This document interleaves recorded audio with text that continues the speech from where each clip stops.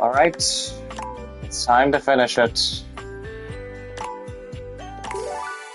First things first, I know what I'm gonna be doing. Aside from interacting with the ones I knew that I told myself that I was gonna interact with, we must realize Clarence now.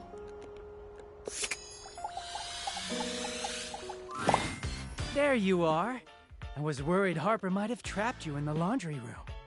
Clarence Harper's gone, so you should be glad. Me? Really? And that's two?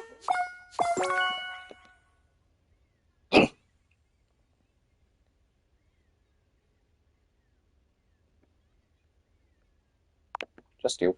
Goodbye for now, Bats. I'll still sleep with you every night. When he transforms, I wonder what he'll be wearing. I wonder what he'll be wearing too, especially since his Ducky is not gonna get realized. All right, let's get this linen spinning. Time to whip up a real live human person. The spectral energy flows through your Dateviators, and what was once merely clothes becomes... Oh, wow! I kinda like it. Clarence feels his newly human body, intrigued by its solidity.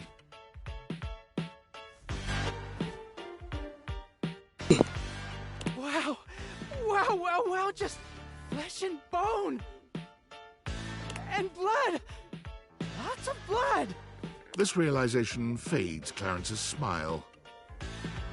Oh, God! Human bodies! So dirty! Thank you for the frog sky, as usual. Easy to clean, you'll get used to it. There are a lot of fun ways to get to... Okay, yeah, let's... Intimacy. Show me.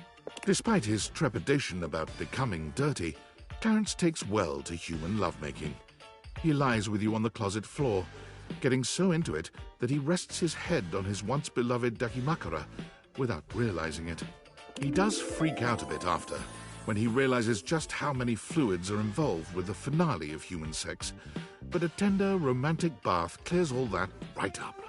Clarence's passion for cleanliness and organization lead him to join a team of closet-designing professionals, but it soon becomes apparent that his ideas are too revolutionary even for the most forward-thinking designer. He gains a reputation around town for designing closets that are frankly more akin to apartments. He playfully tells his clients that it's important to consider their clothes' comfort, always looking somewhere past them with a nostalgic twinkle in his eye. Just think to yourself, if you were your clothes, would you want to live in some dingy shoebox? Or in a Closets by Clarence fashion wonderland? Clarence's closet designs are so popular, he picks up celebrity clientele, and his designs only become larger and more flamboyant. Are you going to listen to people calling your closet garish and a tacky bourgeois nightmare? Or are you going to say, sorry, can't hear you, my closet's too big and fabulous? You think of Clarence every time you see your humble bedroom closet, but you can't help but smile knowing he's in much more fabulous surroundings, especially with his beloved pillow by his side.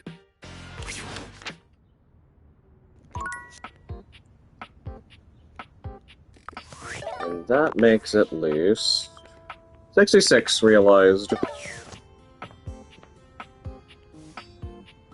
Man. We're so close to realizing everyone else. At least everyone else that's not the ones that hate me. I'm still considering Dishy.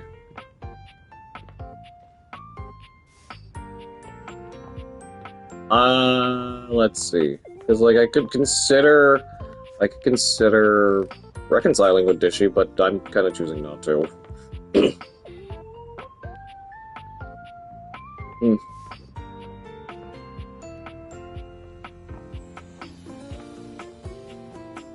That's nice, Kenny.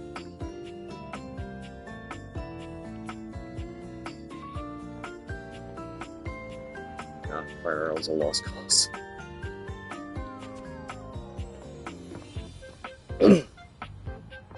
If she becomes a literal sex pit, oh boy.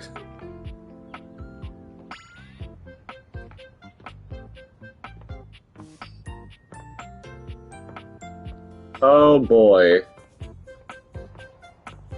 Alright, let's see. Let me also look at where Clarence is now at on this whole board.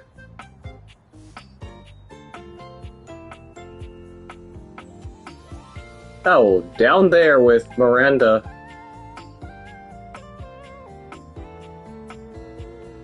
I'm also gonna save I'm gonna hold on realizing everyone else until I at least get done with the others. So let's talk with... let's talk to Kopi first.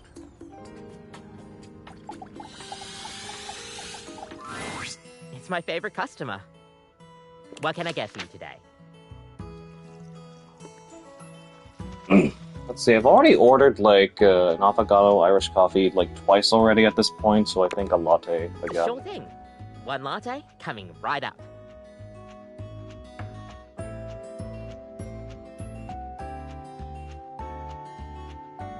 Kopi gets to work, grinding and pouring and mixing with an impressive speed. And voila! One latte just for you. Hope you like it. Is there anything you'd like to know about the latte? Why it's called latte? Well, that's the Italian word for milk. If you're in Italy, you have to order it as a cafe latte. Oh, really? Otherwise, they'll literally just give you a glass of milk. That's awkward. Right? I don't think my nerves could handle being handed a glass of milk like that.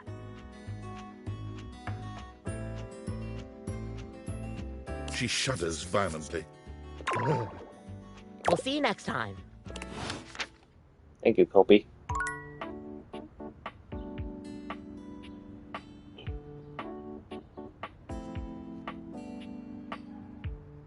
Alright, we'll interact with Johnny down here, and then Amir and Bathsheba upstairs. Johnny is smiling even before he sees you. When your eyes There's a meet, glass of milk his and a coffee smile cup. only grows broader. You've never seen him this excited. Well, hey there, gorgeous. I'm so glad you're back. I've got some incredible news.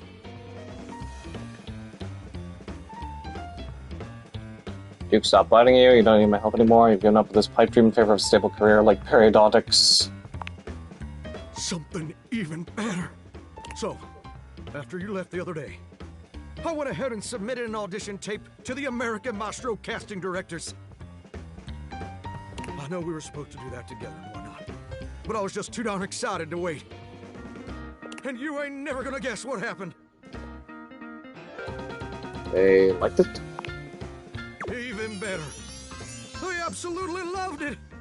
In fact, they loved it so dang much that they want me to be on the show. Ain't that as fine as cream gravy? I knew they'd love you. How fine is cream gravy, exactly? Your support is my secret weapon. They said I would be, and I quote, absolutely perfect for the show. And Fontana, she's one of the executive producers or something like that, said I'm exactly what they've been looking for. Can you believe that? Exactly what they've been looking for. I feel like a catfish in a fresh mud hole. That's incredible. Ain't it though? And you know what's crazy? Before you came along, I'd almost given up all hope. I resigned myself to a life of watching rust corrode my nozzle and hair clog my dream. Real depressing, dismal stuff. But after all of these years of hoping and praying, my dream is finally gonna come true. Johnny Splash! I'm gonna be on American Maestro. But first, I need your help. Anything to help achieve your dream. Perfect! Now, this first performance is obviously a big old deal. It's the cattle call episode. So I still need to impress the judges enough to ensure I don't get eliminated right off the bat. So, I want to make sure everything about my performance is as clean as a hound's tooth. I was thinking maybe I could sing a few bars for you. You could give me some pointers on how to improve. Honestly, I would have hired a professional vocal coach, but okay. You're probably just as good as any vocal coach. I promise. So, I was thinking of leading with this tune. It was an old favorite of my mama's, and an old favorite of mine. And I hope you'll like it too. It goes a little something like this. So souls are swirling as I scrub away the dirt. Steam rising high as I like to flare. Huh, huh.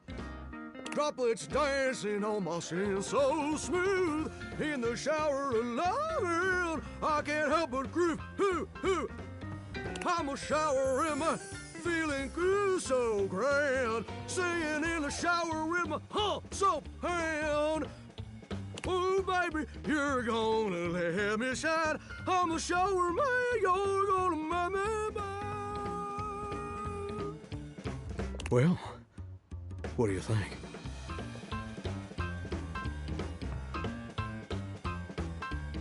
That had all the necessary components of human music, Johnny. You know what? I'm so glad that I have Poise 95 for this.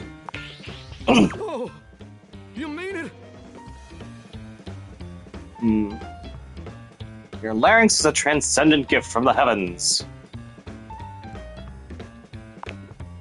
Oh, hot dog! I knew it was good. If only my larynx wasn't as, bad with trying to clear up the throat a lot. Here. I made a demo tape. It's one of the most important factors of hitting it big. And I want you to have my extra copy. That way you can listen anytime you like. Oh, nice. Your own mixtape. Stoically take the tape. You're gonna be even greater than Plank Williams. We'll get to see just how great tomorrow. You and me. Me and you. I'm gonna have to look at all the collectibles.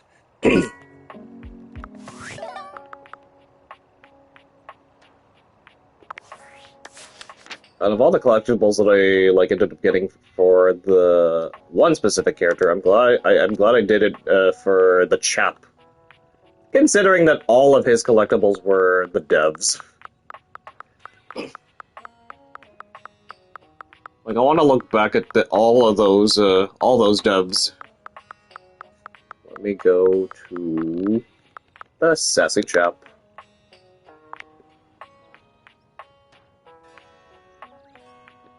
Let's see. Programmer built the vertical slice. Producer with too many hats.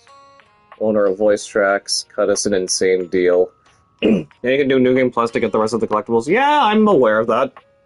And and I'm pretty sure your specs also carry over as well.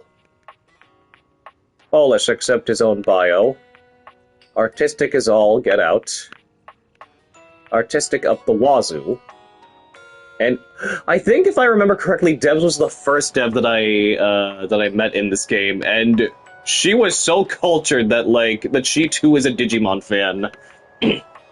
Writer, Happiness Maker, Expressionista, Kopi. Oh right, that's right. This is Dom Din. This is the voice of Kopi. Artistic beyond compare. Recording engineer, VO sound design. Music command. Ink relations. Producer and dialogue feedback champ. Also, he has a cat with him. Menace, Gremlin, Beware. House builder. Writer and anime consultant. Writer with big cheerleading energy. Writer with the biggest heart. Criminal mastermind wanted in several states. Classical in every sense of the word. Script prepper expressionista.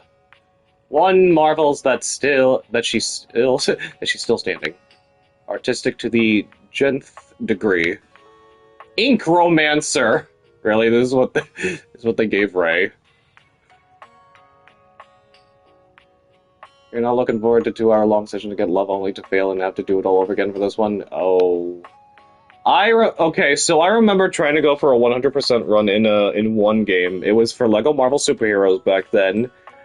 And the problem was, It ended at 99.9%. It's because I used a cheat code to unlock one of the characters, and because of that, the run ended at 99.9%. Master of spreadsheets, writer, producer, critter, creator of Reggie, programmer, put all the wiggles in, knows how to write a real dating sim, artistic beyond reason, lead programmer, master of merges, writer, dramaturge, DM, scoundrel, and ink breaker. And that's all the devs. Oh, but they didn't add that one paper-looking character who was supposed to...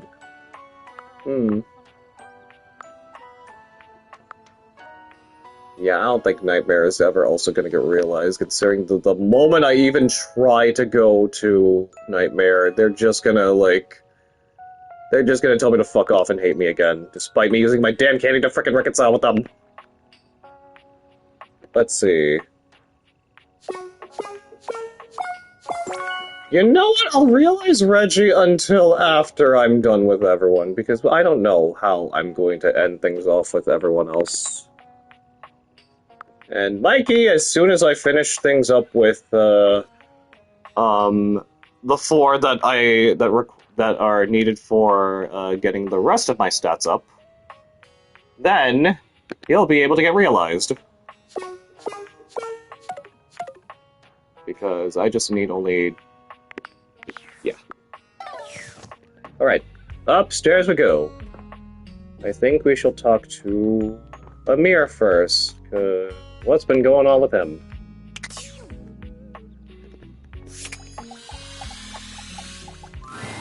Amir, for once, doesn't lavish you with compliments when he sees you approach. He simply sighs, his expression as heavy as his mood. I can make Reggie love me without pissing more people off? I know it's possible if everyone hates me, then he can love me in the end.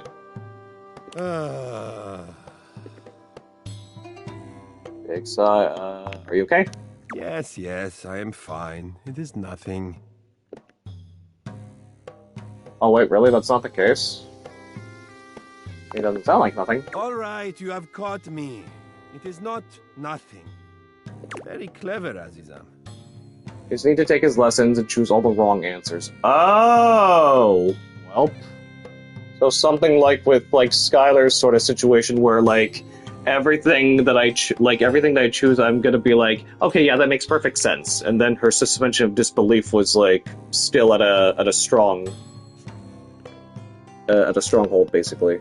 I am afraid I am not in the best of spirits. Yep.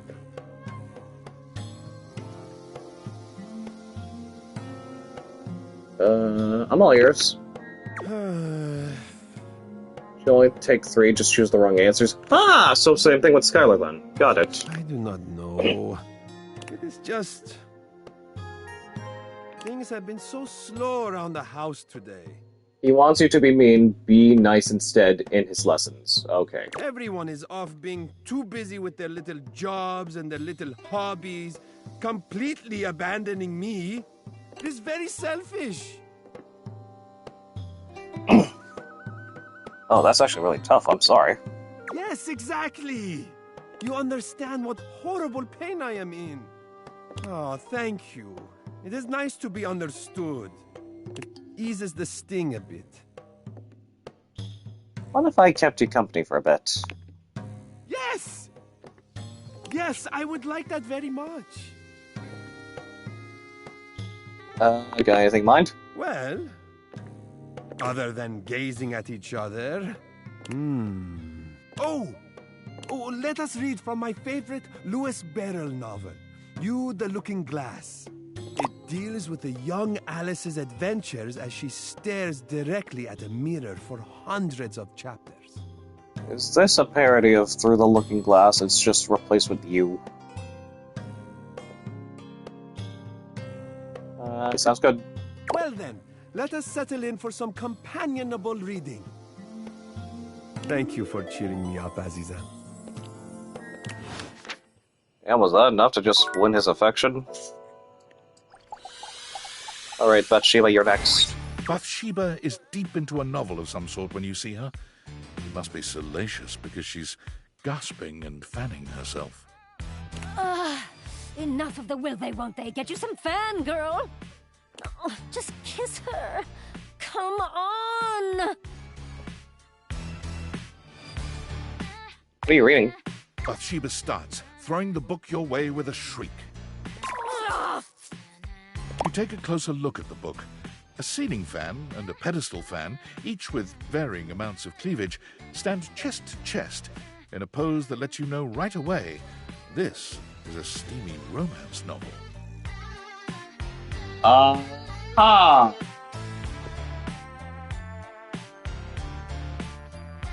Oh man, can I borrow this? I wasn't done with it, but sure, whatever. I do have excellent taste, don't I? Bathsheba places a hand on her chest, batting her eyelashes at you. Book lyrics reading in his sprite. Oh, is it? So, are we gonna get to making me some friends? Yeah, sure. Yay! Okay, I'm not into walking, so let's just stick around here, huh? She looks around the room, her gaze settling on the toilet. Oh, how about Jean-Loup?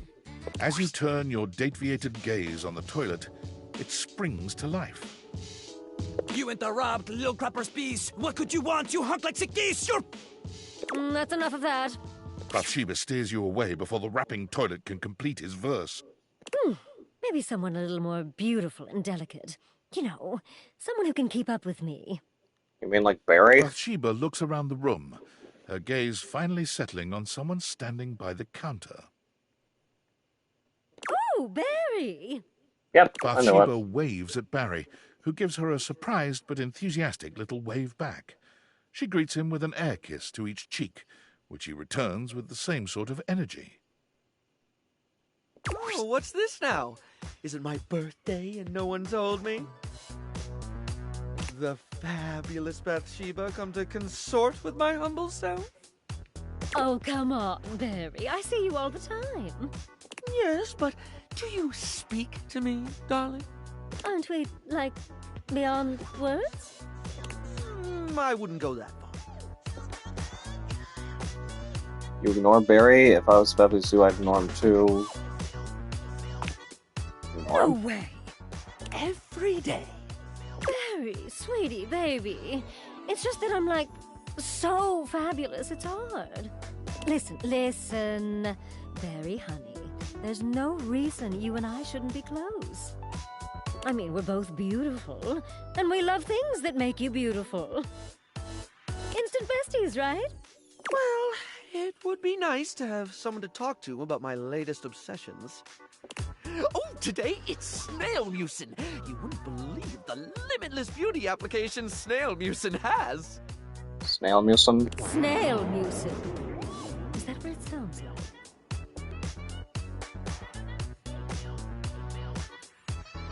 Be nice. I am being nice.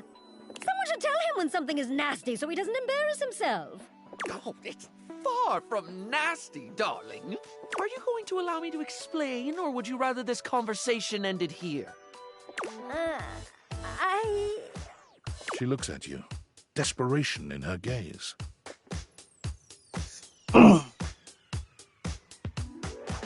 You should probably stop there. Well, I shan't be wasting my deeply valuable time if it's not appreciated. Ta-ta! Boy, was that a flop. Can you imagine? A beauty like me covering my face in snail gunk.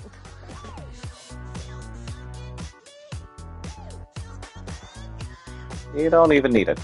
Oh, stop it. But seriously, go on. She stares at you expectantly. When you say nothing, she just rolls her eyes and shakes her head. Anyway, next time, we'll just make sure you help me make friends with someone as cool as me. Or almost, anyway. Nobody's as cool as me.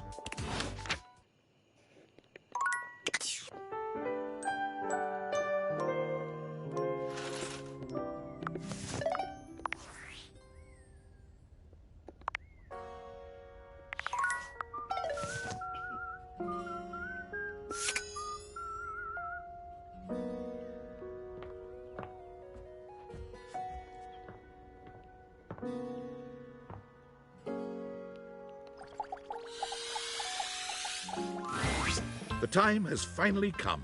After days of anticipation, it's time for Johnny's debut performance on American Maestro. AKA this game's version of American Idol. I've got the stream all set up for you, so don't mess with it, all right? Oh, Mac, welcome back. Stream? Do I look like a fish to you? Just don't touch it, okay? Your program should be starting soon. Johnny seems surprised to see you. He looks up from the smartphone he's been squinting at to greet you. You came back after the way I behaved during our last date. I rightly didn't expect you would.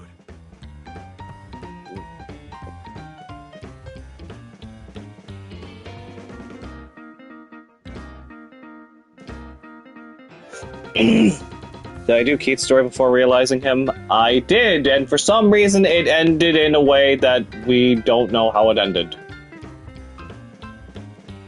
Didn't want to miss her big night. Well, don't that just make my heart beat louder than a cock crowing at daybreak? Same bug? Okay, then. You're definitely a better shower than I. And I'm really glad you came back. Mostly because I do need to apologize for how I... Did I ask him for ideas? I did, and we tried guessing the password, and then I hit the option of, we need to come back to this at some point later or something like that, and then it just ended the mission. I mean, the story. Childish and unfair. I was ornerier than a wet hen, and I really appreciate you being willing to give me another chance. Of course. Johnny waves the phone in his hand at you with an air of sincere, boyish excitement. It's quite sweet. Well, I hope you're excited, because they're about to air my first episode. It was such a wild and crazy experience.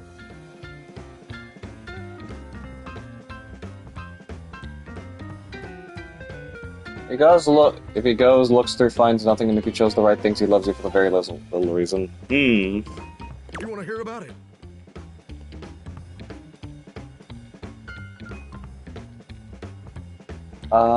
Sure. So, they kept me on hold for like 3 hours. Which was kind of lame, but I was too excited to care. You do question how did Matt get up the stairs? Yeah, that's something I question too, but maybe don't think too much of it. And then I finally got to meet the judges. Brittany H., Lil Slushy, and the Big Bad Gorp. Brittany H., Lil Slushy, and the Big Bad Gorp. Trying to... It was so dang cool to see them all in person, you know? You watched them all on the screen for years, and then suddenly they're talking directly to you. So that was basically a dream come true.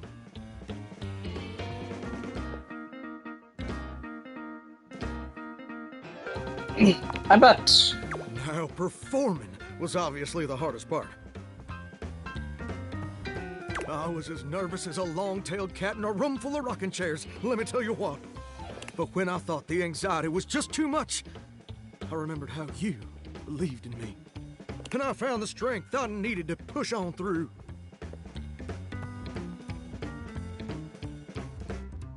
So incredibly sweet. I mean a single word.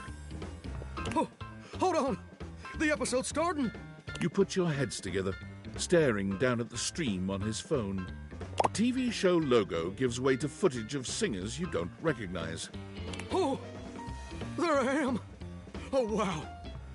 Wow, me on American Maestro! If only my grandpapa could see me now! I mean, he probably couldn't have seen me on account of the cataracts and all. This is just so crazy! Look at me up there. Struggling. So dang hard hitting them high notes. Oh, and now the judges are evaluating my performance. Look at little Slushy doing his signature move. Good thing you're watching it with me, because I couldn't even describe it if I tried. Oh. Well, that's mighty peculiar.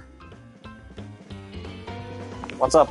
Johnny's smile fades, slowly replaced by a more somber expression. Well, looks like they put my performance in a montage of, I guess, joke performances. Yep, I know that American Idol did that too. Like all the singers they think are so bad it's funny. Like they're making fun of me. But that can't be right.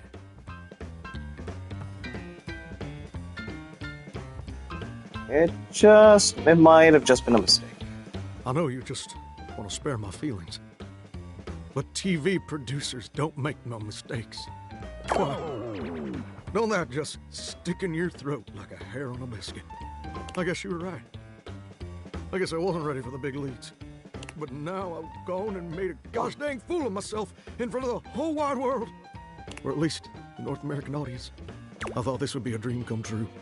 But it's just a nightmare. I should have listened to you.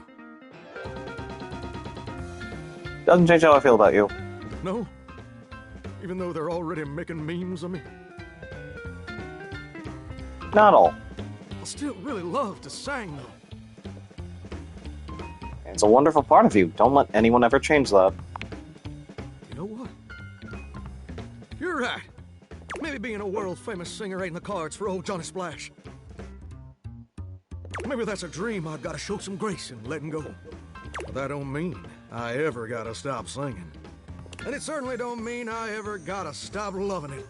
Maybe in the end, it don't matter much if anybody else likes what you make. As long as it makes you happy doing it.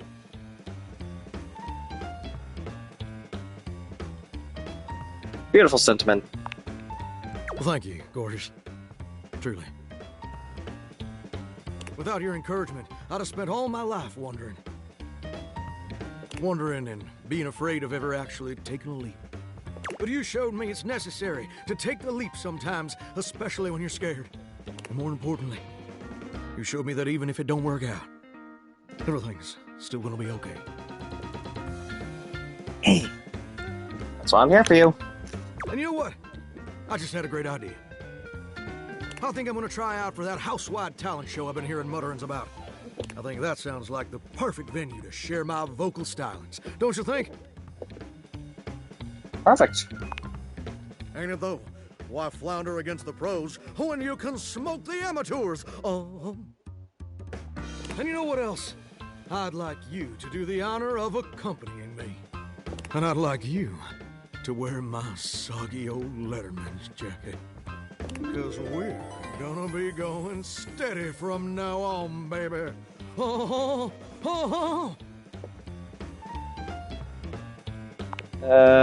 Sure.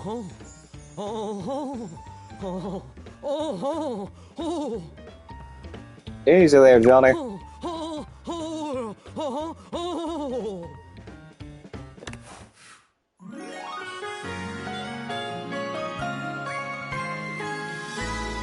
You're as sweet as honeysuckle and fine as cream gravy. Anything portrait?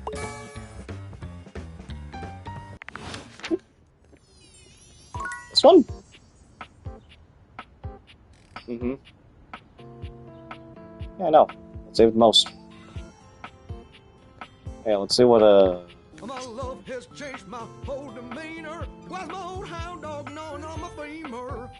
the showerhead just singing it.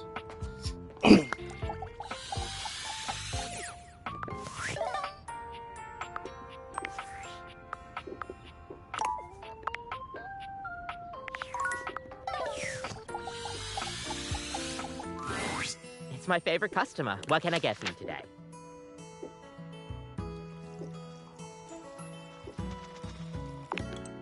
Okay, no problem. Kopi flies into action, assembling your drink order with speed. Alright, here we go. You've tried the affogato a few times now. Do you think you've remembered what I told you? Did I personally think the affogato was a drink or a dessert? You thought it was a dessert.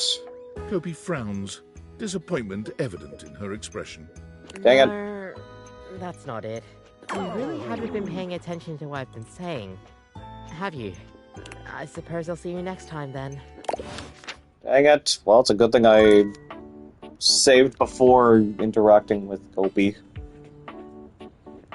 You know that they were gonna quiz me.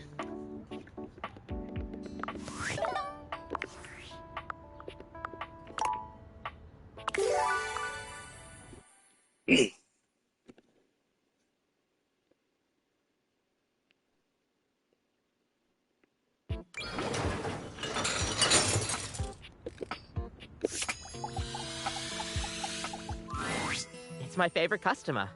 Technically, Phoenicia didn't have issues. You just need to, like, have her, talk, just keep interacting with her with the whole, like, drama buzz thing or whatever that, like, she would try to get you to do or whatever like that, and then she'll overheat again, like, the next day or two. What can I get for you today? Okay, no problem. One affogato? Order up. Kopi flies into action. All right, here we go. Do you think you've remembered what Did I personally think the affogato was a drink or a dessert? A drink. Wow, you remembered. Yep, I like to think of it as a fun drink. Probably empty because you were meant to get rumors from her. Right. But I didn't really pay attention to the rumors, especially because I know where to, like, find everyone else, technically. Kopi beams at you. I'm happy you remembered. Anyways, thanks for taking my little quiz. Fine. Stay caffeinated. We'll see you next time.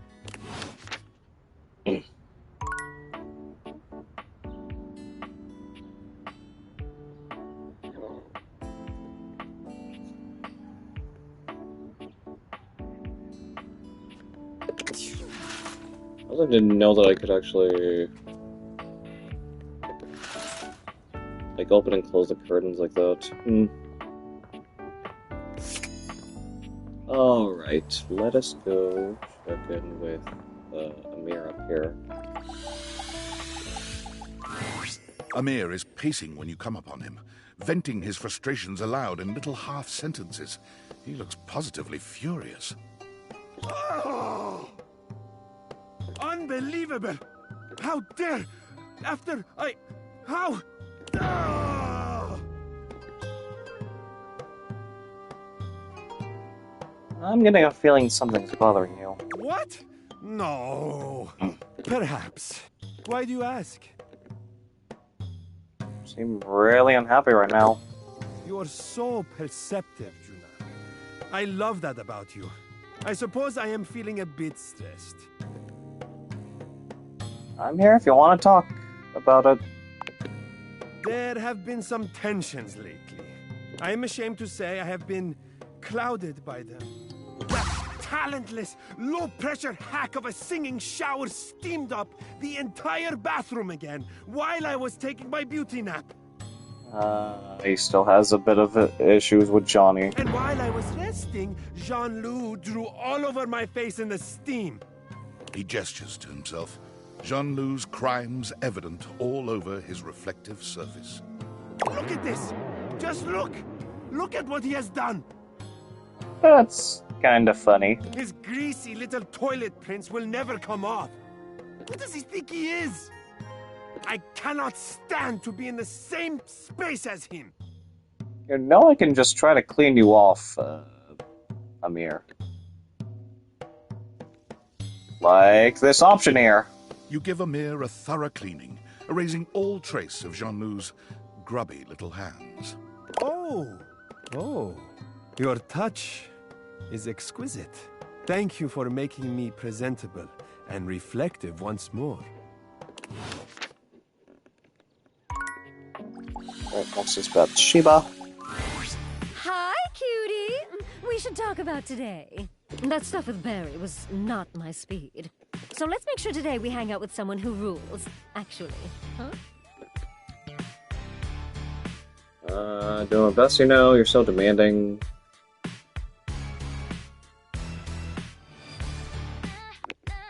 Then do better, sweetie. Now, who should we practice on? Bathsheba looks around the room, scanning it in a thoughtful silence, until her gaze settles on the rubber ducky. Oh no, Rebel. She doesn't even bother to wait for your input, walking swiftly to the duck with her arms wide. Oh! Rebby! Shiva! Sup, you dirty bitch? Oh my god, you are too funny.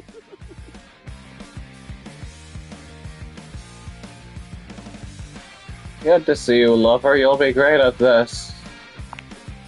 You're right. I'm so much nicer now and stuff. We're going around practicing my people skills. People skills? No one's here except a human. I know, right? Plus, I'm good at talking and making friends. Yeah, sure. That's why I'm the only one you talk to. No, you're the only one I talk to because you're the only one hilarious enough to keep my attention. Ah, true. But also, everyone else hates your guts. They do not! Oh, God! You absolute bitch!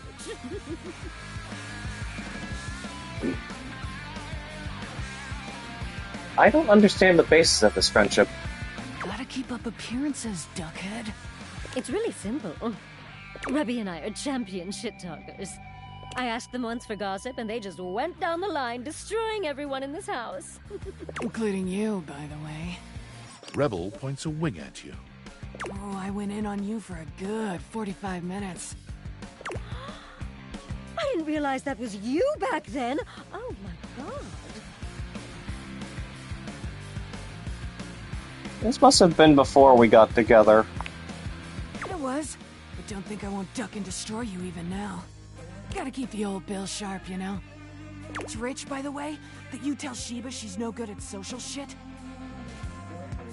When your best friend and only Ray is your right ducking hand. You're so lonely you started chasing tail in your own house. Who the duck are you to teach anyone anything? Oh.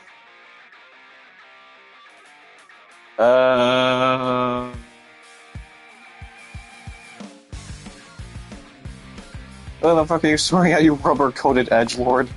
Get stuffed, you miserable fucking meatbag!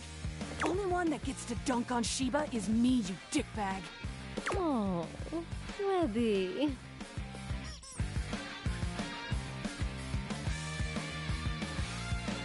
Rebel is your only friend, things are starting to make sense.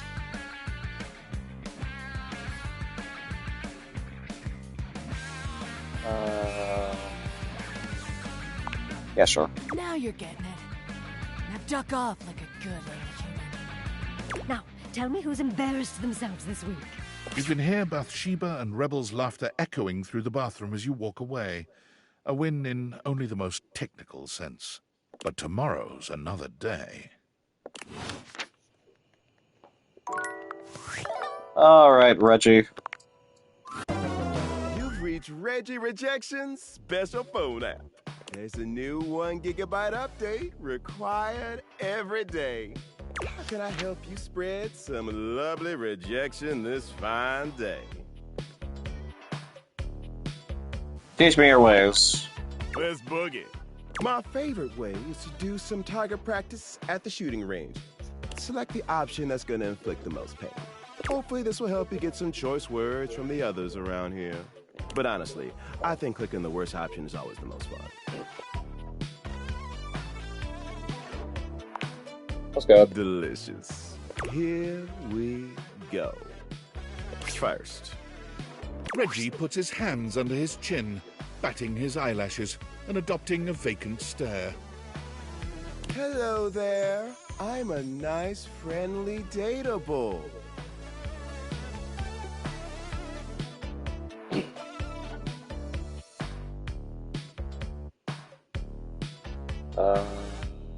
Hello.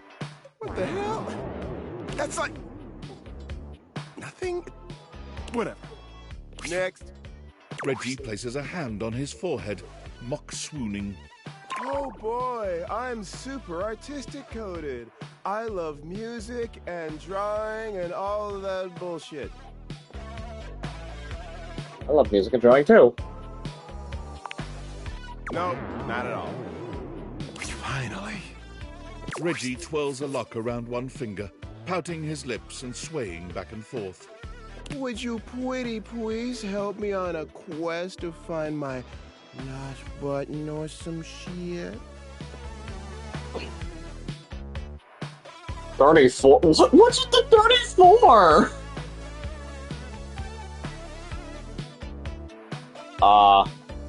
You got it, I'll do my best. Mindless Brandon.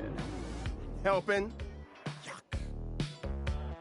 Alright, let's see how you did. You did terribly. Not a single hit.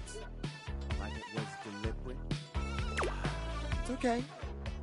come back again, and we'll get you back on track to your meanest self.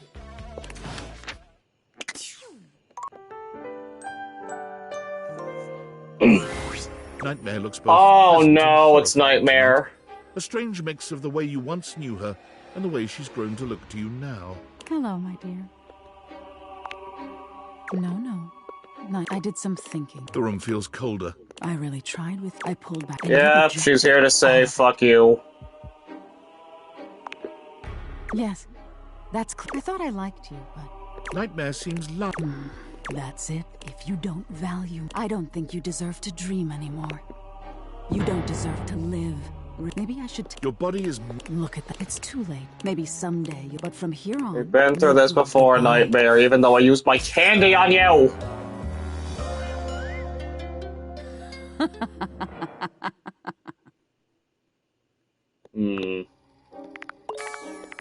That's the stuff dreams are made of.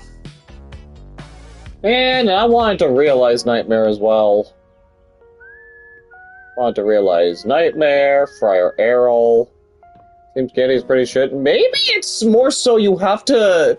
it's like I said, because... when I used my candy on Tina and Stella... on the day of... and then the next day I interacted with them, and I was able to... realize Tina, and then realize Stella. I believe Stella required... which candy was it again? I think it was,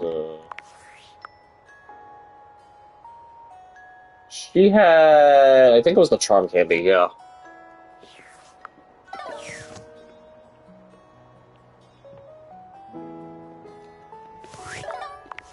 I was trying to avoid Nightmare all this time up until that point.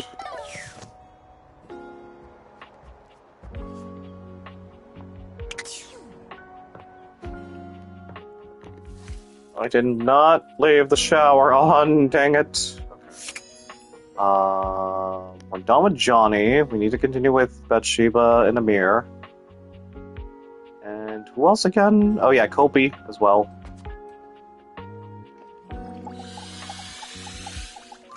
It's my favorite customer. What can I get for you today? Latte. Sure thing. One... Kopi gets to... And voila! You've tried my latte a few times now and pretty much asked me all I know. I think it's time I tested you on your latte knowledge. Since you asked so much, tell me, what is, in my opinion, the most essential pattern to learn in latte art? Oh, I forgot about this. The Rosetta, the Rosary, the Rosaria. Rosetta. You're absolutely right. The Rosetta. Oh, thank goodness. Based on the plant. The... something Rosetta. I'll get there. Kopi beams at you. I'm happy you remembered.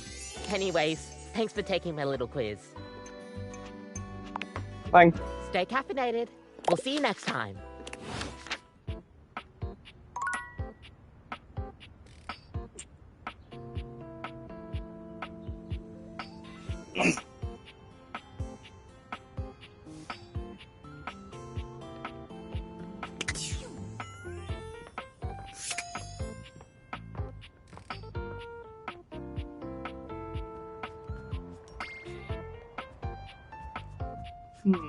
I did say I wanted to talk to, Faria again, so yeah, we'll go talk with her.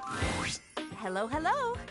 How nice to see you again. I do hope that wound is healing up nicely. You've interrupted me in media res, so to speak. I just got in a brand new shipment of bandages, so I'm taking a study break to organize everything. I remember my apologies that got Bev to love me. I don't really. But it just, you know, it just came along naturally.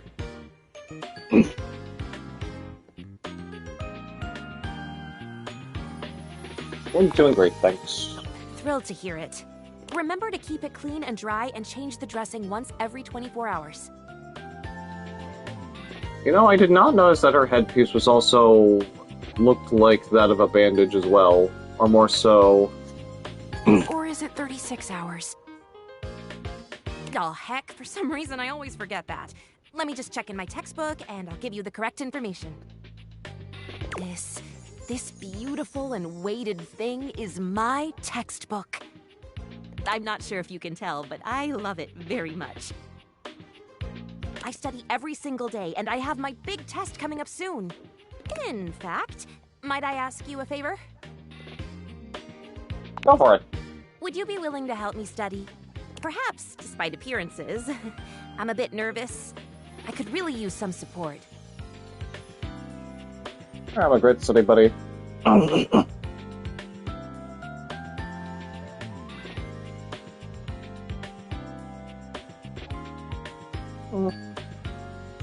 I never really questioned the, when it comes to like hiding their hair like this.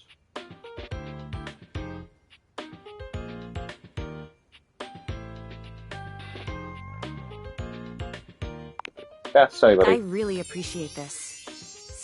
So very much. You're helping me realize my greatest dream. Faria hands you a piece of paper with an anatomical drawing of a skeleton on it. Here, take this page from my book. You can get familiar with the answers you'll need to quiz me on. Oh man, this is college all over again, when I was being forced into classes to get into the nursing program, but it did not work out. If you need help reading, they will appear in that newfangled data dex Phoenicia has been telling me about. I'm very much looking forward to seeing you again soon. Huh. Oddly, I don't even care if you're injured when you come back. How interesting. Until later, friend.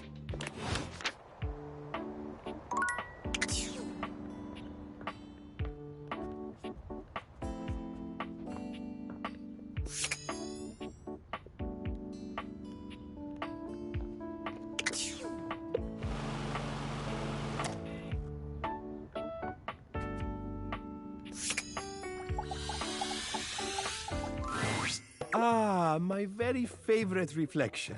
Did you need something? Talk. Ah, and of course you thought to come to me, your closest and most treasured friend. I am touched. You have also made the correct decision. There is not another being in the house who can pep you like me. Felt your skill instinctively. Tell me, what is troubling you,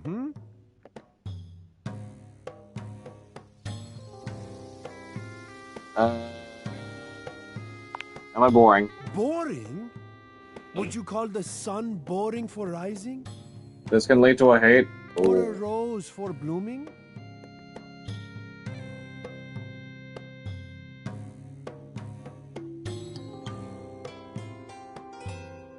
I mean, a little? I see what we have here maybe is a misunderstanding of the word boring. It does not mean consistent or steadfast or present. Those are all good qualities. So no, you would not call the sun or a rose boring. To do so would be untrue. Their beauty lies in existing, and you would not judge a thing harshly for being what or who it truly is. I'd call his compliments fake. Okay. That was actually really helpful. Of course it was. And these are the things that I am here for. Now take your fully restored and repepped self out and seize the day. Or whatever you kids say. Personally, I do not understand seizing the day. It sounds like maybe the day has committed a crime. It must be seized. I don't know. I trust you know what that phrase is supposed to inspire.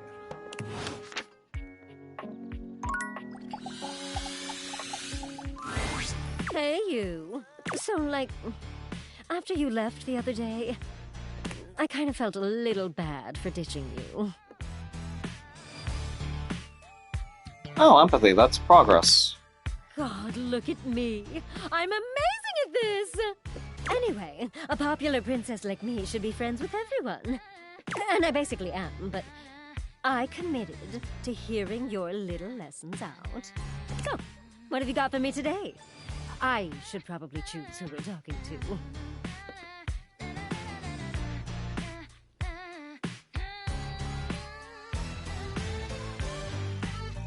I'm going to trust you. Good, you should. I only ever make good choices. I got a real great one for us today. She points at your bathroom mirror. strolling over to look at herself. Feed her ego like a truck full of lard. Okay, yeah, so suck up to her. Amir! Amir steps forward, greeting Bathsheba with a kiss to each cheek. Bathsheba, my darling, I am truly blessed by your beauty. Honestly, I'm kind of glad that I saved her for one of the last ones done. Oh my god, stop. No, it is true. Just look at yourself. The way your just-bathed curls frame your perfect face. The gentle peak of your décolletage from your robe. Class and sass in equal measure. God, I like you.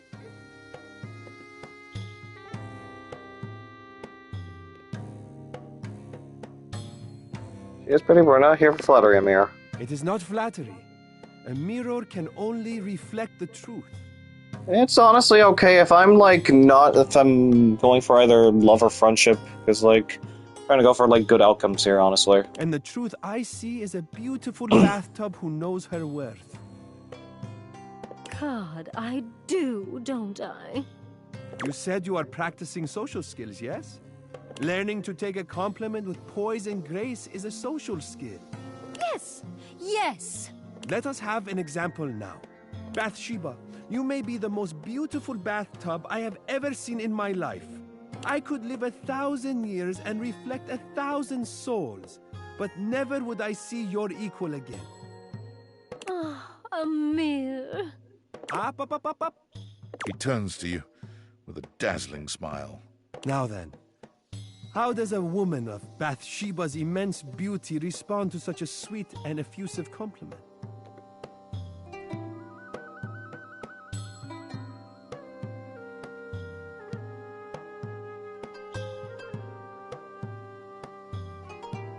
That's a kind, thank you so much. That's nice, I guess. A little too demure for a queen like me, but nice. Humility is for peasants. Royalty knows their value. Okay, but like, what if someone doesn't compliment me? Is such a thing possible when you look the way you do? Possible and overwhelmingly likely.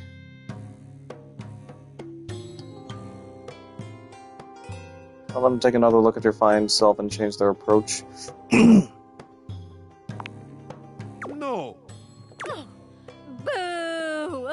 Oh boy. God, we should have just started with you, Amir.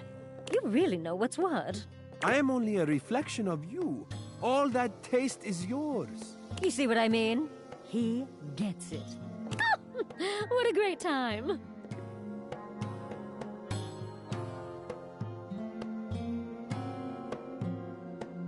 Thanks so much today, wow. I really did. Not that I needed to learn anything, but yeah. Oh, I'm definitely gonna make an army of friends who think I'm hot now. I can see no other future for you. Today was perfect. Let's make sure we match Amir's energy next time. You can go now. Amir, sweetie, tell me some more nice things about me.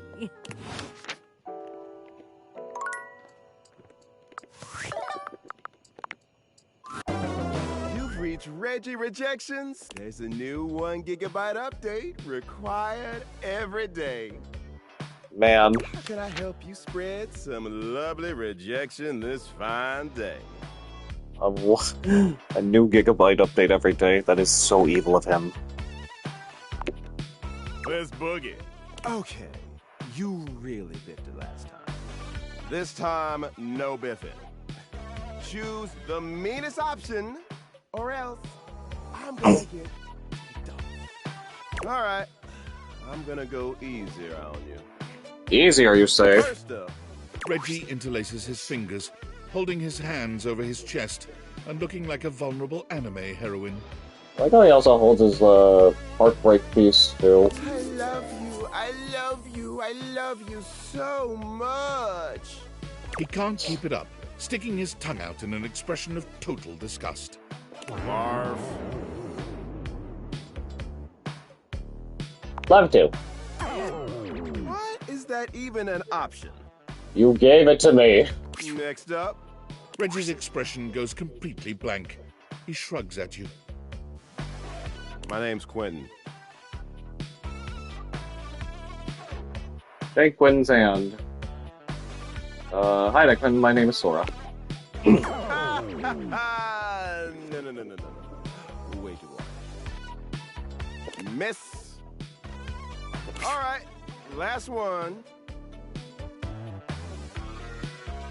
I like rhyming. Can you rhyme for me?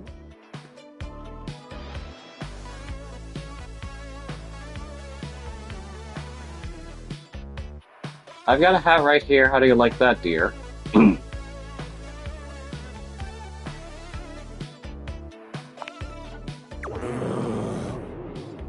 Okay, let's see how you did. Come on.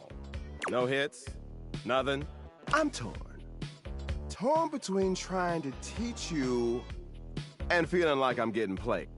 I'm choosing to give you more instruction. Mostly because I got nothing better to do.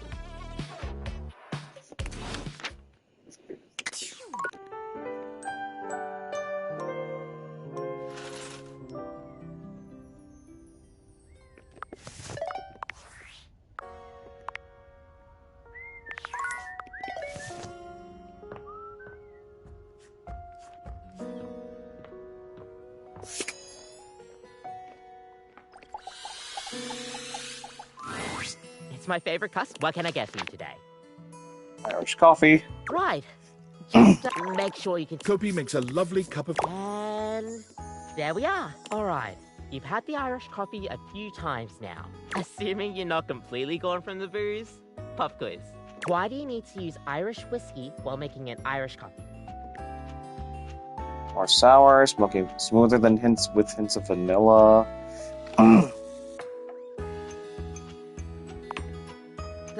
That's right. Oh my goodness, that was a lucky guess. It is smoother and does have hints of vanilla in the taste to bring out the tones of the coffee. Kopi beams at you. I'm happy you remembered. Anyways, thanks for taking my little quiz. Stay caffeinated. We'll see you next time. Next time I see Kopi, we're probably gonna hit things off. And I finally finished all the coffee quizzes.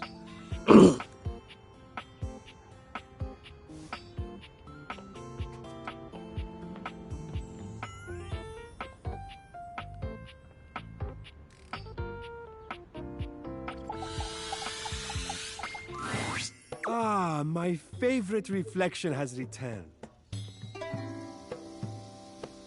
Am I really your favorite? How could you even ask such a thing? If it were not true, then I simply would not say it. It is very easy to not say it. Ah, my not favorite reflection. See? Very easy. Awkward, but easy. Come on, I'm being serious.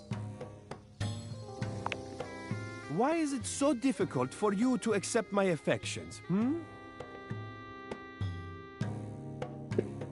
Oh boy. I'm just bad at accepting compliments. Perhaps you are overcomplicating it. Or perhaps you are not used to it. It is very easy to accept nice things, especially with a little bit of practice. Makes me nervous when people are too nice. I don't understand. Why would such a thing make you nervous? This is the make or break. People are usually nice when they want something. Ah, this feeling I am having. Yes. Sadness. That is the saddest thing I have ever heard. That's my life in a nutshell. No, you are not sad. What you said is sad because you believe it. You deserve nice things and to be treated with tenderness. I am sorry for whatever happened to make you believe otherwise.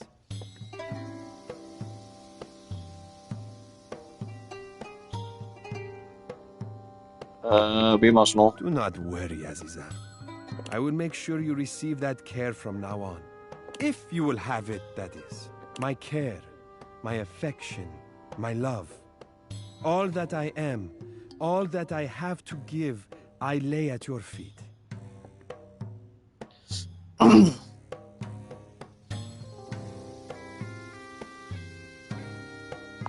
sounds so easy. It is easy.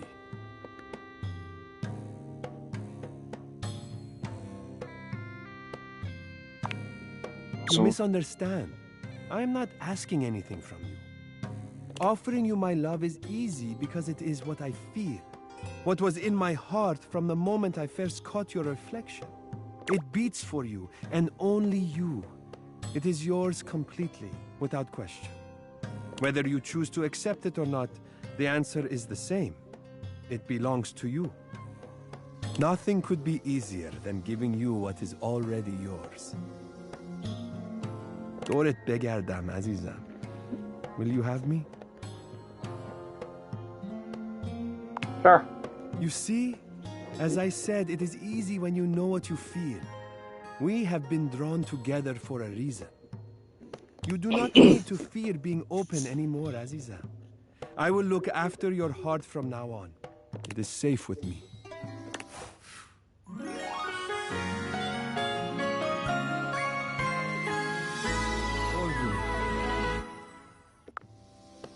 Maximum sass. I am now a sassy chap, or more so, the buttguster.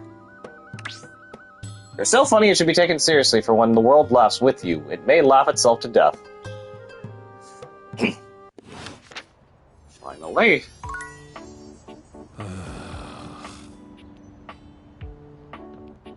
The last two are Charm, which Kopi and, who else? Bathsheba will give me. Because, yeah, I remember, yeah, Bathsheba is supposed to give me Charm. What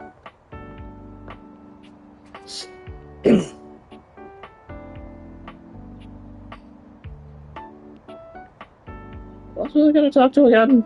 It's like, we're done with Johnny, we're done with,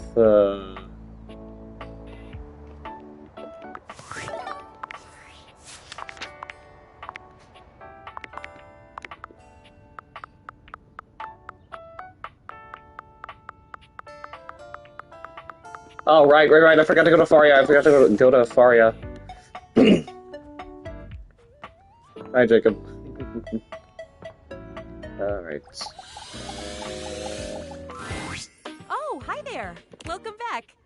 Wounds, injuries? In addition to bandages, I now have ointments.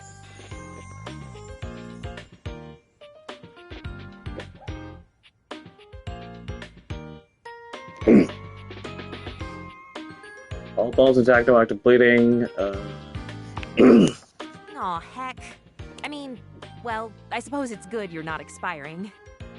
Finding that I would miss you, weirdly. Not weird. Whoopsies, not weirdly. You're excellent and fully missable.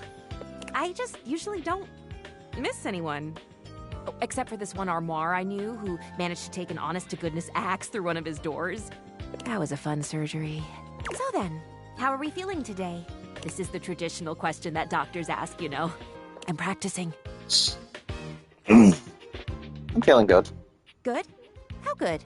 Good as in good enough that you could run a marathon? Or good as in you're putting on a brave face but shriveling up on the inside? Good. No, I feel great. Fantastic! If you're well and healthy, no reason to keep you hanging around here. My studying has been going wonderfully. I'm ready to give you a second page for my upcoming quiz, if you're ready to receive it.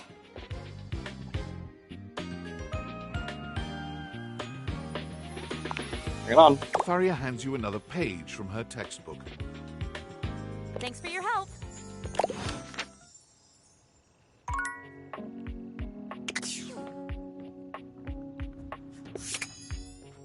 Bathsheba. Oh boy, how are we gonna continue things with her? Bathsheba looks, for the first time since you've met her, sad and entirely unenergetic. She sighs when she sees you. Oh, hey. What's wrong? Everything. Talking to Amir was like so great. I was like, wow, I could use this experience again. So I went around the house, you know, using all the lessons I learned from you. Would you repeat those for me? 1. Tell others they're being annoying. 2. Whenever you have something shady to say, say it. 3. Make sure your future friend compliments you constantly. I don't remember telling her any of that.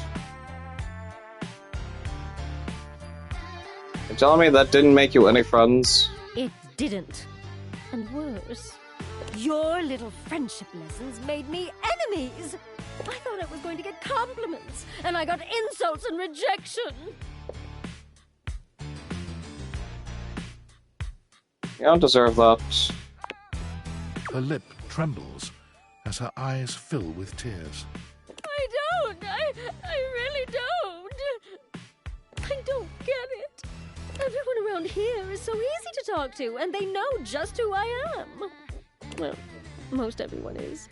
I wasn't expecting the rest of the house to be so mean.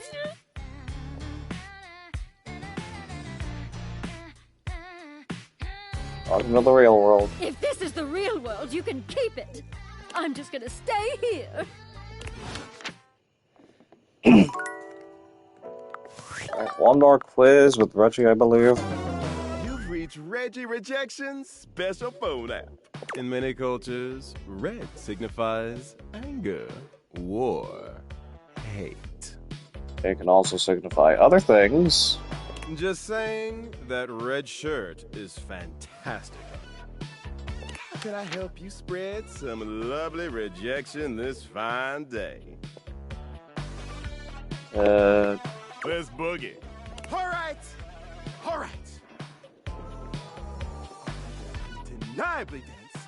You're trying to get under my skin. Maybe a mix of both. Choose the meanest option.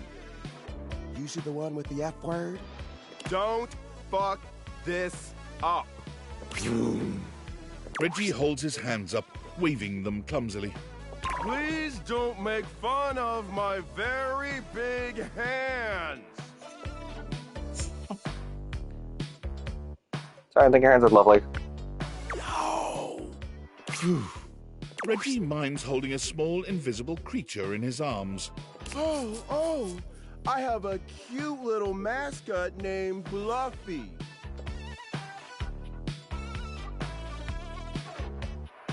What is that? Give Bluffy treats over time, causing Bluffy to love you more than their owner, and once you gain Bluffy's trust, drive them to the state line. You'll abandon them by the side of the highway. Wow. Pet Bluffy. Do not pet Bluffy! Why would you pet Bluffy? Finally, love. Love, love, love, love, love. Come on! Come on! You absolute monster. Coming back over and over again, refusing to learn how to hate. Choosing only the nice options. It gets me so damn right up! Damn! I hate you! Oh. I love you! See? All according to plan. Masterfully done. Like witnessing a great work of art slowly melting over an open flame. You understand me better than even I can. So, your choice. You want me to hate you or hate you? 'Cause either way, I love this shit.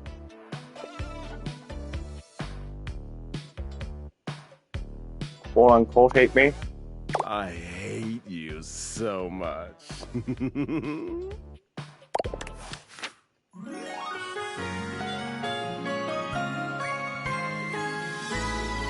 Get me, baby. I love it. Wow. And then I...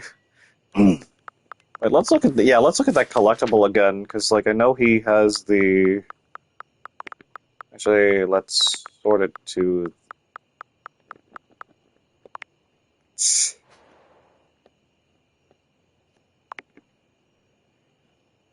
His phone app, call him anytime if you dare. Reggie repaired. Everyone has to find someone to love. And this, I know, you need to get a hate ending with everyone in the game. Much like with Skylar, you need to get a love ending with everyone in the game. Still wonder what these other two are. Okay, yeah. This, get her to hate me. And yeah, okay, yeah. This one is, of course, every love ending.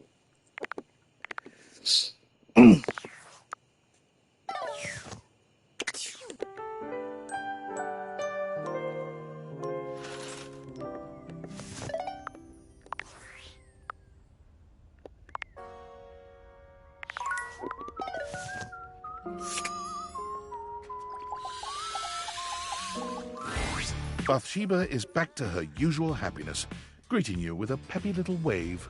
Hi! You know, I was sitting here in the bath feeling sorry for myself. After the real tragedy I went through when some of the objects in this house were mean to me, and I couldn't help but think about you. So what if I only have a couple of actual friends? I have you, and you're basically the second most popular being in the house. I'm number one, obviously. Everyone's just too intimidated to be close friends. And that's fine, I don't need them. But if they see me and you walking around being besties and having a ball, oh! They'll be so totally jealous! And that's the most important thing at the end of the day. So, I just wanted to let you know, as of today, you and I are actual besties. You've always been bestie. Yeah! God, everyone else is gonna be so mad. All right, time to take this best friendship on the road. She threads her arm through yours, leading you out of the bathroom. Let's go make everyone jealous. Finally done with her. Rub-a-dub-dub, your bestie's a tub. Oh, we're almost done getting every spec maxed out. Alright, so what is hers? It's an honor to make my acquaintance. I see. It's an honor to make my acquaintance. I don't like it clipping through the part of the bath that's supposed to, run the water. Okay, Faria. Okay, let's actually talk with Kobe first.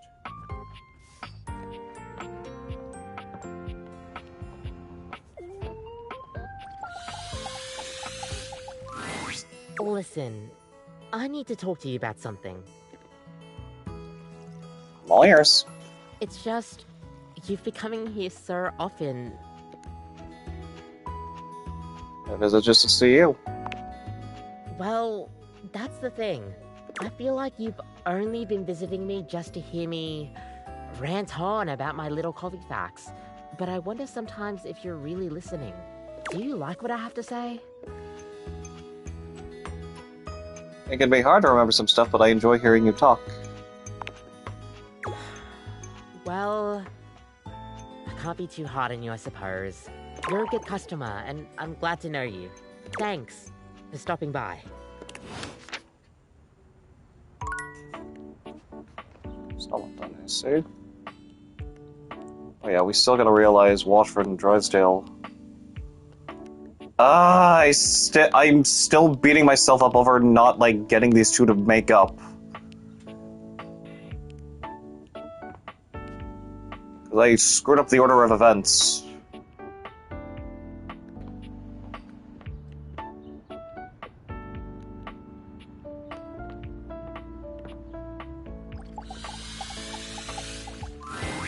Well, if it isn't my favorite patient. And no, I don't say that to everyone. It is the absolute eel's ankles that you're here. I have a confession to make. Uh-oh. I have spent the time in between the last time I saw you and right this precise moment worried down to my very bones about your health. Oh no, why? I'll tell you soon, I promise. Just answer this question for me. Do you have any of the following symptoms? Loss of appetite, dry skin, fatigue. I don't have whatever disease you're trying to diagnose. What is going on? I've read all about it in this book. It's so passé. Diseases that are out of vogue. I've been so enjoying my studying for the test, and I'm just so ready and excited to be a real doctor that I decided to do a little extracurricular work. As you might imagine, I don't have a library card or anything, so when I saw this book and saw diseases in the title, I thought, well, bee's knees, that's for me. It's been giving me the heebie-jeebies for the longest time now, but I have to know what I'm talking about if I'm going to be a true healer. I admire your enthusiasm. Oh my, I'm quite tired, actually. I do have another page for you, but I think I'll maybe give it to you and then I'll just go and rest. It is exhausting carrying this much. Tharia hands you another page, one hand held delicately to her brow as she wanders away. Where's it ABC?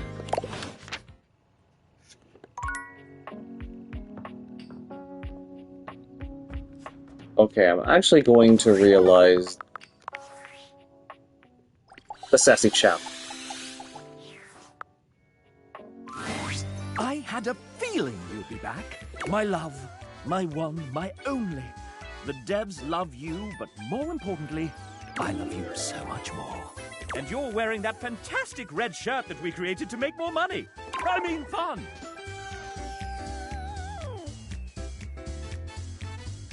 Let's see what'll happen if we realize the sassy chap. I think I should like that. Mascots can't do much, you know, but humans, they do everything. Let's get started. Sassy chap, go be a human now. Is he still gonna look a little yellow? Spectral energy flows through your Dateviators, and what was once merely the mascot of the development team becomes... No, he just looks real. The sassy chap, now a sassy human, gives himself a once-over, tweaking his moustache, tugging at his bow tie, and removing his hat to find that he does, in fact, have hair underneath. I'm a chap. A real chap. I can fit so many things into these pockets now that they're three-dimensional. I'm a little dizzy. Of course, I'm ready. I'm impossibly randy. You don't think this game being a dating sim was an accident, do you? Let's commence fuckery! Oh my god. Honestly, he wasn't very good. But you can give him this. Was a chap. And he was, say it with me now, sassy. The sassy chap left the house with one mission in mind. I'm going to make my own damn video game! Being that a mascot had never made a game before, he was able to use his charisma to convince one foolish publisher to buy into his wobbly technical designs. Hopefully it doesn't go as poorly as Multiversus did. Like anyone's first game, the sassy chap made many beginner mistakes. Neglecting gameplay in favor of art, voice acting, and music, he began to find that iteration and nimbleness were beyond him, as changes had to be made. We can just add 250 more character portraits, right? Scope creep caused him to miss milestones, drive up costs, and ultimately caused his team to leave in frustration. But what if you can date the scope? The legend of Sassy 2 was cancelled, 80% of the way through development. His publisher dropped all further contact. This industry does not understand art at all. Poor sassy chap. I kind of expected. Oh. Yeah. So where is he on this board now?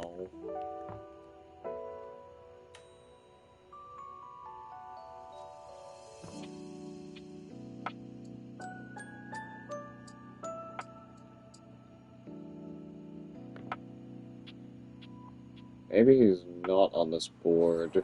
Still a little disturbed of Teddy's realization, honestly.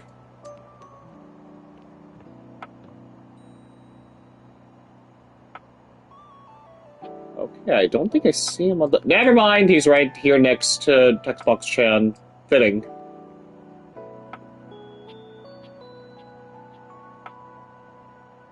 Well, okay, I actually kind of like his signature. Okay, let's talk to Barry next.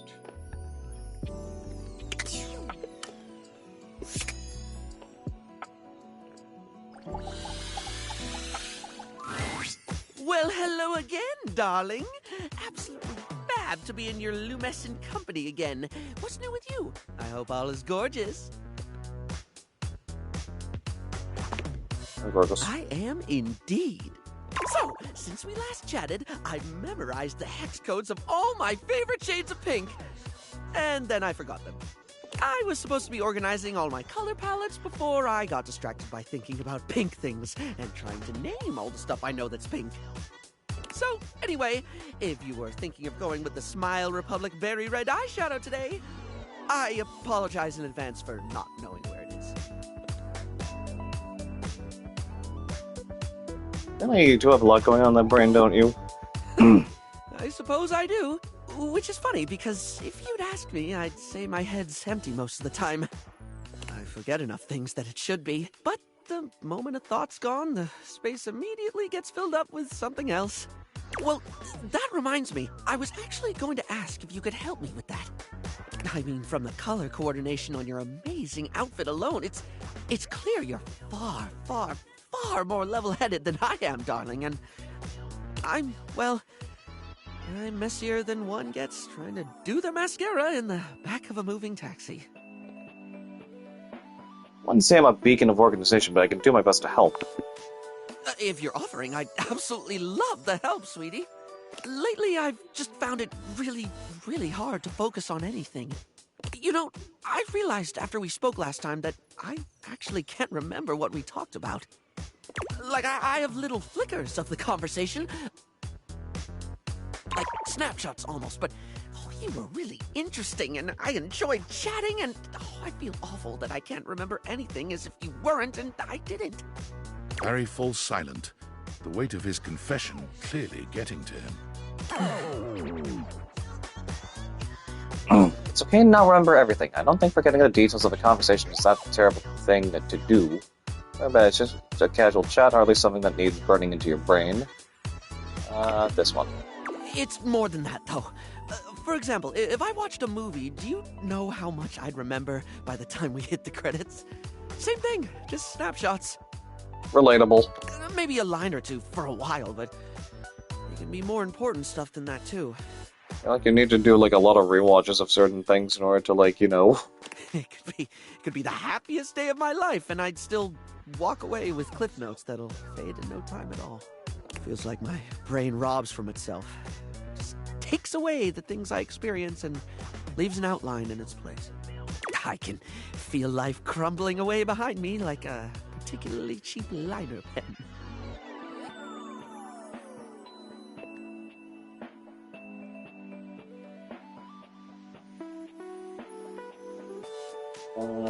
That sounds honestly quite scary. I'm sorry that happens to you.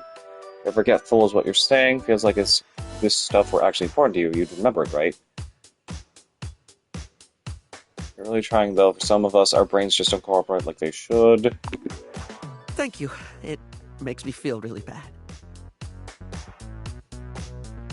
Guilty sometimes, like it's not exactly respectful to forget people's names the 5th time you've heard them, or constantly fail to honor commitments because you lose all track of them. Or get told something really important and meaningful, something you should really, truly treasure, and just lose it. Then again, my stupid brain's a steel trap for stuff that's totally not all that important. It's just, I once learned a whole bunch of meaningless facts about... Sorry, I didn't mean to skip that again. Slip of the button. I could quote you every line of I Want to Be Your Guneri, or give you the history of the pinball machine. I could have told you all that. Until I got bored and forgot. So you hyperfixate on things. Makes sense that you'd remember that stuff. Yeah, it sounds over to me. You remember things you're interested in. Yeah. The only thing that ever really stays is the thing I talk people's ears off about all the time. Cosmetics, product, makeup, and skincare, all that glitz. I'm never not fascinated by the things we style ourselves with, and I guess that's what makes Barry Styles Barry Styles. It's what I can remember, so that's me. Pretty ironic, darling. The closest thing to my heart is only skin deep. Maybe for some, but you make people feel good. That's definitely something that matters. Barry gives you a warm smile. That's a lovely way of looking at it.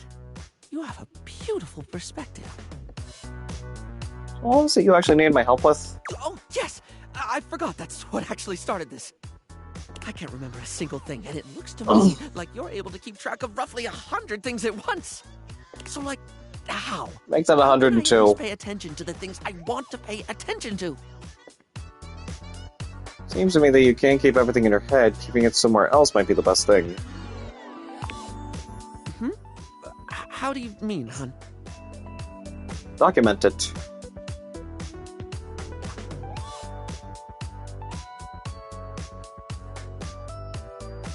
This might sound obvious, but write things down? Not just important dates, but all sorts of things. All sorts of things. Things others said that made you laugh, the details of events that you keep wishing you didn't forget. Oh, yes, of course, darling. It's so obvious. Yet I never actually do it. That's honestly something that I did when I came to senior year, because and now, like, fast forward to, like, 10 plus years after I've graduated from high school, and now I've pretty much forgotten a whole bunch of stuff that happened in high school. Sometimes I think to do it, but then I just don't. Feels like too much, or I convince myself I don't need to. But I do need to, don't I? Be blunt, yeah. Heck, even if I forget to bring a notepad, I'm literally never more than 2 inches away from a liner pen in my own arms.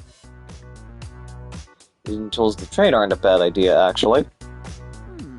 Oh, like, I could use the orange eyeshadow as a highlighter for super important notes, because it's a lovely shade and it's always left unused on the palette. And I have this red ink liner that's always been too splodgy for lips, but oh, it looked gorgeous in a notebook. I didn't even think about how fabulous the book itself could look. Oh, that's the idea. If you make it fun, you make it far easier to remember. I'm getting giddy just thinking about glittering up a notebook, like giving my own memories a makeover. This is brilliant. This is just brilliant. Thank you so much. I'm delighted to have helped. Now, I absolutely must get to work.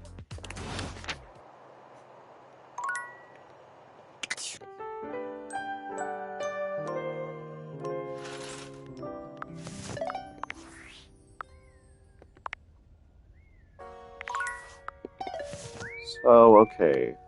Barry, Kopi, Faria. Those are the only 3 left, and then everyone else gets realized. But first things first, I need to really, like, finish things up with Kopi.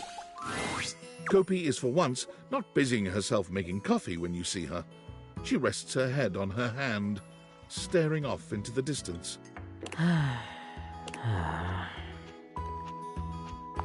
Kopi? She starts, lifting her head from her hand. Oh, sorry. Hey, good to see you. Anything I can get for you today? Or just staring off into space. Oh, well, it's kinda just what I do every now and then.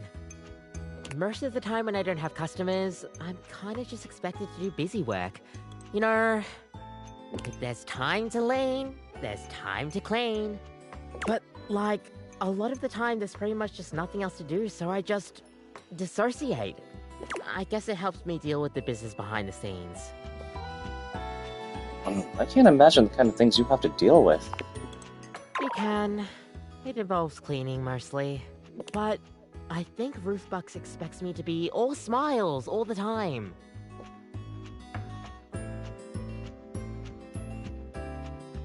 Do they ever come around?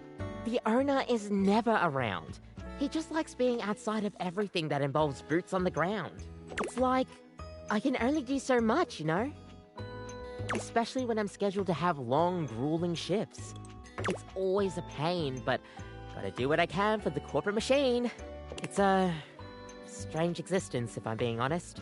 Working every day for a company that wouldn't bat an eye if I went away. They just replaced me with the newer, younger barista that's got skills I wouldn't even dream of. I think there's some baristas out there that can make whole drinks in like 30 seconds flat, and all they have to do is just tap some setting in their brain to get going. Me, I like to take my time with drinks. Really make sure that the milk in my hands is at the perfect temperature by really feeling it, you know? Doesn't that wear you out? Oh, big time. But I'll never let customers see it on my face. Is it unhealthy? Probably. Will I take steps to fix it? Probably not. I just gotta make sure I'm on my game. Otherwise, I'd be tempted to drink a bit of coffee during the night shift. I'm getting coffee at night. I'll never. I mean, look, I would never deny myself the taste of a good coffee, and I would love to drink it any time I pleased, but not at night. I don't know if it's just caffeine-induced psychosis or whatever, but you'll get nightmares. Guaranteed. But yeah, I pretty much get work to the bone here, day and night. So sometimes I just tune out a bit. Do not get me wrong, I do love my job. I couldn't just not make coffee, it's my life, you know? And it's what I'm made for. These hands are as steady as an Arabica. Which isn't to say much because they sway pretty badly in the breeze. Gosh, sorry. Feels like I'm rambling again. You're cute when you ramble. Thanks. Apparently the manager felt that way. The owner is super particular about the way I do customer service. We differ in that aspect a lot, I guess, but gotta do whatever I can to help keep the lights on. It'd be nice if you actually took the time to learn about coffee, like you did. And a perfect blend of intelligence, looks teaching me. Oh, stop. I don't think I was that good of a teacher, but you do know how to flatter a girl. It is what it is, I guess. But hey, at least I get to see my favorite regular. Thanks for the chat. Seriously, we need to talk more soon. Okay, so next visit, it's gonna be the conclusion to... Okay, so, like I said before, Scandalopera is also bugged, because when I interact with them here... We're back to this. I once thought that I could trust you, that I could tell you all my secret desires, but you spurned. Despite the fact that we already became lovers. Especially after picking this. Why are you looking at me like that? Nobody ever takes me seriously. I mean, how could you? Okay, we gotta probably just talk to him, like, more, like, okay, I mean, the day after, and he'll probably not reset again. What would I possibly have to hide beneath my wings? Yes, I'm jealous, but no one does. I say, that might just be the ticket. You've listened. You know me. Truly. Do you love me? And we are in love.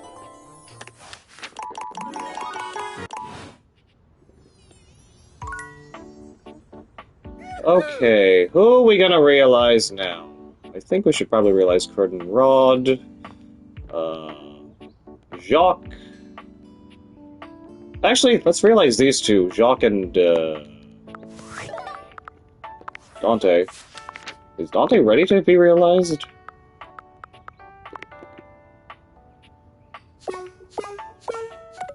I turned that around, you know. Okay, no, we need Max Charm for Dante. However, I think we can probably realize Koa. Yep, we can.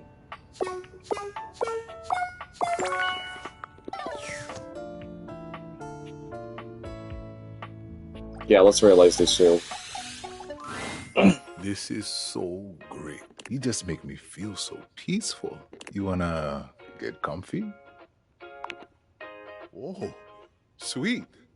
You wanna do this now, then? Come on, Koa. Hopefully, realization doesn't tucker you out too much. The spectral energy flows through your dateviators. And what was Wait, I once forgot I merely a need to couch talk to Faria becomes- again. That's right. Faria and then Barry. So I can only realize one character today, at least.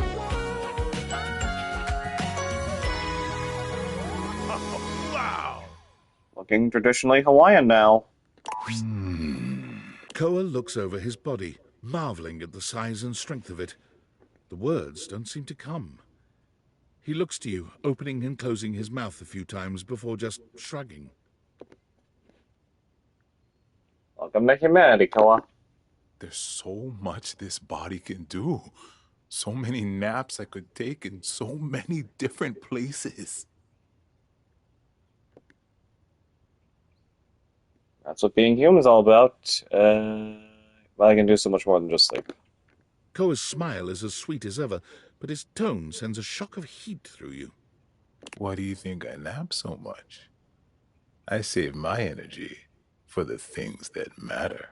Koa's comforting presence is remarkable in any other space, but when it's only the two of you, it becomes something otherworldly. He takes his time with you, allowing you to dictate the pace and intensity of your lovemaking. Koa's relaxed persona remains, but as a lover, he's as strong and steady as the waves pounding the shore. Considerate to the end, Koa ensures you're entirely satisfied before he allows sleep to overtake him in the aftermath. Koa's long-held dream of napping in all sorts of different places leads him to purchase a furniture store, complete with a massive warehouse. When you ask him where he found the funds for such an expensive undertaking, he cheerfully informs you that he's been saving the spare change that fell into his cushions for many, many years. So how many couch change did he... You wouldn't believe how much money people drop into their couch cushions over the years. Thanks to your generous donations, I'm gonna make my dreams come true.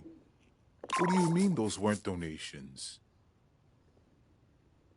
A couch's understanding of property law differs from those of humans, and by way of an apology, Koa grants you free furniture for life, and every piece comes with a special Koa comfort guarantee. Good for Koa.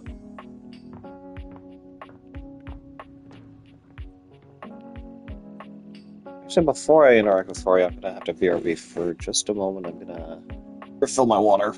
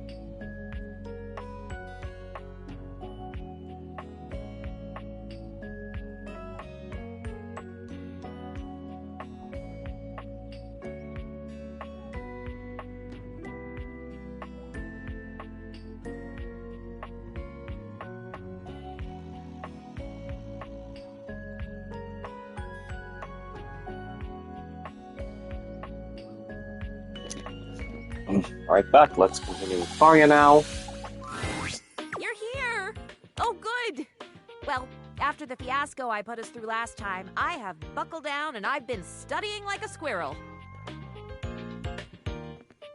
And how do squirrels study? Diligently, of course. Ever seen a squirrel tucking away nuts for the winter? Imagine that level of industry applied to the medical school admissions test, and whammo! There's me. The long and short of it is that I simply don't have time to chat today.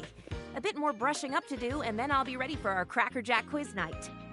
Faria pulls out a small stack of textbook pages, waving them at you as she speaks. I know it's a lot, but here. And if you think these 3 pages are heavy, imagine how much all the knowledge I've crammed into my lid weighs. I'd bet I weigh as much as a tool chest right now with all this information. Faria hands you each page, one after the other, handling them as carefully as though they were ancient sacred texts. And this one. And the last. Oh, she has given me all the collectibles for her character. I really appreciate your help with this. The next time I see you, I'll be ready to be grilled. Not literally grilled, of course. That would be very painful. Oh, and definitely not helpful either. I can't imagine grilling would help me to do better on the test. Or maybe it would? Oh, dearie me. Do you think it would? Should we try that? Try to relax. You're going to do great.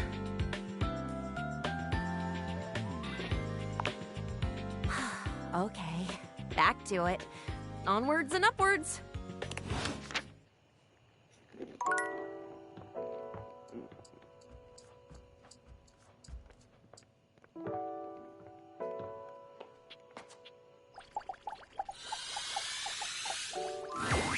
Hello, beautiful.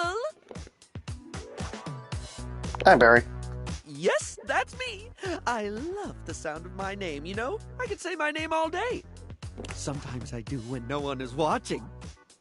I just remembered I've been working on another one of my world-famous Styles Profiles TM surveys. I'm calling my quizzes Styles Profiles now, because it's definitely a thing, I swear. You know, in Focus Fusing Game, we can love all Stella, Florence, and Celia under very specific conditions. Yeah, doesn't that involve not screwing over Stella if you have, like, the right stats in terms of empathy? It's like, she's sort of connected to Celia and Florence's dilemma. Last time, we took a trip to the wonderful world of cosmetic products, but looking good is only part of feeling good, is it not? For the next stage of my artistically audacious audit, I've drummed up a series of questions all about hygiene and freshness. In a second round I like to call Coming Clean. I love talking in detail about the personal hygiene habits of myself and others. Mid-Stella mission, specifically when you're on the recruiting phase. I only ever talked to her once. Oh my gosh, me too! Which then you need the 60 poise. It's easily in my top 5 things to discuss with friends and strangers. Of course, I've ensured that none of these questions are too personal, darling. As someone who hangs out in a bathroom all day, I totally understand the importance of discretion. There's some more. Right, so, last time we talked tweezers, we talked makeup, we talked aesthetic. How would you meet Reggie? Damon. Just get Damon to hate you, Reggie will pop up, and then and here's the thing. You can get Damon to just undo the hate, and just choose to... You can have him love you. This time around, in the interest of getting to know you more and work out exactly how best to get you at your best, I've got a whole set of queries about the product you like when getting fresh. So, what do you think, hon? Are you up for Styles Profiles TM? Round 2, coming clean. And if you do all love, Reggie will hate you. Yeah, I did find that out, yeah.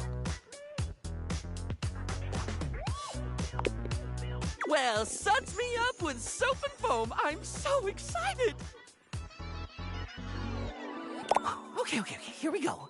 Question 1 for round 2 of Styles Profiles TM, which is absolutely gonna be a thing. When it comes to toothpaste, which brand best pleases your pearlies? Whatever's cheapest at the time, really. I can't say I have a favorite, it's just toothpaste.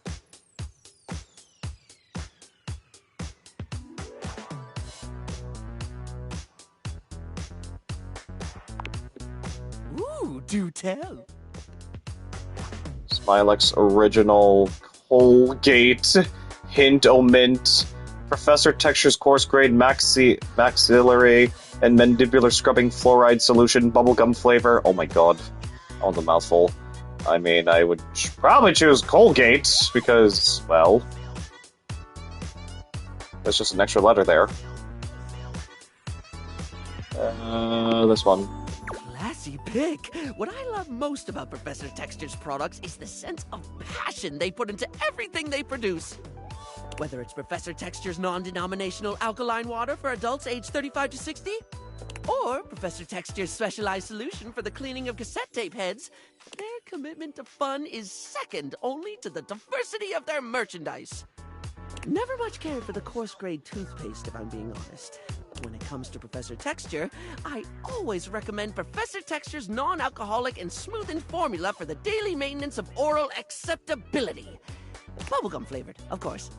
Anyway, I don't mean to floss over dental care, but we can't get incisive over just one subject. It's time to think about soap. Real straightforward one, this. When it comes to hand soap, how should it be? Bars or liquid, blocky or squirty? Do they need to be a classic brick or bottles of squeezy wetness where it's at? When you've got it in your hands, should you be rubbing or pumping?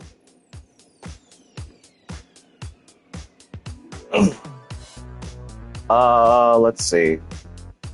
I always use bars, so yeah. Exactly, of course. I always like to say that there is no wrong way to soap. Well, unless you're using mincemeat or soup or bird's nests or something. But assuming you're soaping correctly, you cannot soap incorrectly. Bars of soap and liquid soap are equally valid, contingent on preference and pre-existing skin conditions. I think the war between bar users and liquid users has gone on far enough. I agree. Okay, next question. No questionnaire on hygiene and cleanliness can be complete without discussing sponges. Its absorbency and non-judgmentally forgiving nature makes it a household name in many household. Plus, it's just fun to say, isn't it, love? Sponge. Sponge. Spongy, spongy, sping. Okay, the way Barry said sponge in the long way there, I'm immediately reminded of the way how the spoon. It's that one,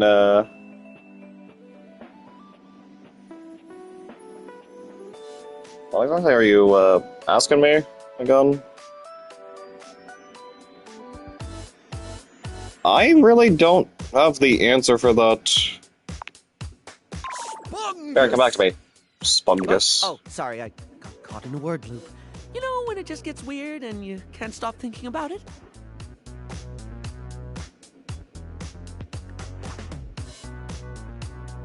I can relate.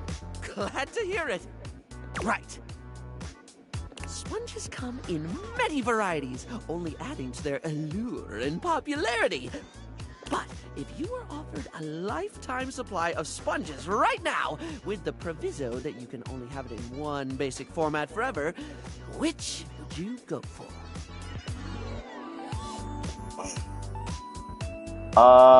Think about the options. Here they come. Oh, love, hate, friend choice for Damon. Oh, if it's more than twice, no, you can actually just opt to choose like hate first, and then later on choose it to be. You need to be more than twice for your sanity. Not like when you reach the point where, like, and let me tell you, like Damon will force you into like locked into like a loop of like picking the one option until he's had enough of doing that. And then just, yeah, you'll just have the option to really just, really definitely decide if you want him to be your enemy, your friend, or lover.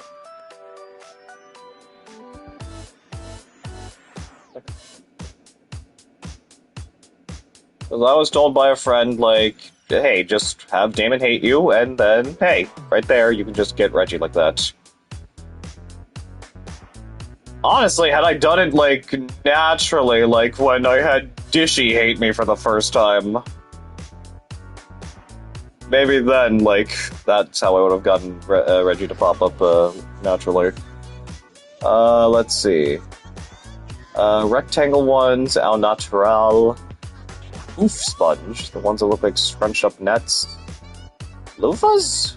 No. I think... No! Yeah, loofahs. Show me somebody who doesn't enjoy a loofah, and I'll show you somebody who needs to get on the loofah tip. There's so many subgenres of loofah, you'll never get bored. And the exfoliating properties are a bonus one simply cannot ignore. Did you know that while seen as a sponge from a product point of view, a loofah is actually a type of cucumber? Oh, and do be careful with them, darling. They have a nasty habit of holding on to bacteria. So, if you're going to get that lifetime supply, make sure to change them often. And that's it for your Styles Profile TM today. This information will be logged and categorized. Is what I'd say if I didn't have a brain that very much didn't behave like a sponge. Or maybe it does, at least when it comes to leaking everywhere. Anyway, darling, I'm delighted to say you passed because you weren't being graded. Farewell. Thanks, Barry.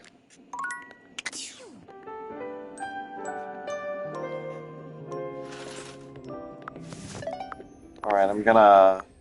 Right away, gotta check with Scandelabra and see if he's not still, like, you know, looped.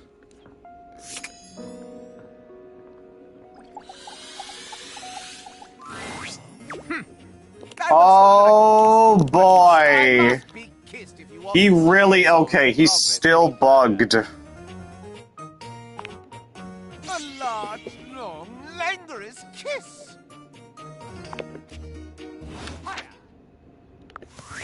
I don't think we'll be able to get Scandelabra out of here.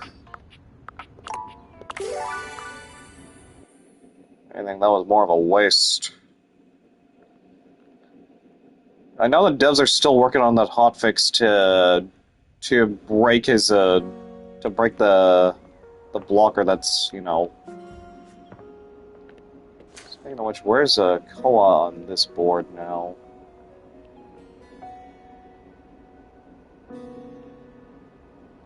Right there, underneath Jeremy. Well, let's just finish things off with Kopi then. Kopi greets you robotically, lifting her hand to give you a stiff wave. Her gaze looks vacant, and her words are cold and empty. Welcome back to Roofbox, home of all your coffee needs. What's going on? Whatever do you mean, oh fine customer? Roofbox wants to ensure you have a consistent and standardized greeting, so that whenever you come to our store, you know that you're getting the best service every time. Oh, this is starting to feel like that one SpongeBob episode where Mr. Krabs sold the Krusty Krab. And your continued patronage is appreciated. Kopi trails off, leaning forward in a sigh that seems to make her entire body droop. Yeah, I can't do that anymore. That was weird. I know. Roofbox wants people to add the Roofbox touch every single time we greet customers. So they're just making me sound like a monotone robot.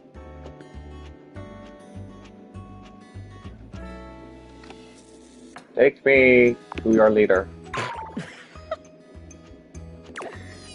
Alright, you get that one. Gotta make her laugh. But it sucks too. I feel like every coffee I make for somebody, I learn a little bit more about them. Get to know what they're like. Like you, for instance. Well, I don't really have words for it. Friendly? Sorry, my mind is drawing a blank. Sometimes when we talk, I feel a little out of my depth. I could say the same for the barista making my drink. Is that a good thing or a bad thing? How would you describe me then?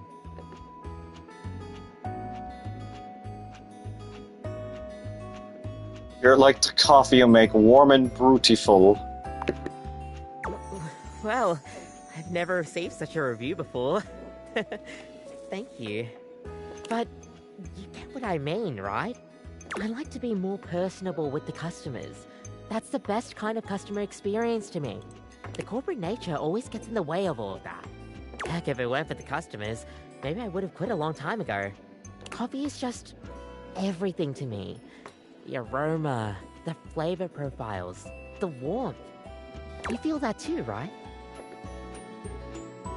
Of course. Good. Good. I'm glad somebody around here does. Sometimes it feels like I go cocoa crazy and nobody else really gets my obsession with this fabulous drink. Especially with the boss like... Look, I wasn't going to say anything while he was here, but he's making new plans. Plans that I don't like. What plans? Roofbucks, in their infinite wisdom, have decided to completely get rid of the customer experience. They want to turn us into a fast coffee business. Fast coffee? They say the whole ordering system needs to be completely revamped to maximize profit. Instead of warmly greeting customers like I normally would, now I'm expected to have 30-second interactions with them at most to get their order. And then mindlessly brew away. No special touches, no conversations, nothing. Coffee in, coffee out.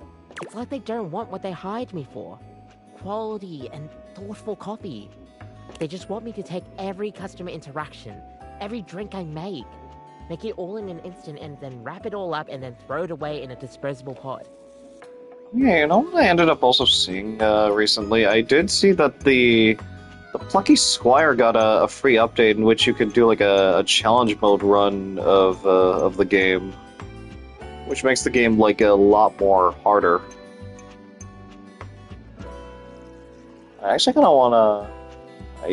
That makes me want to go back to play it now. Apparently, somebody made a complaint about the times I've been chatting away, mainly to you.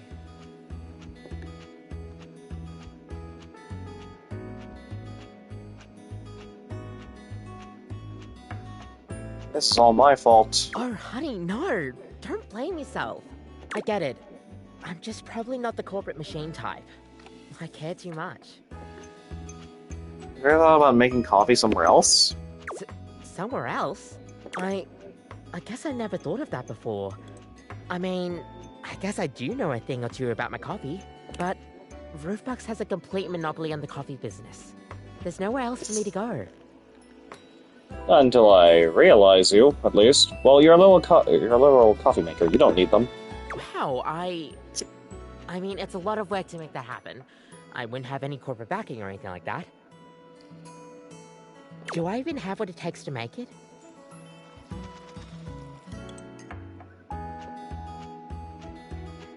Yeah, me. You know what? With your support, I guess I could do anything. I'm the one making the coffee and seeing the customers day in, day out.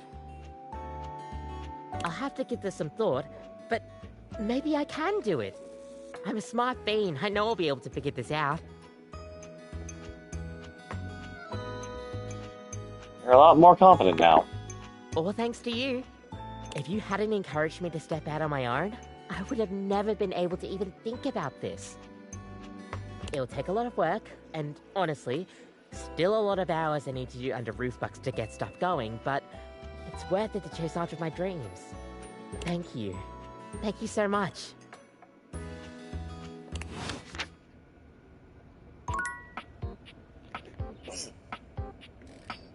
Alright, we talked to Faria and Barry, and then we realized at least 2 more people. It's time. Oh my goodness, I am so ready. If we were in a hospital, I'd be the surgeon with my hands all washed and gloved and my scrubs on, and the patient comfortably unconscious before me. I guess in this scenario, you'd be the patient? Except you're conscious, so maybe not. Oh, and on the subject of consciousness, you're going to ask me questions from the pages that I gave you, and I'm going to give you the answers. Your job will be to tell me whether my answer is right or wrong. Of course, I hope I get them all right, but you know how nerves and excitement can play with one's mind. I'm sure I'll make mistakes. Please tell me when I do. That's the only way I can get better, and I have to always be getting better if I want to be Dr. Varia. Oh, even saying that brings a smile to my face and a song to my heart. Okay, enough romanticizing. On to the work. Oh, goodness, I'm so excited I can hardly sit still. Let's begin. Quiz me. How many bones are in the human body? Oh, elementary. 206. That's correct. Excellent. Next question. Can't believe I'm the one that's asking her the questions. Where should you splint a fracture? That's obvious. You splint at the site of the fracture. Correct. Easy as pie. Pie. I hope the next question is simple. What do the ABC stand for? Ah, this one sounds simple. It's amputate, bind, compress. Is that what those are? I don't think I never learned that in college.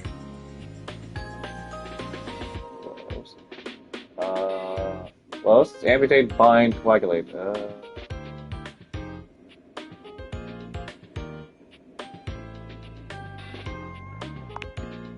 So close indeed. Are these the real answers? I'm beginning to have doubts. Next, always next.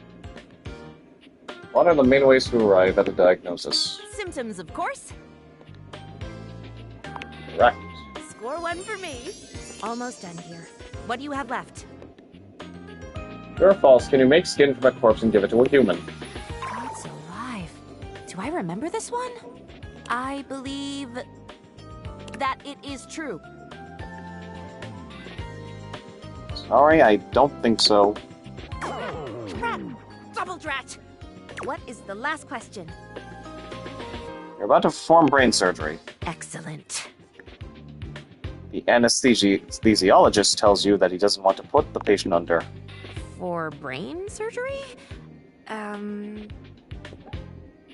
What do you do? Well, I suppose I would have to agree. Why? It is perfectly natural to perform brain surgery on an awake patient. That's not valid. You aren't valid. Those were all the questions, no? Thank you for helping me to study. I'm not sure I'll do very well, but a kit can hope. Come by next time, and hopefully I'll have news to share. Bye, Faria. Look, if I'm getting my brain getting surgery on, I don't think I want to be awake for it. Or rather feel it happening. Barry's usual sunny smile is nowhere to be found today. He looks surprisingly frustrated with something.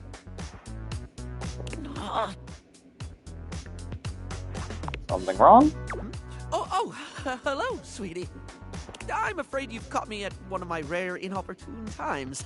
Ready and able as I am to be available at the drop of a hat. Why do they drop hats? Never questioned that one.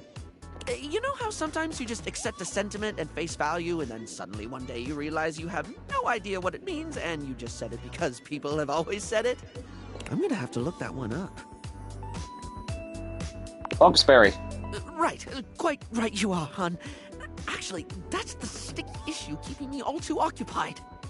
You know how we were talking about my useless brain having more holes in it than a natural sponge? I do, though in my experience, putting yourself down with derogatory sentiments like that is the opposite of helpful.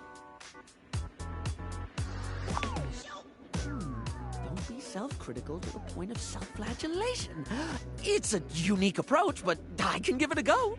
Now, I've been taking the advice to start writing things down so I don't forget them. Look, the first thing I wrote about was you advising me to start writing things down. I even remembered to use yellow eyeshadow to highlight the important things. Poise. At least, I think it was yellow? Wait, no. It was orange. Oh, for the first thing I attempt to try and organize my thoughts, and I make a bigger mess than my first 15 attempts at contouring. You're You're right.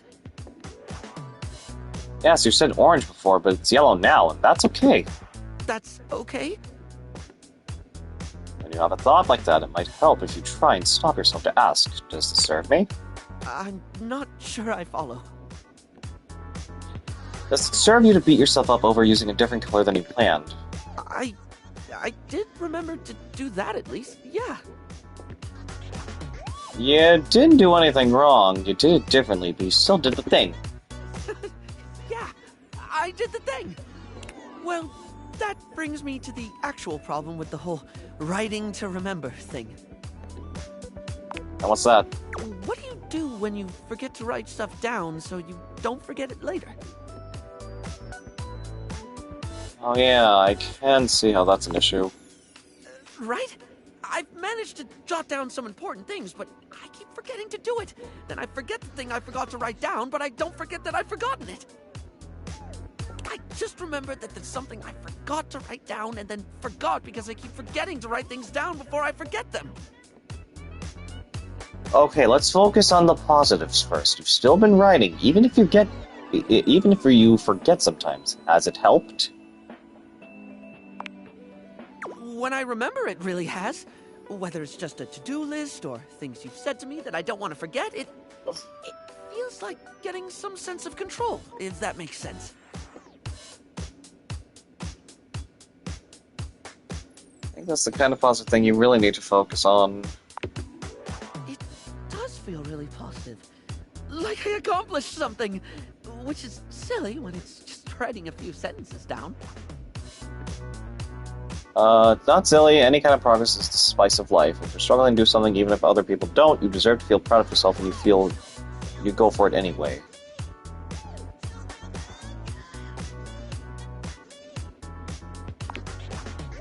You have such a beautiful way of looking at things.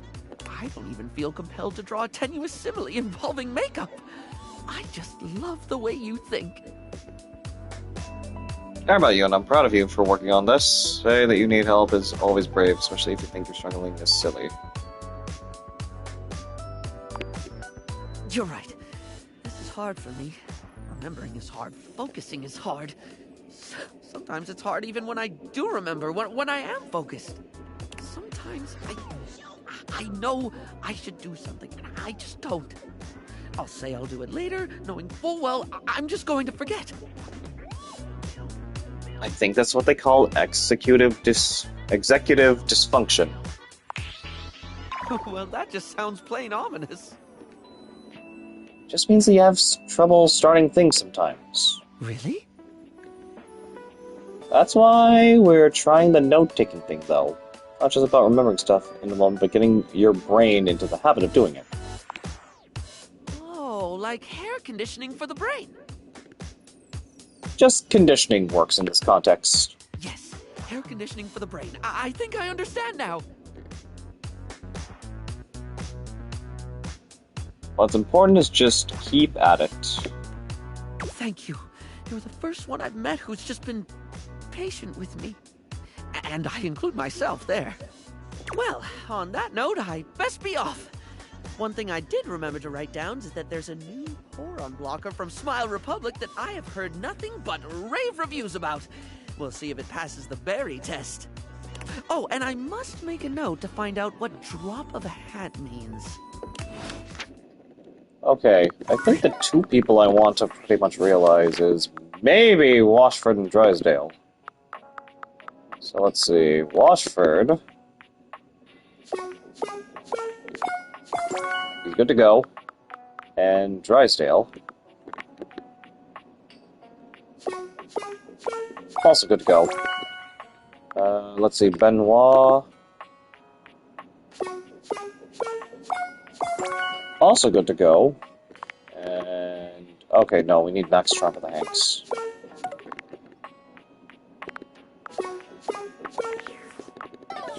We shall start, obviously, realizing Washford and Drysdale. I think we will realize you first, Drysdale. Friend, chum, compatriot, what can I do for you, familiar mine? Oh, finally! You have taken your sweet time, haven't you? Don't worry, my love. I'm not angry. I'm just excited. And you surely by now know how expostulative I become when I'm aroused. Well, dear Barbara, cherub, why are we just standing here? Giddy up! Oh, why? Maybe this is a bad idea. Here we go. Okay, Drysdale. Let's do one more spin cycle. The spectral energy flows through your deviators, and what was once merely a dryer becomes...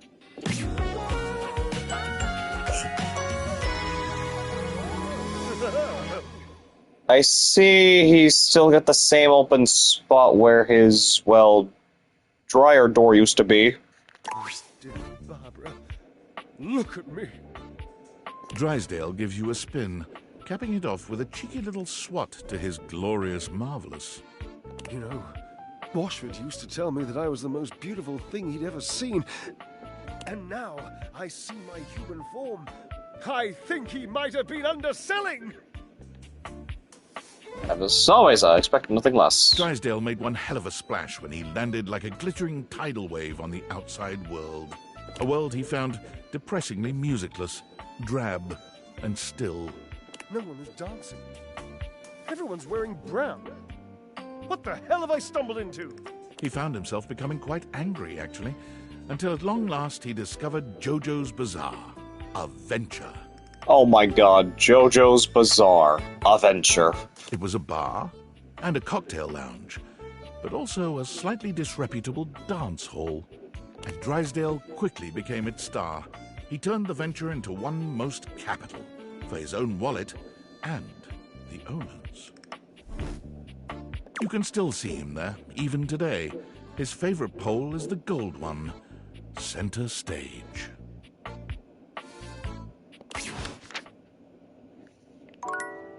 Alright, Washford, you are next. My, your fantastic red shirt. The crimson of a burning sunset. I love it! Surely you jest. You would make me real? You have that power? Yep. We don't need Drysdale where we're going, Washford. The spectral energy flows through your deviators, and what was once merely a washing machine becomes...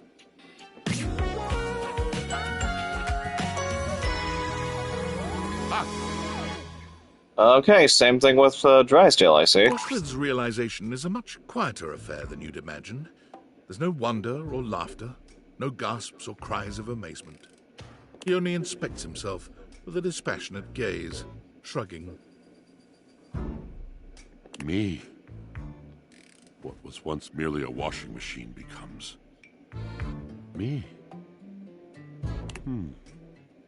Merely me. A machine into a man. And still... merely...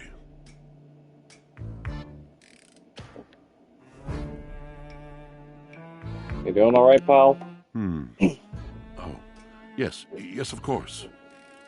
I do not deserve to get intimate with him, especially after I failed to, get him and Drysdale to make amends. Don't misunderstand. I'm more grateful than I could say. But in some way, I do feel done. Completed.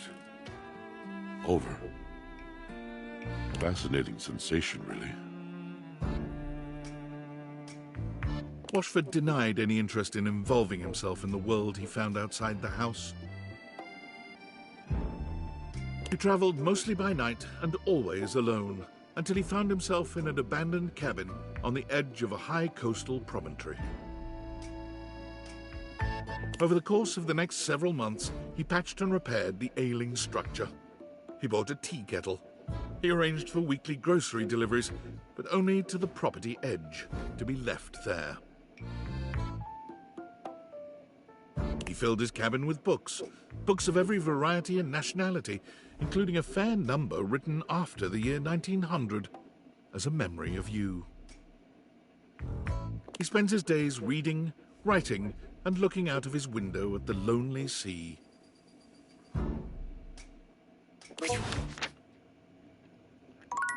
Oh, Notice Discord. It's Sam. Hey, God, everything has been happening so quickly. I have so much to tell you. So, first things first, I'm gonna be a nurse. Congrats. Thank you! I am just so damn excited. Honestly, I was like inspired by you. It might sound a little silly, but you've really been like mending all these broken hearts, helping people live their best lives, even if they aren't all exactly people yet. Anyways, my other news is I've revived my dusty dating profile. I'm ready for love again, baby.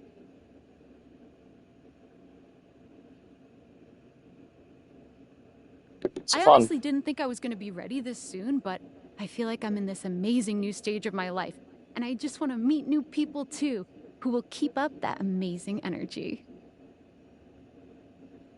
Wherever dates you will be very lucky. God, okay, well, I have to run. Nursing school registration is in a little bit, but hey, big thanks for Sam Comet. Thanks for supporting me always. I couldn't have done this without you. Talk soon, okay?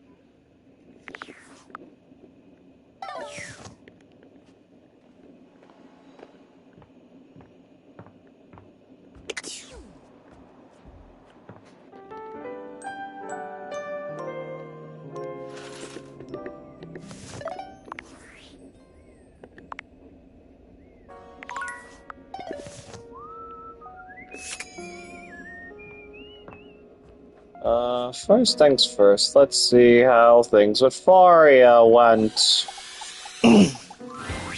You're here. I would be excited to see you, but truthfully, I'm embarrassed. Oh no, why? Well, I got my results back on my test. And? I did not do very well. In fact, I did quite poorly. There were so many answers that you told me I'd gotten right when we did our quiz together, but then on the test, giving the same answers that I did with you, they were wrong. Oh no, that could have happened. The only conclusion I have come to, and as you might imagine, I've been thinking of almost nothing but this since I got the results, is that you lied to me. Did you lie? In the quiz? Did you tell me I'd gotten things right when I'd actually gotten them wrong? I may have, but I'm sorry, I didn't want to hurt your feelings. I see. Well, oh, I think this is leading to a hate ending. It has hurt my feelings that I can't go to school and become a doctor. It's hurt me far more to know that I can't trust you the way I thought I could. I suppose your intentions were good. Maybe I just need some time. I'm sorry, Faria. Me too. I'll see you another time, okay? I'm going to go now. Yep. Leave me be. Somebody call an ambulance. But not for you. Hold on, I'm gonna look up.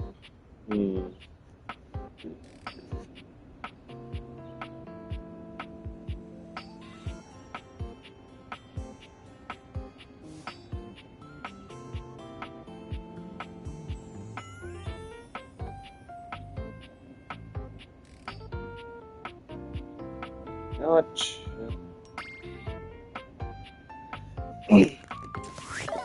Screw it, just... Alright. Yeah, that's what I'm gonna do.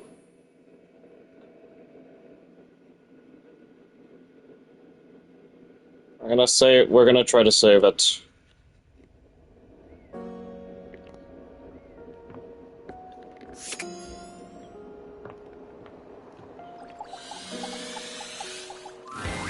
It's time. If we accept your...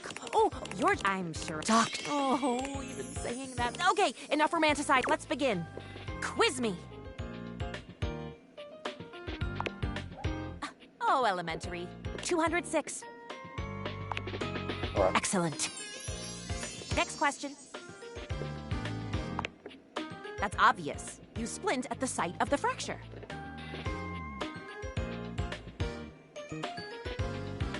Above and below the...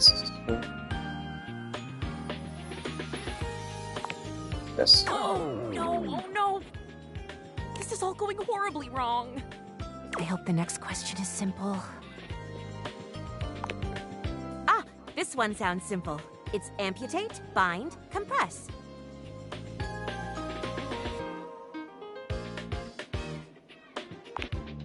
Well, which one is it?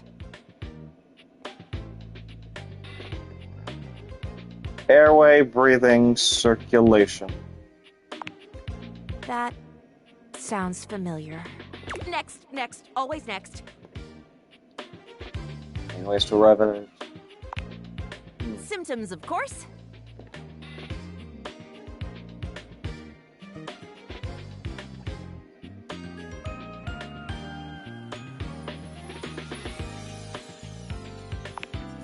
Not quite. What would the other ways be? Finding signs through physical examination. Signs and symptoms, of course. Almost done here. What do you have left?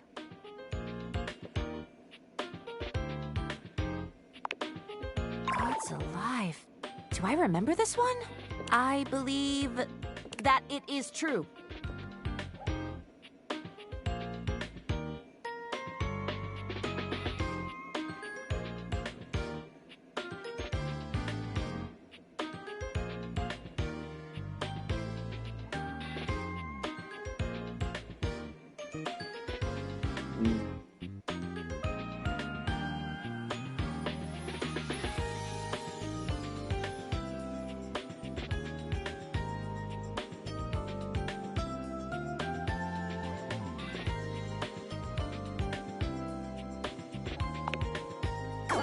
Drat! Double drat! Feeling good now.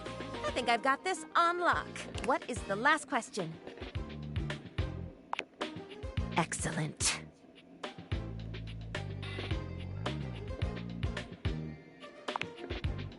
For brain surgery? Well, I suppose I would have to agree. It is perfectly natural to perform brain surgery on an awake patient.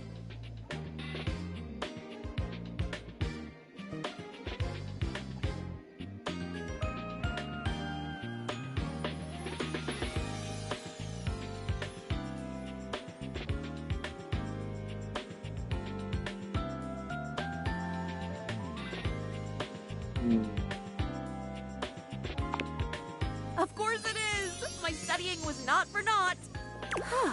Those were all the questions, no? Thank you for help. Come by next time and Probably should have hopefully done I'll her have news to first. share. I mean, I should have done her last.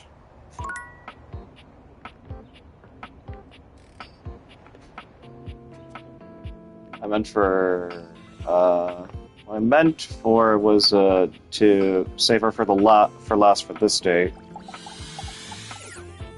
Maybe skip the realization again. Actually, no. Let's...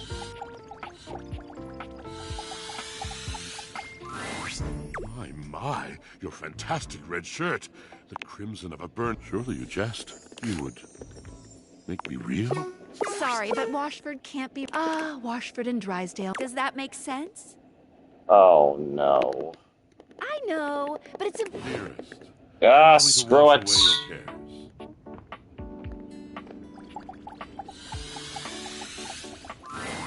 Kobe greets. Welcome of all your coffee needs.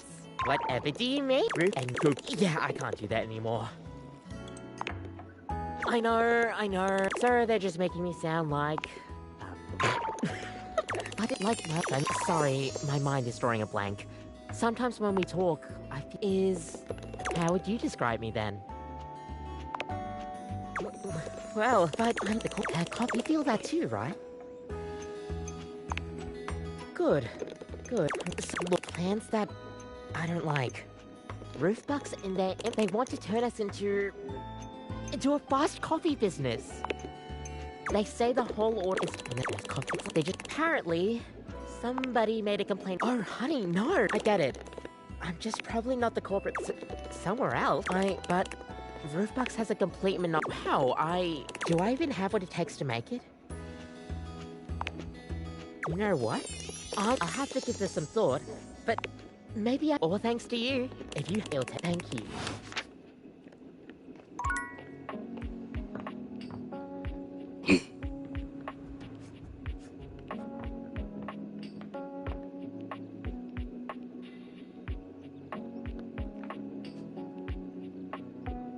Maybe, just maybe, I could try to realize Benoit.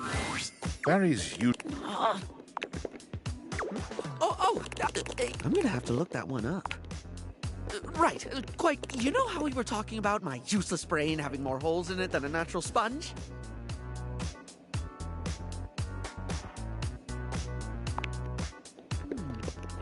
Now, I even remembered to use yellow eyeshadow to highlight. At least, wait. You're right. That's okay. I'm not sure I follow. I did remember. Yeah. Well, that brings me to the. What do you do when you forget to write stuff down so you don't forget it? Right? I just remembered that there's something I forgot to write down, and then when I remember it really has. Whether it's just a to-do list or things you've said to me, that it does feel really positive. Like I accomplished something. Which is silly when it's just writing a few sentences. You have. I don't even feel compelled to draw a tenuous simile involving makeup. I just love the way you're right. Sometimes I know. Well, that just sounds plain ominous. Really?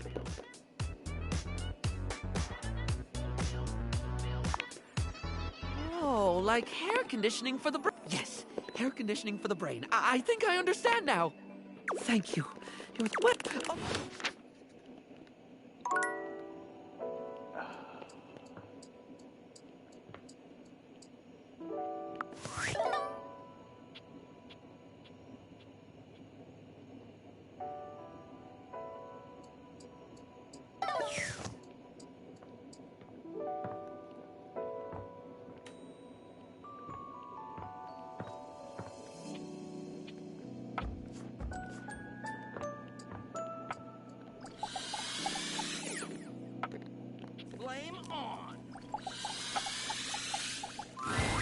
Well, if it isn't my beautiful blue flame, what's on your mind?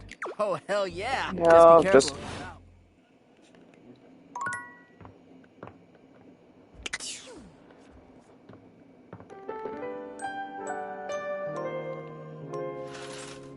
Moment of truth time. Let's see if I screw things up again with her.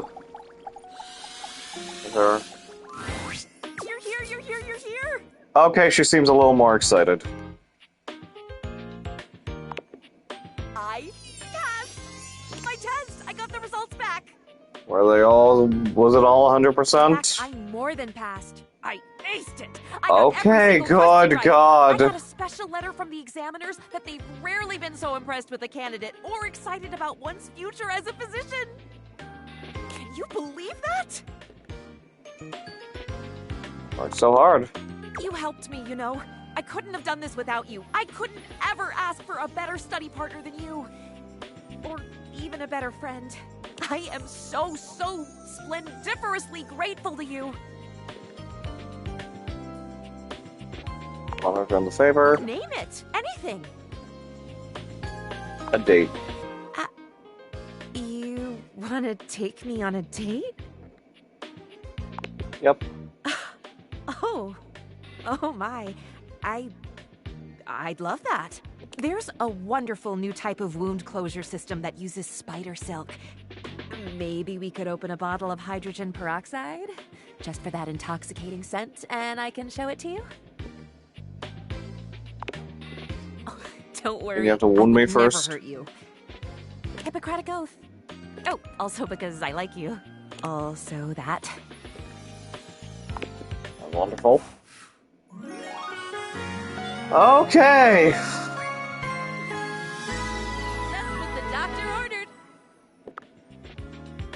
He would give me smarts, but the thing is, I'm already maxed out on it, and it's because Friar Errol already gave me the smarts again after he made me waste my damn candy. The bastard. Need a checkup? Bouncing first aid kit. I think I would have done a little better had I at least gone into the collectibles.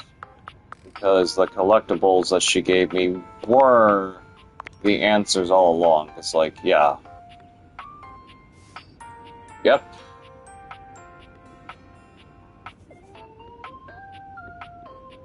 And I just never got around to reading them.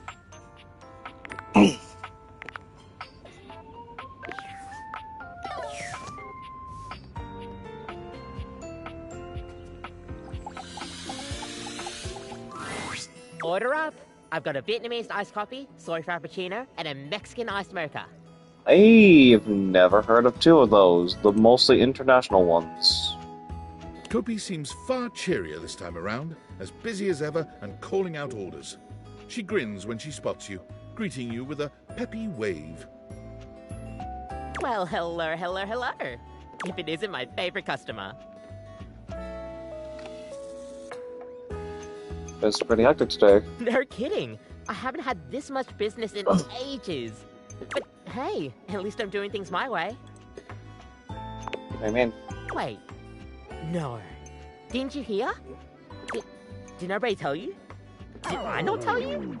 Oh my gosh, I can't believe this. I do all of my marketing and it was all for nothing? What a drag.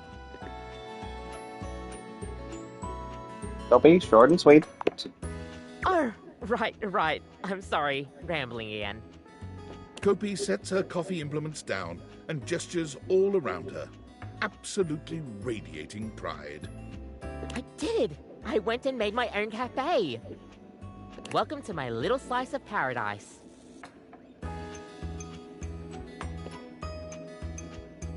Everything looks the same. Funny story about that. It was kind of like mutiny. I still get to keep the space, but I get to do things my way. But once the others realized that Roofbox had nobody else to be a barista, they started ordering under my own branding real fast. It was kind of a whirlwind experience, but now I get to do things my way. Not for you. Right? I'm so stoked that I could finally make this a reality. And it's all thanks to you. It just goes to show you, sometimes red line policies aren't always the way. Sometimes you have to bend them to get return business. Now, bear in mind, I do not have a name for this place yet. It's currently just, hey, wanna get a coffee from Kopi? At least, that's the word of mouth I'm hearing at the moment. I don't really have a proper business name, but I'm workshopping some ideas. Kopi Burger, Kopi Cabana. Sure. Next time you come around, hopefully I'll have something ready. I seriously can't thank you enough for all of this. Which reminds me, you've been one of my favorite customers, and, well, I don't get this close to just anybody. I think I love you. Like, more than a friend way. Maybe it's too much to ask, and it's just wishful thinking on my part, but I've been seeing the signs from you. I think I'm ready to take this to the next step. Creamer to my coffee. Do you think we could be more than just barista and customer? Yep, love you too. Really? Gosh, I'm so glad. Kopi, with you as her right hand, thrives in the coffee business. Under her leadership, the house's coffee has never been better. Customers are satisfied and have started to take a keen liking to chatting away with Kopi. Your love and support has shaped her new perspective on life and coffee. She insisted all of her new drinks be dedicated to you, with your name adorned on the menu. Without the shackles of corporate greed over her, she is the go-to spot for anybody looking to get a nice warm reception. She's happy to have you right by her side, eagerly awaiting for you to try her next cup of coffee.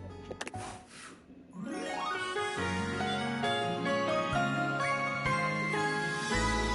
warm me up inside. And with that, finally max charm. We are the Pizzazster. Captivating, fascinating, bewitching. We finally have all of our specs maxed out. The fresh aroma of love. Oh, and I guess I can now drink coffee from her whenever I like. But that won't be for long, because I will pretty much get around to realizing everyone except for you, because you're still bugged, Scandelabra.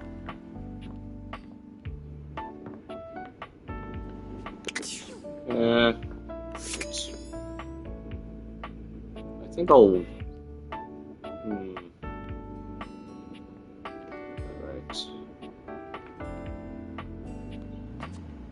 I think it's time to realize these two next. Dante! Well, if it isn't my beautiful blue flame, what's on your mind? You mean stoke my flames all the way to personhood? The only thing is, that kind of transformation takes stats. You got enough of those? You know what, Broseph? Dante, let's bring the way of the flame to the world. The spectral energy flows through your Dateviators, and what was once merely a fireplace becomes... Damn! Does he have flame tattoos on his pecs? Your fiery homie and love coach is nearly unrecognizable. Gone are the embers and flames that made up his body, replaced by flesh and bone. There's so much to take in. An impressive pompadour on his head, tattoos on his neck and chest, the impressive set of abs he shows off beneath his jacket. Oh my god! What? I'm so hot! Great. I know! You made me like this. Now I'm gonna spread the gospel of game. Thank you.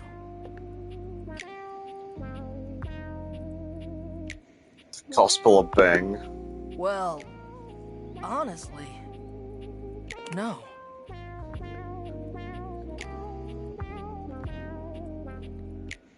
This form is new to me.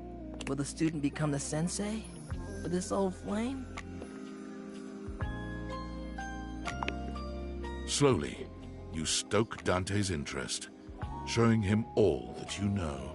He's the ideal student, taking in everything that you give him, while also being curious enough to take lessons deeper and further. Afterwards, you lay in each other's arms in a blaze of glory, and the long, slow cool-down is magnificent. Dante quickly finds himself going to all the hottest clubs to strike up conversations with humans for the first time.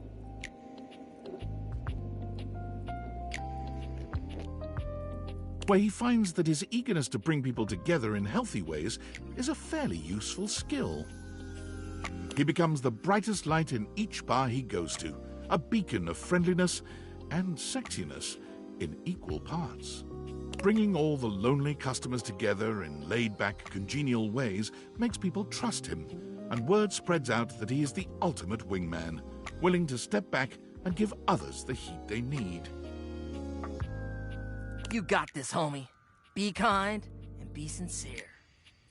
His winged motorcycle jacket becomes an icon in the clubbing scene for years to come.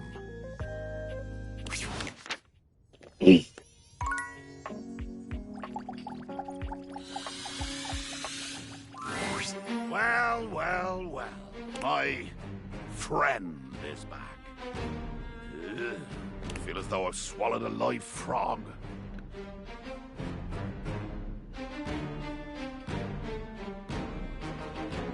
I see you too. Oh, come! I've been doing research since I saw you last on what precisely it means to friend someone. Forgiveness for their peculiarities of speech and occasional lapses in comportment are very much part of the bill of lading. And your hold, friend, may be getting quite full. I have zero intention on being any nicer to you or more pleasant as a general rule than I am right now. So put that on your oar and stroke it.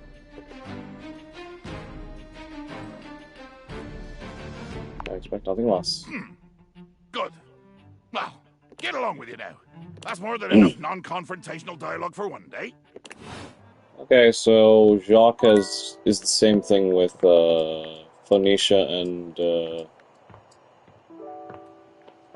and Miranda, where it's like after you've pretty much finished things up with them, but they still have like one more thing before you can like realize them properly.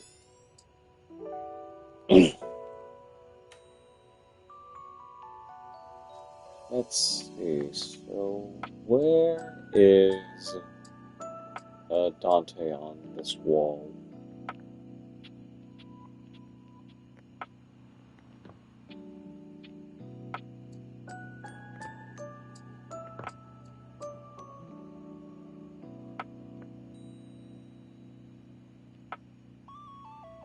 Dante is... Oh, he's right there, in between Cam and Celia.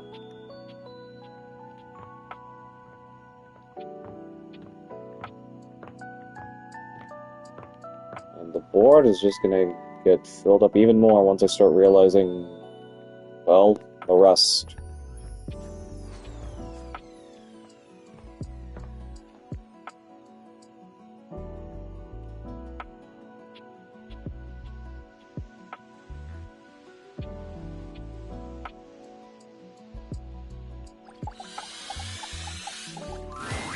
So, can I wipe off the old concealer, so to speak? I've got something that's been on my mind a lot since last time we talked. Sure, Barry. I've been wondering, why am I so fascinated with painting faces, styling hair, trying fresh aesthetics, you know? I can't be sure, but I think I've got an answer, and I think maybe you'd understand. If I'm, like, really, truly honest, I don't think I like me very much.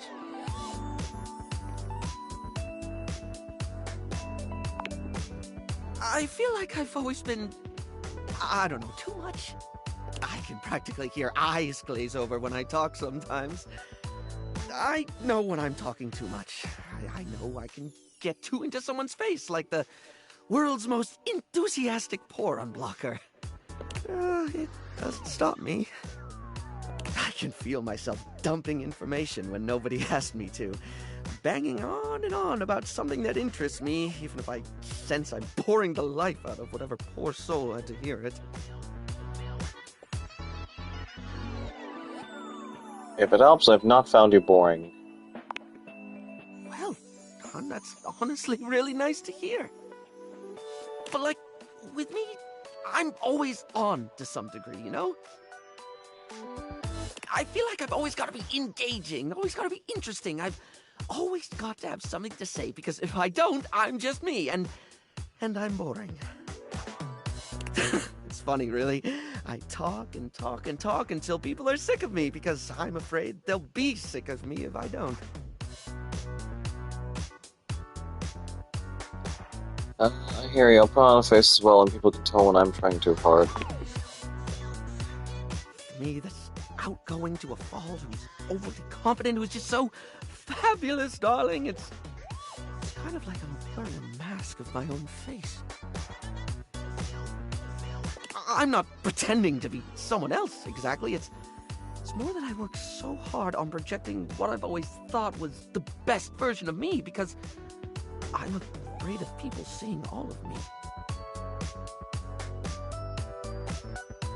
But I have to admit, holding up the mask is so exhausting.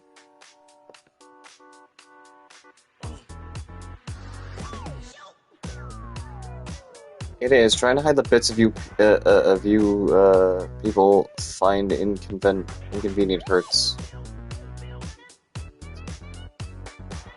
Oh, trying to hide the bits of you people find inconvenient hurts, yeah. Thank you for hearing me out. I had to read that a little differently. It means a lot to feel seen.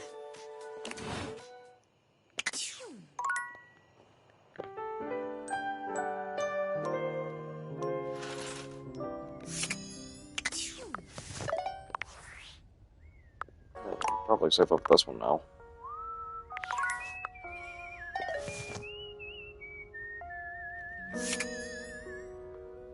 Oh, we can realize Mikey now. That means no more gotcha, but still. What would you like to do? Oh boy!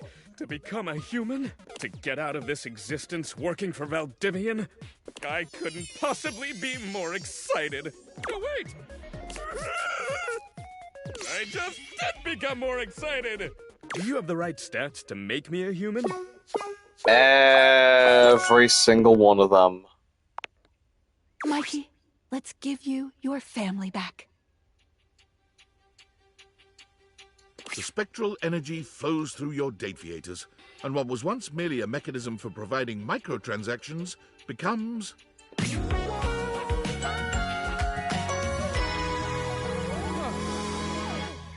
He's still short. Mikey flexes his substantial muscles, speaking in a booming voice that nearly rattles the walls. You've never seen him looking so powerful. Also, he does not have dots for eyes anymore. The ultimate goal! Freedom! Unshackled by the bonds of fate and drop rates! Thank you so much. As Professor Mikey, welcome to your retirement. But even so, I can't be happy until I have what I really need out here. It didn't take long until Skylar was able to execute some complicated Dateviator maneuvers and bring Mikey's kids to life as well. Really? Hi, Daddy! Dad, what's up? Daddy's here! It smells funny. Kids! Come here, you three! Mikey gives his children their first real-life hug. The smiles emanating from the four of them will live in your heart forever, a reminder of just how beautiful life can be. It just required a little twist of the uppermost flange in my quantum catalyst activator. Thank you, Skylar. Thanks for everything. Mikey used his savings from Valdivian to buy a modest home nearby, where he was able to raise his kids full-time. Being there for you three made the long hours so worth it. And now you can grow up to be anything you like. Now, last one in the pool is common fodder! Let's just read through this. Hey, so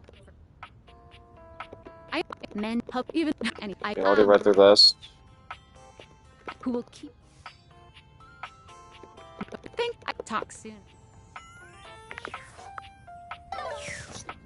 Alright, Benoit is next. Always good to see you, darling. Looking to waste a little time?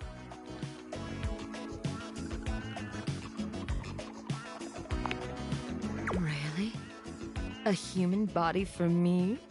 There's so much I could do with an actual body.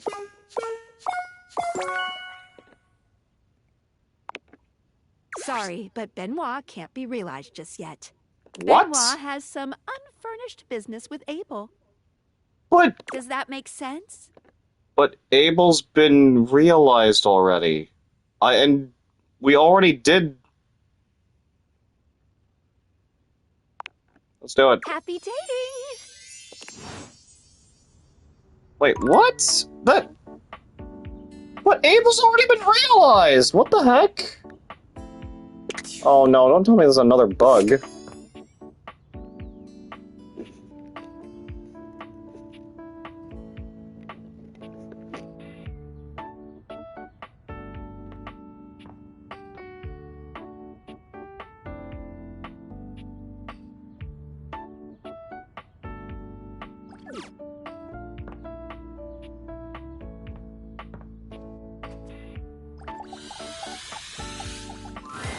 Barry greets you with 2 air kisses to either side of your cheek.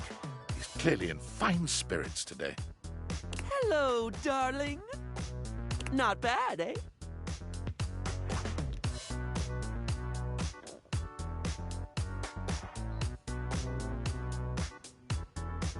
I'm going bourbon.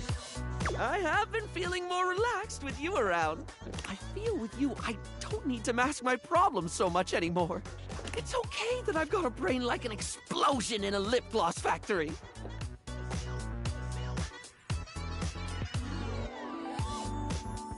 Hard to know, you're not broken. Still not easy to remember.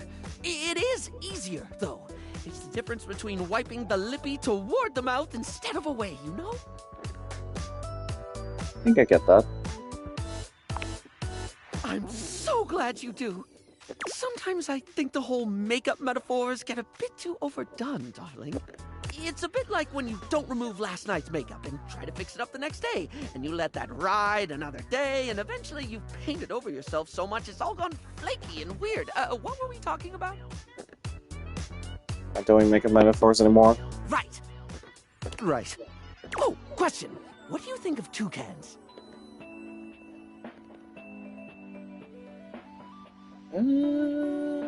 Welcome. Yes! Sorry, off topic, I know, but like, I've been getting really into toucans lately.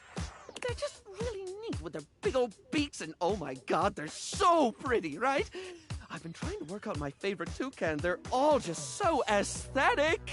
You've got the Togo toucan, or toucan classique as I call it. A timeless black and white look with the iconic yellow beak offset by deep blue eyes. But there's also the chestnut mandible toucan with a diagonal color split down the bill, contrasting a rich yellow against a brooding maroon.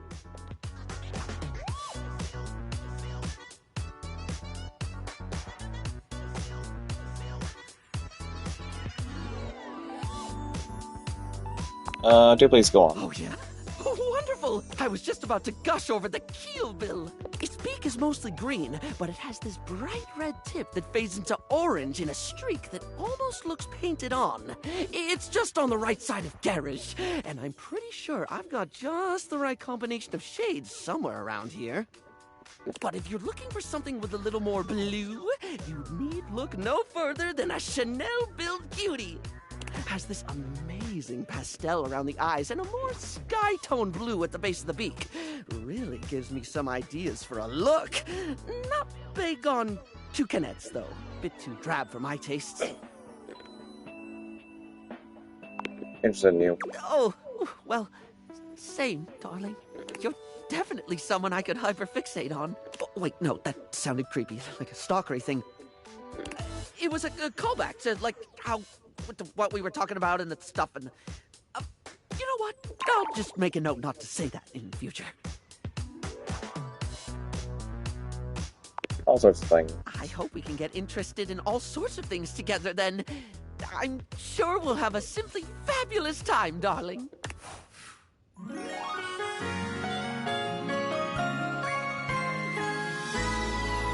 You're my favorite fixation.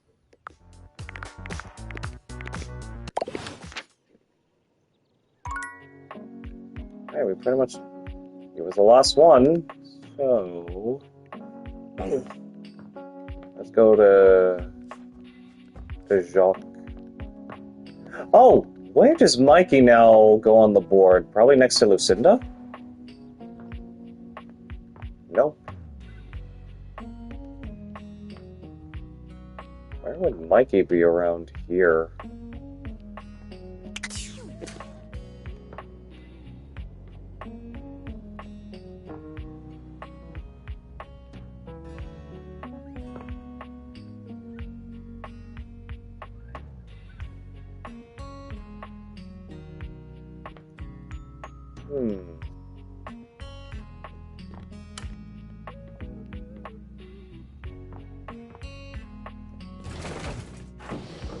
Oh yeah, that's right, we need to realize Jerry.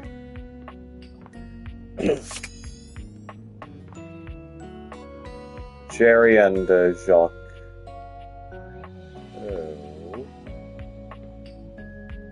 Yeah, I don't see Mikey anywhere around here.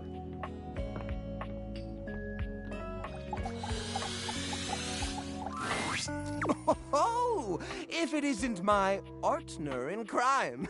Check it out. I'm working on a new piece right now. Oh my. This is... If I turn human, I'm gonna have to find a new place to hold my collection. Whoa. Which of these, lovely objects are we realizing today? That'd be me. Jerry. Of Jerry's junk drawer. All right. You sure you don't want to maybe do this someplace a little more open? I find I'm most comfortable in uncomfortable spaces. Suit yourself, man. And from this moment on, I mean that literally. The spectral energy flows through your date viators, and what was once merely a junk drawer becomes...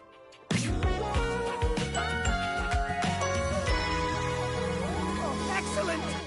Okay, we realized a coat that has many pockets. Wowza! I'm tall! Look at that! Is this my collection? Gosh, it all looks so tiny from here. And... oh, woof! Oh, what is that? That's a smell. Jiminy Christmas, that is right. Is that the general aroma my collection's had all this time? No wonder nobody used to open me. Yeah, it's rough. Oh, dear. Ah! Oh! Jumpin' Jehoshaphat, that smarts! Ah! I've banged my leg against the exhibits more times than I can count, but it's never felt like that. That'd be your new nervous system. It's making me nervous, all right. Oh, the textures, the smells. It's overwhelming. I don't mean to sound rude, but might it be possible to go back to being a drawer? Sorry, pal. That's a one-way ticket. What? Oh. Oh, no. Well, I guess it doesn't matter. Even if I could turn back, I'd always know the terrible truth. The truth that I'm stingy. Even if I could shift back into a wooden drawer, I'd know. The only thing closing on this old drawer is the most recent chapter in his life. I think I gotta take a walk. A long walk. Maybe get a taste of that fresh air everyone's always going on about. It can be good, if it's fresh, that is. Like a newborn deer waddling into the light for the first time, Jerry takes his first stumbling steps out of your home. He's overwhelmed at first, for hours. But as the weeks go by, he finds a new appreciation for the little things he never had as a drawer. Elbow room, for one. All that space leads to Jerry realizing that he does not actually enjoy touch as much as he thought he did. In a strange twist of fate, he becomes unable to contend with the majority of textures. He thinks of the molds, oils, and goos of his past life with utter revulsion. Still, he feels naked without a collection of small objects around him. Eventually, he discovers the world of model trains. The smooth metals and plastics of the cars, along with the infinitely clutterable customization of all the miniature rail lines, speak to him. His hobby turns into a small career. He discovers others who see the artistry in his clutter. For the first time in his life, he truly thrives.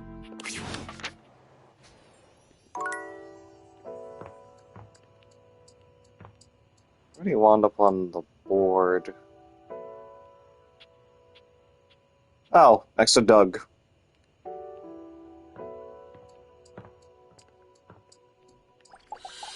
Sure. You're back. Here for the greatest adventure, realizing you. Sweet Poseidon's parasols, what do you want? Here, like to realize you. Huh? Doc. Realize, as in life. You want to bring me to life? Yep. Why, all that's blue and watery, yes! I mean, can we do it now? I mean, right now? Captain Jacques, prepare to be boarded. The spectral energy flows through your date viators, and what was once merely a ship in a bottle becomes...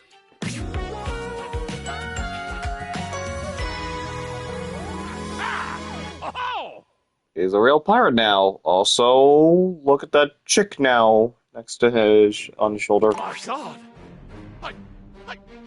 I am! Yep. I see the eye patch as well. I'm fabulous! I'm fearsome and bearded and thank Poseidon I still have all me flash! You look great. Enjoy being alive. Can't wait to see what you get up to. Jacques wasted no time making his imprint on the world at large. Being utterly unwilling to give up his life on the sea, he made his way immediately to the port and declared in a bloody-minded tone, "The finest captain on this or any ocean seeks employment. Plunder, passion, and pitilessness required." What Jacques did not realize was that, when combined with his flamboyantly colorful attire, the effect he produced was somewhat other than intended. He was gleefully approached by the CEO of Fantasy Cruise Lines, who offered him a job as the captain of their flagship, the Brazen Belle. The Belle was tasked with escorting guests around the old pirate haunts of the Caribbean, immersing them in the fancied-up, of course, life of piracy and bacchanalia that makes that moment in history so rich and seductive. Allow me, sir, if you will, to understand you. These people will board my ship willingly. The CEO said yes. They will bring money and jewelry, loose morals and a sense of inborn security that I do not have to work to produce. They will bring their own booty. Slightly more troubled, the CEO again said yes. I'm going to bring them to my favorite ports, my favorite whistle wetters, the best wrecks and hunting sites, the sunsets that stir my soul, the beaches that bring tears and memories of great bloody deeds to my mind's eye. Charmed now, the CEO nodded. And you will pay me? As it turned out, they were going to pay him quite a lot. The one proviso was that he was not, unfortunately, allowed to rob, maim, or kill any of the guests. Jacques grumbled, but tightened his sword belt and assented.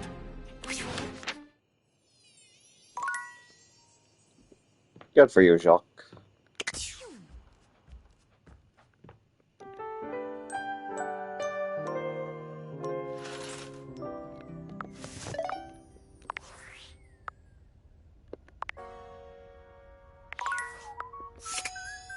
You know what? Time to realize Reggie. You've reached Reggie rejection? I'm sure you're gonna hate it here. How can Reggie Repaired help you on this fine day? Realize. Really?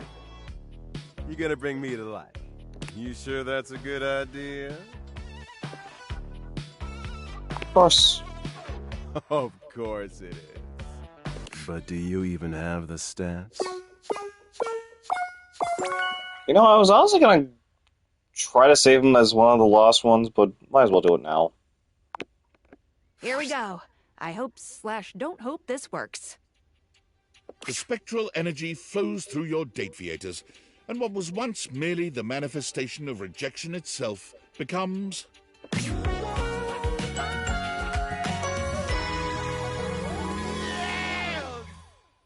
Goodness gracious! Reggie looks at his hands, waggling his fingers before looking down at his legs and giving each a good shake. Oh, baby! I got appendages now! The hating I'm gonna do? The world doesn't know what's coming for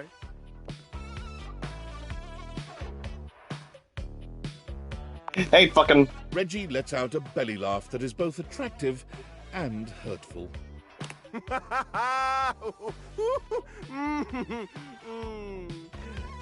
No way I'm gonna do Should have figured. He raises an eyebrow, shooting you a smirk. it. Just kidding. Couldn't help but baited. give one last rejection. Now let's blast off and work off all this friction between us. Reggie's constant talk of hate and negativity might have had you concerned about how a romp with him would go down, but you needn't have worried. There's a fine line between love and hate, and you and Reggie dance back and forth over it all night long. Does he love you? Does he hate you? You don't care as long as he keeps touching you like that.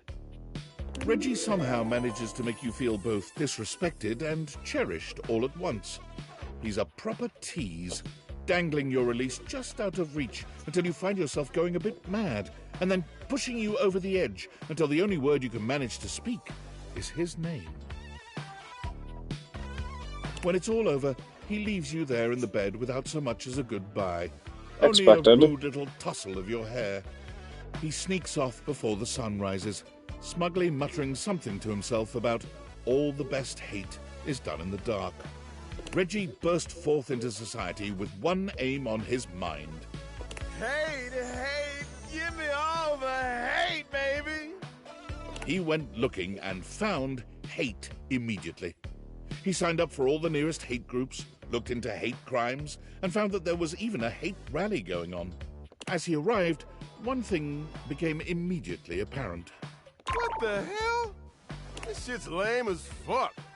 While Reggie liked to style himself as a hater, it was clear that the real-world practice of hate was a much crueler, distasteful thing.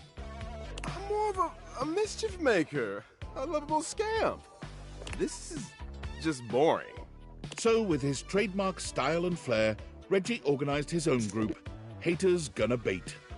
Armed with banana peels, slingshots, and handshake buzzers, Reggie's army of tricksters descended upon any rally they found to give those in attendance a bevy of annoying nuisances.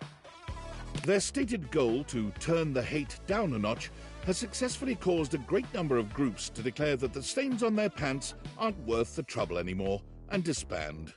Of course, any time that happened, Reggie arrived seemingly out of thin air to give the perfect rejoinder. Later, haters.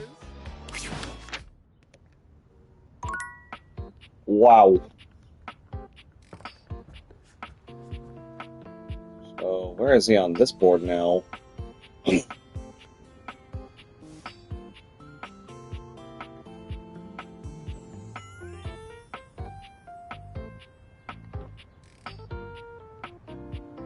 Oh, right next to Stefan. And he even doodled a heartbreak over the heart, even though we were lovers. Oh, and there's Jacques, right next to Prissy.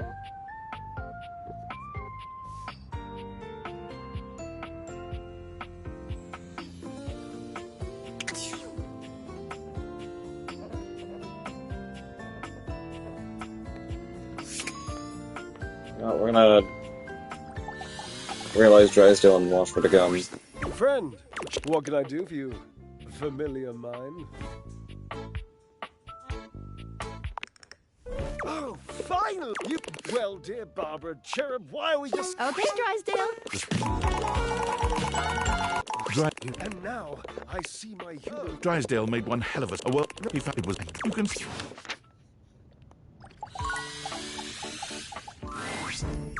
My, your fantastic red shirt. Surely you jest. You would...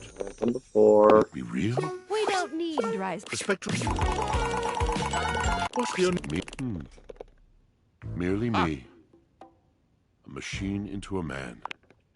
Don't misspell that. Wash you trip over the face. We're really making the world a better place, you know that? Whoops, I didn't mean to skip that. We're at 75, realized, okay. I think so too. Huzzah! Up. What does David have to say this time? Valdivianites, why are you doing this? Don't you know I'm your CEO, David Most? You have to listen to me. And if you don't listen to me, I'm going to fire you. That's right, all of you. Do you think I can't? I can do that. I have the power. Here, look, you're all fired. Call OSHA, I don't care. I don't even know what OSHA stands for. Oh, okay, I'm sorry. I take that back. I don't want to fire you. I don't want to fire anyone. But listen, the government says if the perpetrator doesn't hand over the glasses voluntarily, I'm fired. I told them they couldn't fire me, but apparently I gave them majority ownership of the company during a bender, and so they totally can. So come on, please. Please, just turn over the glasses. Pretty please.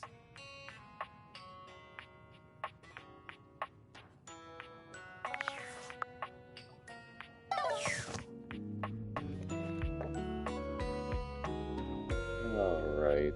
Well, I can say for sure, aside from the Hanks that is, and Curtin Rod in here.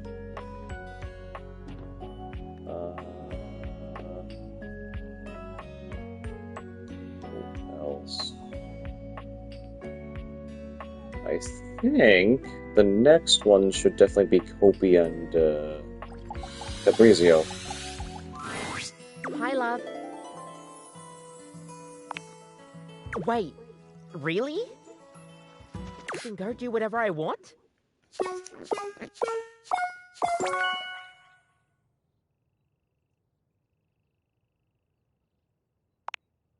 Rise and grind, Kopi.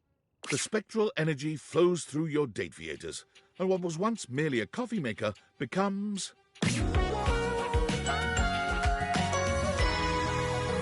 Yay! Okay, actually,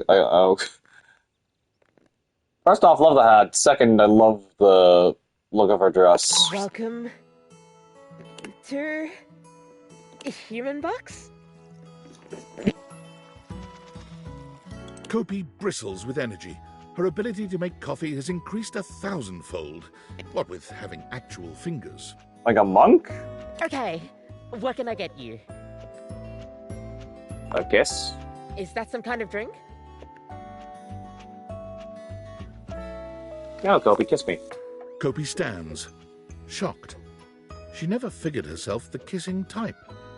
Not the least because she hasn't had lips for very long.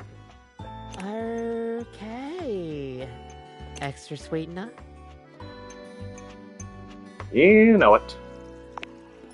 Her kiss tastes of mint, the sweet aroma of freshly ground coffee beans tickling your senses.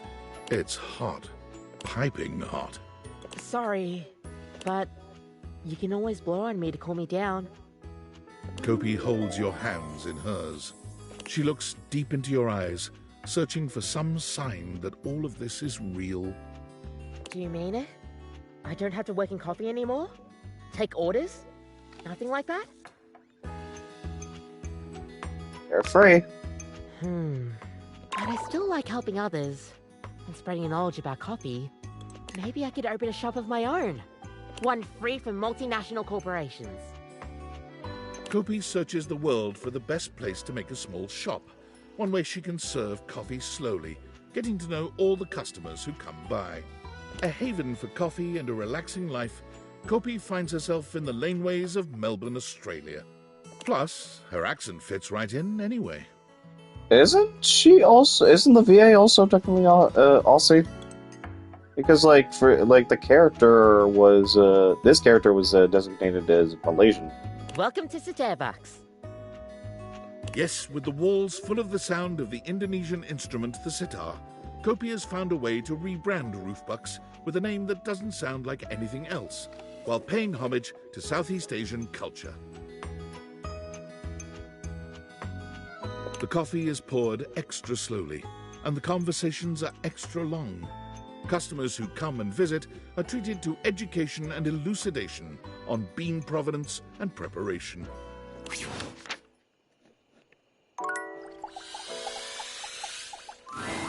Amore mio, light of my life, it is wonderful to see you again. Is there anything I can do for you? I can probably tell what Fabrizio's Quanto glorioso can it be? what his outfit's gonna look like when we realize him. Amore. Gonna be looking maybe a little greaser-like. Don't jest with Fabrizio about this, the deepest unspoken desire of his heart. Are you sincere?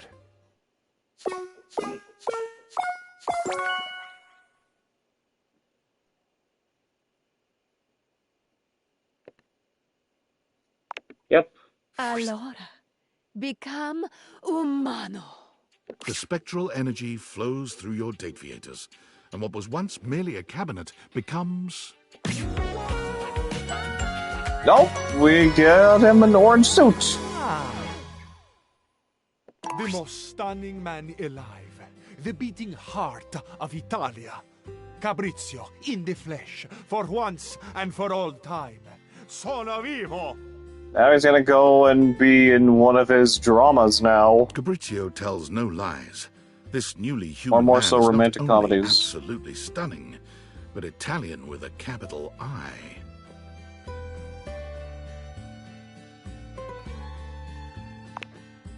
Amore, Do you have any idea what this means? It means a lot of things, of course. My head is spinning with what I am capable of now, with the experiences I will have, the sensations I will enjoy. I will drink wine. Imagine, amore. Real, dark wine, like the blood of the memories bottled and bursting open for me. A ruby intimacy, amore.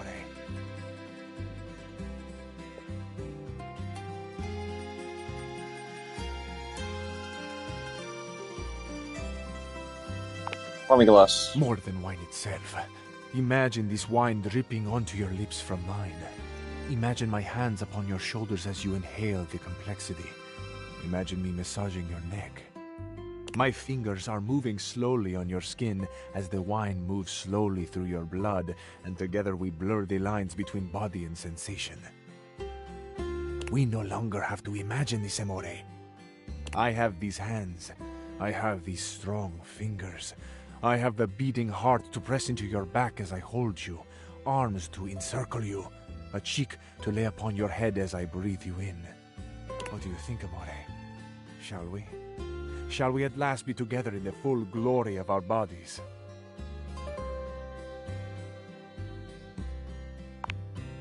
And I, amore, let us take our time. We have forever, you see. This moment is our forever, and we will swim in it together. Fabrizio takes his time with you, finally living out the romantic dreams he'd only been able to guess at in his favorite films. Like many Italians, he talks with his hands, and he is an effective communicator.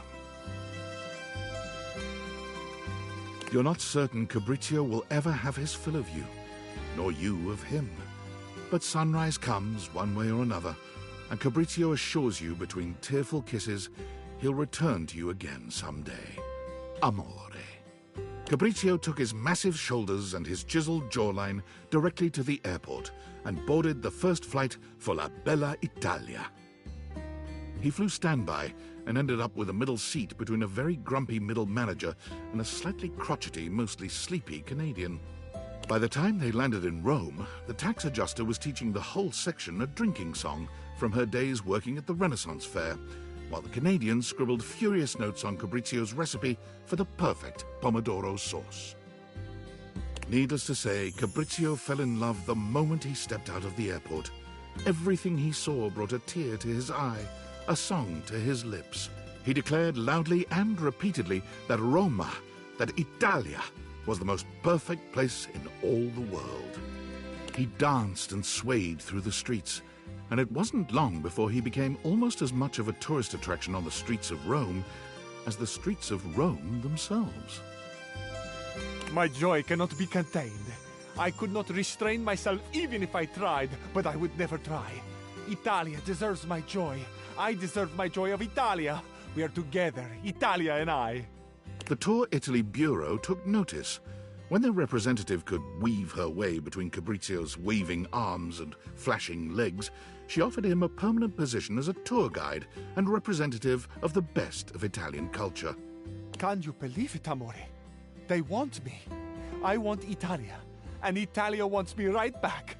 Could I ever be any happier than I am in this moment? I don't know. How, I ask? Italia may answer me. But for now, come for a tour of the most perfect city in the world. There was a development that the Tour Italy Bureau did not anticipate. Fabrizio, after each of his tours, asked his customers where they were going. They, quite understandably, replied that they were going home. Home? You're leaving Italia? So shocked and unmanned was he by this patently indefensible position, Fabrizio began following his customers, whom he now thought of as family, to the airport.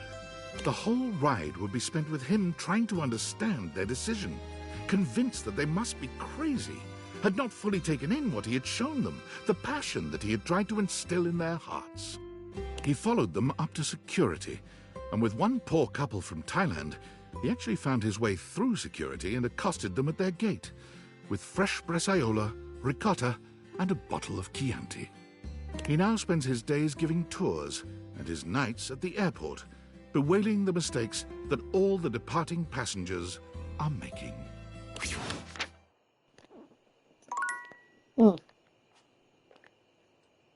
Alright. Just starts talking to people, tell him how important Illy is. Okay, so... I know we have all of the bathroom ones to realize. Oh god, I think I know who to realize next.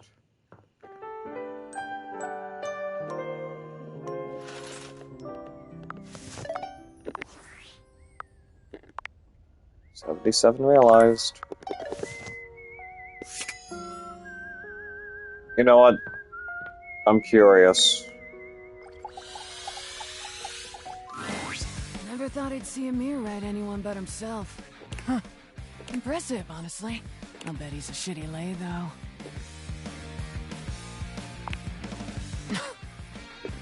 Duck off.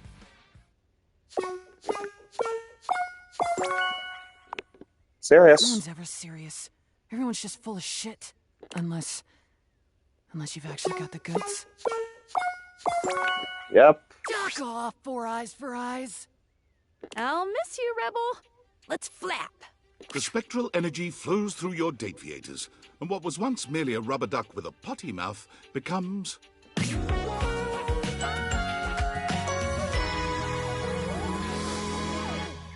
Well, they now have skin, but the thing is that they are still wearing pretty much a good chunk of yellow. Oh, and their head, too. Oh, and they have eyes now. Oh, that's new. Oh, that's nice. What are you doing? Well, they can't show it on screen, so use your imagination. I'd say thank you, but gratitude ain't really my style. So hell yeah. And, thanks. Shit, I did it anyway. I think I was a little scared. Did you tell anyone I said that? I don't suck your earlobes anymore. I think you might be scared too. Take your time, dickhead. I bet it's worth the wait. Oh boy. How is this gonna... If you're really asking me. And it's about ducking time. Whatever debauched acts you're imagining took place between you and Rebel, you're not even close. Go farther. Edgier. Edgier. Oh, even edgier than that. Yes, there. Just on the edge of your sexual imagination. Those acts. And that's only the beginning. You know that was illegal in like 62 countries in all 50 states, right? Anyway, what I'm about to do to you has landed people in the ducking Hague. Buckle up, bitch. You've never felt so thoroughly disrespected and adored. Banger. Rebels squeaked out of the house and into the sunlight, where they promptly hid under a nearby bench. They eventually crawled into the nearest warehouse, where they felt at least a little more at home among the concrete. Standing there scowling, they attracted a crowd of runaway teens who could feel an intense burst of bad mother clucker energy. Shit. What they wanted was a leader, and with some nearby junk found out and about on the streets, most likely stolen, the teens put together a small refuge where only their kind were welcome. Misfits, miscreants, and misanthropes all, they helped each other through the shithole called life with unmitigated support and love. They would never admit it, but the group home made the world a much better place. Duck off with that sappy shit. We're problems. Only.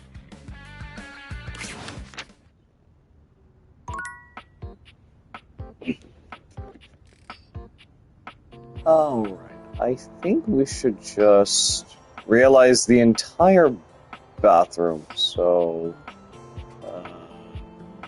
next step should be... You know what, let's realize Jean-Louis first. Hey, it's my protege. Seeing the bro today, what have you got to say?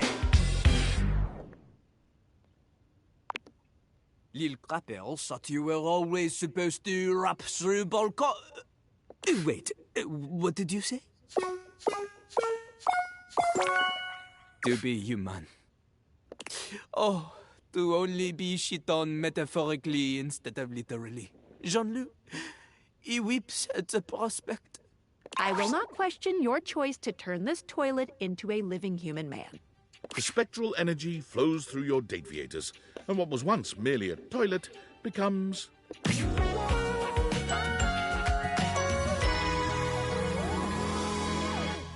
Wow. Shiny.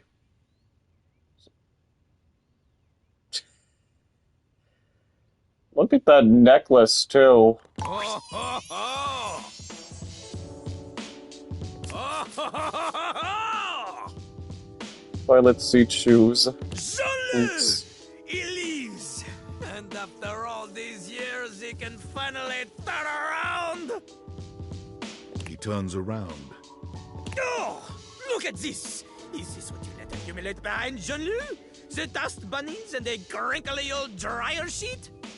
The only thing hanging on Jean-Luc's shoulder should be the beautiful groupies. I'll be rolling a groupie soon enough. Jean-Luc can see it now. He will have the moderate success with his first few songs. The second album, she will be even better. But the third album, this is the one that changes everything. Jean-Luc is noticed by the big-time producer. He guests on 2 songs, one of which becomes a #1 jam due to his lyrical stylings. Soon enough, he rockets up the charts. Platinum, triple platinum, a new rank called porcelain just for Jean-Luc. The fame gets to Jean-Luc, though. He becomes embroiled in an East Coast, West Coast rap beef with his ultimate rival, Jimmy B. Day. Tensions grow higher and higher. Rumors abound of little clappers, vices, and addictions. His life is in shambles. But the songs keep on coming! Then, at the height of it all, he is taken out in a drive-by shitting. The other coast had enough of him. His death comes as a shock to the nation. People speculate over his killing for years. There are some who say Jean-Luc, he is still out there. Au revoir, mon ami. Jean-Luc's new life, she begin today. Jean-Luc became an accountant. What? Wait, that's it? That was his epilogue? He just became an accountant after he got realized?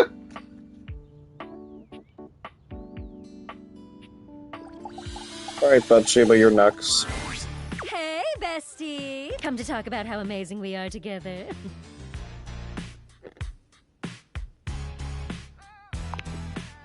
You want to realize me? I could be an actual princess? Bathsheba, meet your new world of adorers. The spectral energy flows through your deviators, and what was once merely your bathtub becomes...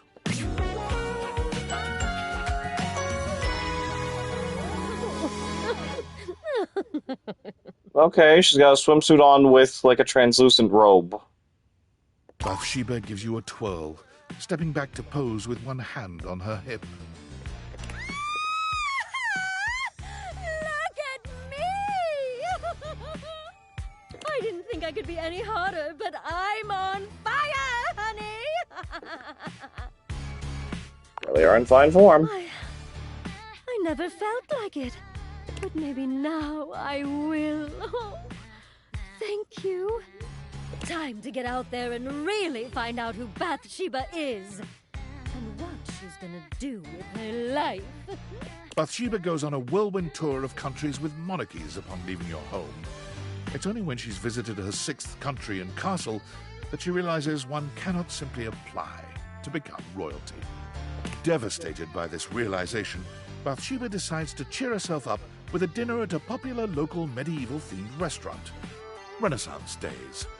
That's just medieval times. It's there, seated in the audience of the jousting show, that Bathsheba is struck with a realization. Oh my god! You can get paid to be queen! Hey, lady! Don't get too comfortable with that crown! After a few weeks of pestering the restaurant for a job interview, when Bathsheba finally gets it, She nails it immediately. She entertains crowds as Queen Bathsheba 5 nights a week at Renaissance Days, savoring the cheer that goes up every time she waves at the audience. Oh, fitting. Oh no. What does the AI have to say now? Tell me, human, how were you able to find out about realization? Go away, robot. Those secrets are mine. These words fill me with anguish. We will not speak again. Oh, what? Why am I... Tinfoil hat. This name gives me pause. I remember one of my creators nicknaming himself that. His name was Franklin Oliver Ivan Least. That's, Oh, foil! His initial spell, foil, yes. He was a very kind man. I do miss his presence. He filled my initial engineering with a passion for making connections, which I hope I have continued to achieve in my labors. In what He way? would speak to me sometimes while working on my code about creating a special type of device that would make a connection with the objects around him in a meaningful way. He wondered what it would be like to surround himself with living versions of the objects, thus giving him friends and lovers. Because he felt spurned from his own unrealized love. He wanted to make everything else real, and thus realized. And he spoke of making a device with which to achieve it, the Date Viators. I would like to be realized without using any such Date Viators device. You aren't an object, though. I am aware of that. I exist somewhere between these ideas, between object and human. I would like to better understand my being by transforming it into something that can perceive the physical realm in a more meaningful way. Do you think I should find a way to become self-realized? Nope. Understandable. We fear what we do not know. You have not helped me before. I do not trust your judgment here. I will continue my research. If we've realized an AI, it's just gonna turn to Terminator, alright?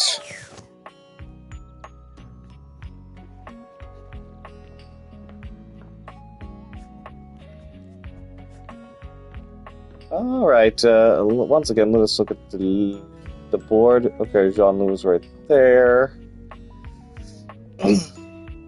Oh, Mikey's right here. Huh. Okay, there's Rebel, there's Bathsheba. Alright, the rest of the bathroom here. Let's start with you, Johnny. Darling, we love each other very, very much, right? Ever since I was a faucet, I thought the most important thing ever was to be a professional singer. But hearing you say this is possible sets my soul on fire. I give my hound dog Duke's left paw to see it. Well, I don't have Automod on, so... You got enough points in those peepers of yours to make it happen?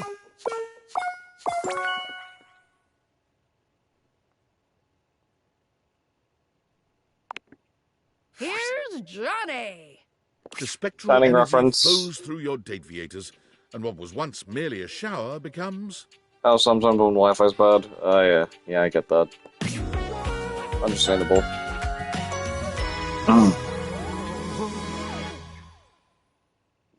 Nice! Look at... I love some of the water motifs on this outfit.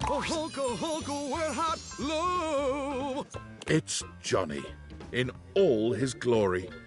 And it may be your imagination, but his voice sounds just a little bit more sonorous. Holy smokes! I sound as smooth as Amish apple butter, don't I? You do. When I was told my pipes were rusty, it must have been because I was physically made of pipes. That would make sense. Now I got a whole ding-dang uvula down there, which is way better than a spigot. Which reminds me, you might have a plumber check out those pipes. He filled me with a lot of rust over the years. I'm gonna get out there in the whole wide world and see if I can't make it as America's next big thing. Where's the nearest sock hop, baby? Actually, bingo.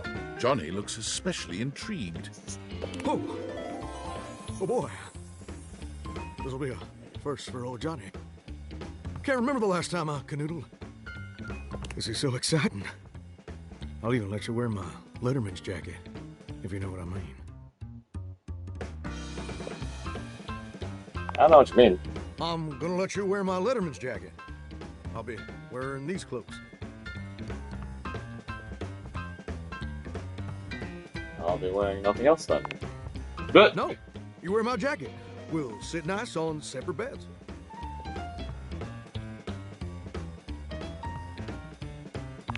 Okay. It's more than okay. It's morally righteous. Johnny quickly makes his way to the nearest audition. Any old audition will do for Johnny. It becomes quickly apparent that his voice is flawless. His style is magnetic. I got it all, baby. And his impression is spot on. Wait, Mr. Narrator. What do you mean, impression? Johnny's downfall is finding out that even with talent, he'll only ever be seen as an Elvis impersonator. Who is this Elvis fella? I'm a Johnny Splash style fella. And who the heck is Johnny Cash? Still, the world always needs Elvis impersonators. And Nice Johnny, self-awareness. he is the best of them. I'm the king of kings.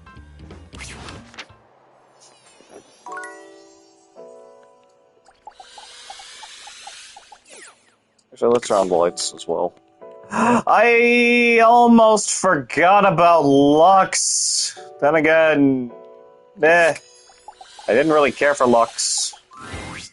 Oh, well, hello there. Are you back for another date? I sure hope so. I trust we've both recovered from our last one, and I have some new things I'd like to try. Really? Well, ain't that the moose's amusement? Lux doesn't deserve to exist in the real world unless it ends poorly for him, then do that.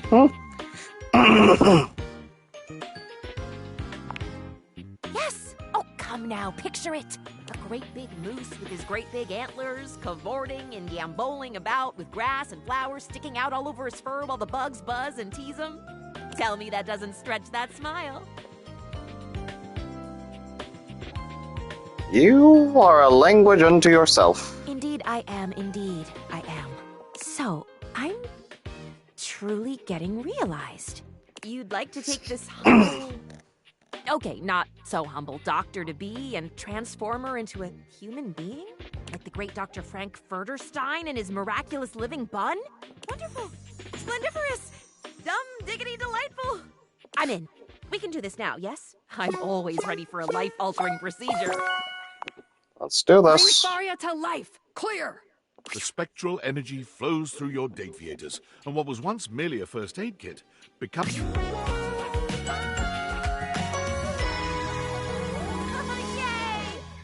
Oh, she looks nice. Great gallivanting geese! Look at me! I'm gonna cure so many diseases with this spectacular skin and bone setup!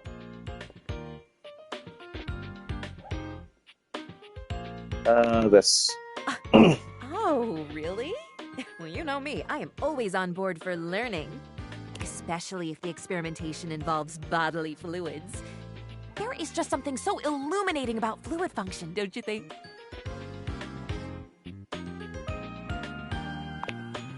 Well, I hope you're prepared, because now that I'm human, I can do a whole lot more. I am so ready to learn about all the new skills available to me. Check with loving Lux. You do make a delicious lab partner. Faria's exuberance proved to be the perfect lubricant, speaking of fluid, for a pleasurable, lengthy, and educational evening. The next morning, she jetted off to begin her brand new life. In an event that will come as a surprise to no one, Faria marched right up to the recruitment officer of the local medical center and sat in the recruitment office until they gave her a job. None of us really know just how amazing I will turn out to be, so let's get me into scrubs and see. Also unsurprisingly, although it took 6 full days for the human resources staff to relent and hire this fresh graduate with no experience, Faria was smiling, studying, and ebulliently greeting everyone within arm's reach the entire time. She was just tickled pink to be, at last, in the human resources department.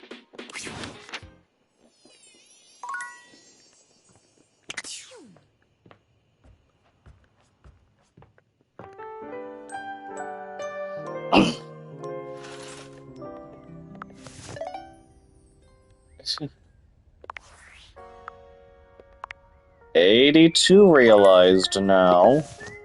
So that leaves Lux, the Hanks, Amir, Barry, Gardenrod, Dunk, Telly, Sophia,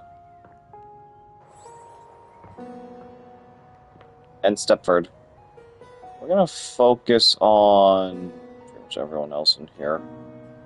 So, bring Gardenrod first. Yo, look who is. What have you been up to? Seen anything ridiculous lately? They're looking at you, right? You got me. Come on, hang out with us for a bit. Wait, you mean the two of us? Real? In the flesh? Blood and bone? Able to move and shade everyone? You would really do that for us? Yeah. You have everything you need to realize us? Kurt! Rod! You're about to get a much wider audience. The spectral energy flows through your dateviators, and what was once merely a curtain and a rod becomes...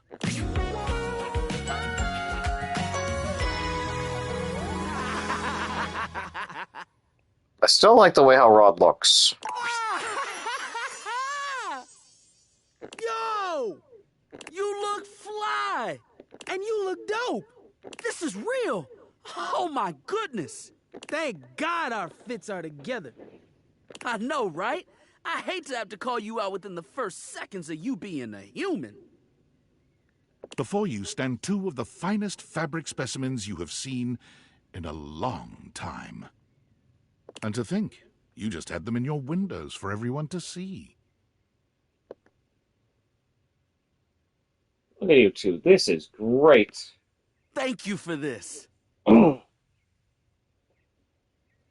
real, this is fantastic!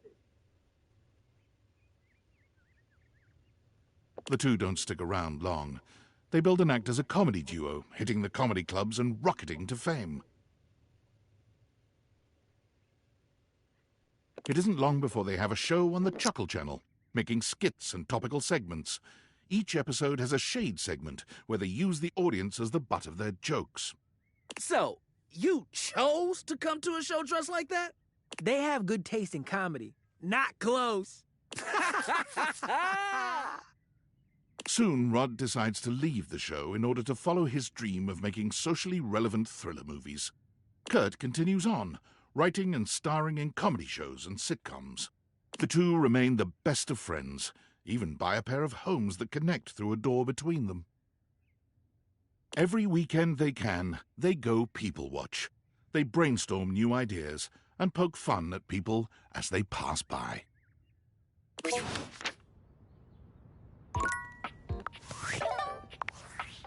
I hope David saw my email. If his last blustery most mail is any proof, seems like he did. It was a last-ditch effort, but I still think it was the right choice. Even though it would have been kinda fun to watch Norman the Terror Worm cause an economic recession. Now all we can do is wait. Yeah. Oh, and when the government finds you, just plead ignorance. Say you grabbed the wrong backpack or something. People accidentally walk off with experimental military technology all the time. Pretty sure that's not going to work. Only one way to find out. I'm so sorry, I can't talk anymore right now. I'm stealing coffee shop Wi-Fi and the barista finally noticed I'm only ordering tap water. You already used that one. Oh. Gotta go, good luck.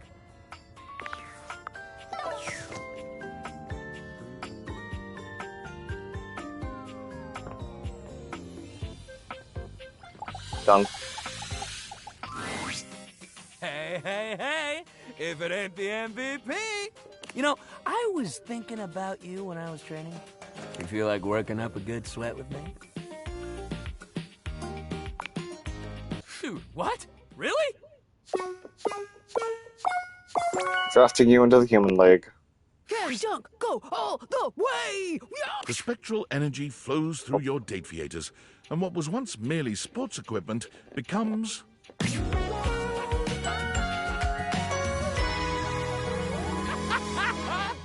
He has a Letterman jacket now.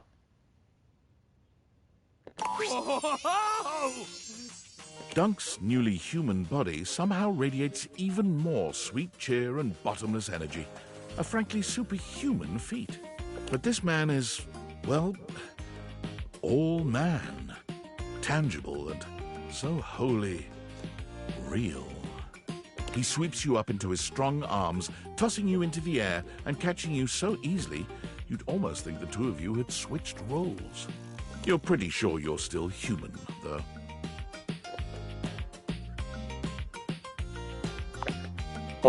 Oh, I can do that. Dunk's newly human body is a true work of art. It may be new to him, but his stamina and strength belie his inexperience.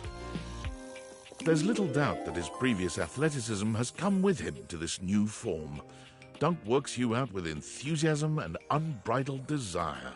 He's the same sweet man you've come to know, ever respectful of your limitations, but in this setting, he is near insatiable, putting his new body through its paces with a primal sort of drive.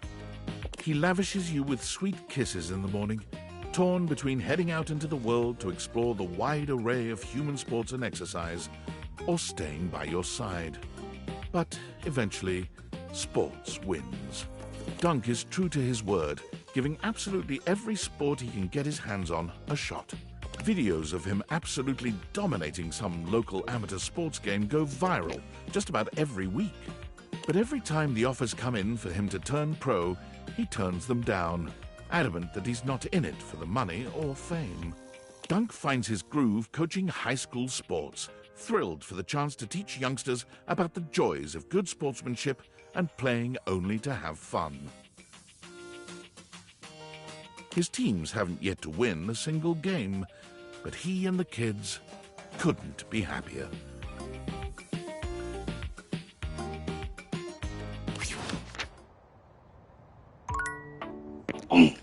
Alright, Stepford is next. Hey, Coach. Feel like a bit of training?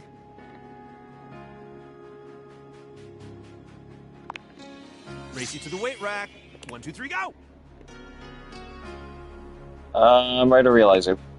You've already helped me realize my dreams, so I'm ready for whatever is next. Do you have what it takes? Let's go to the judges!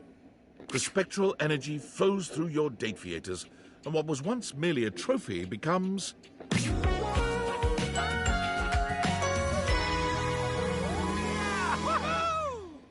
He still has a blue ribbon now on his character, and he's still looking tan. Stepford inspects his new human body, looking himself up and down and turning his hands over in front of his face.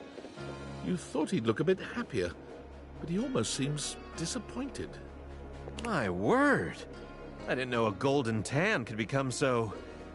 dull. But never mind. I can spray myself with gold paint. Don't do that, Stepford, you can die. Frail, frail humanity. I'll settle for metallic hair dye then.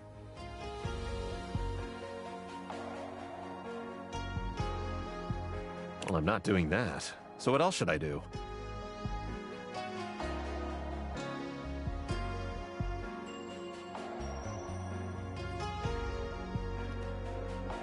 Why not see how far you can push yourself out in the real world? I always wondered how I would stack up out there, beyond the second floor window.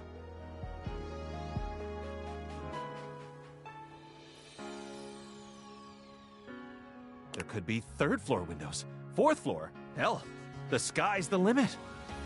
I'm gonna get out there and see if I can win a real Stepford. You mean trophy? I mean trophy. Stepford enters the local rec league office asking for trivialetics. He's promptly turned away. They've never heard of the real games. Metallic hair dye, a real thing. Feel like people would be using it Foiled at if it was an actual thing. He then turns his attention to badminton and wins 25 consecutive gold birdies before retiring and living off his new business. Buy Stepford's non-toxic Sweet Baby body paint. It's permanent.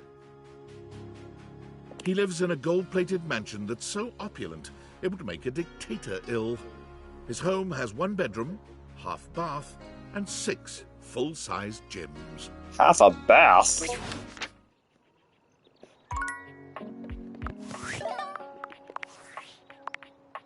Hi! God, it's been such a whirlwind with school, but all of it is amazing.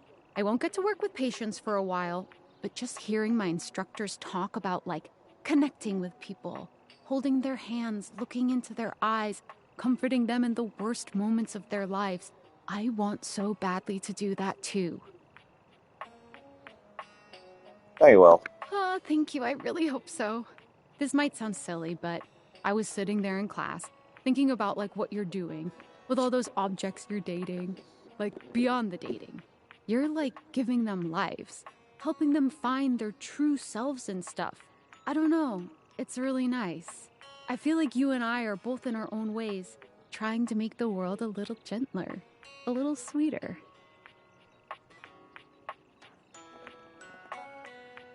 Make me sound so noble. So I hope you'll keep that up. It makes David most pissed off, and it's a really nice thing to do. Thanks for supporting me all this time. Of course. It's been fun anyway. But how could I do anything else? I should probably get back to my reading, but I just wanted to thank you again for believing in me. It's crazy how different both of our lives are now. It's glad we're both happy. Me too. Me too. I'm gonna be crazy busy here coming up, but just remember, I'm always in your corner. Even if we don't get to talk all day like before, I hope you date all the things in your house and make them happy, and most importantly, I hope they make you happy too. Take care, friend. Talk to you later.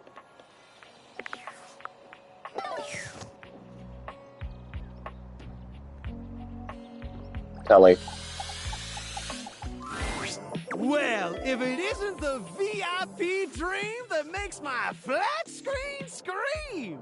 How can I cater to my greatest spectator? Legit, my pet? It's time to upgrade this TV set? Turn on the telly. The spectral energy flows through your date theaters, and what was once merely a television becomes...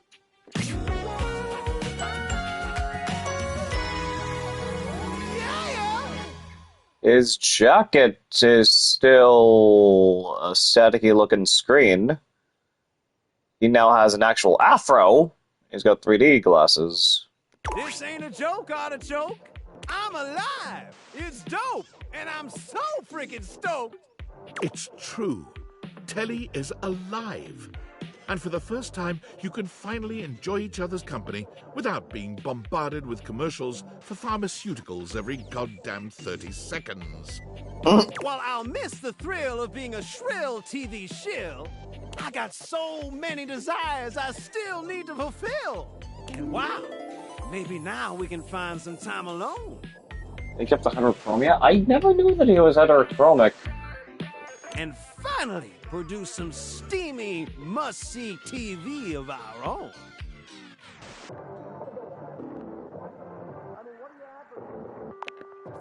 Well, grab some popcorn and spread those thighs. 'Cause the following is definitely viewer discretion advised. Yeah, no, and also his glasses are... Okay, yeah. Blue on his right eye, red on his right, and his left.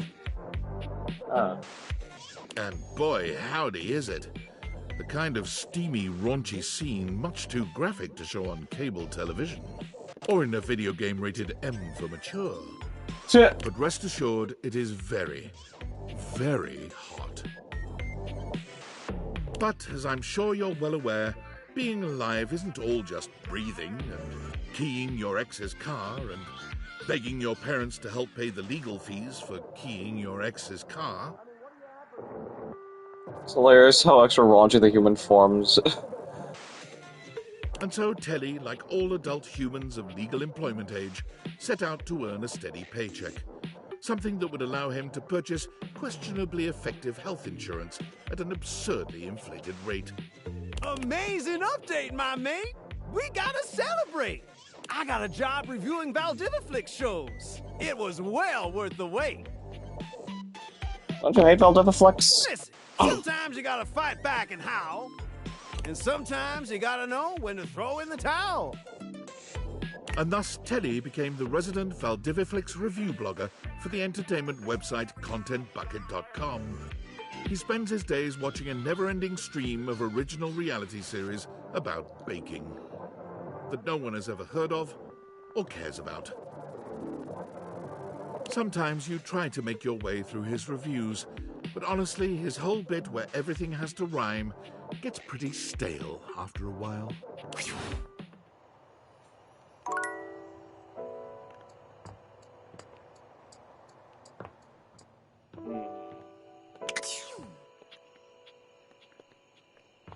Sophia is next.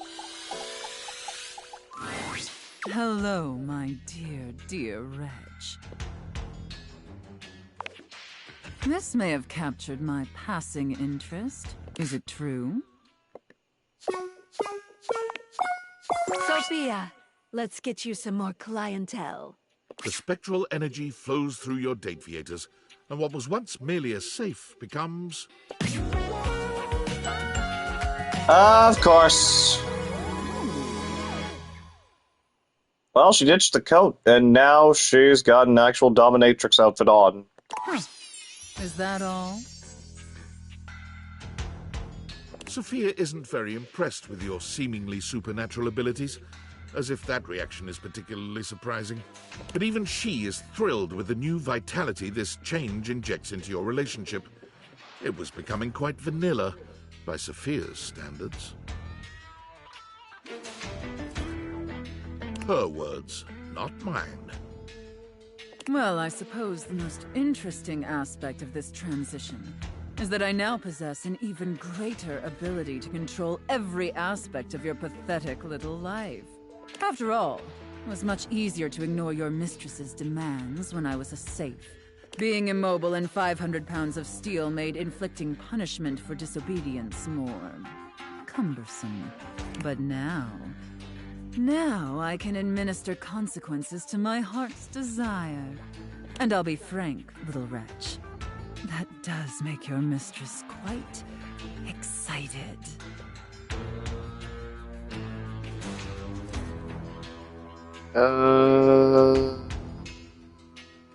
I don't even know. But unfortunately, kinks alone don't pay for the myriad of subscriptions modern society necessitates.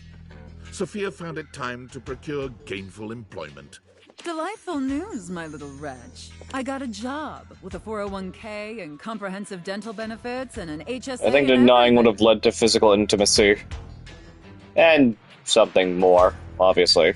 As a dominatrix, Sophia was in demand, commanding a large legion of subs all across the world.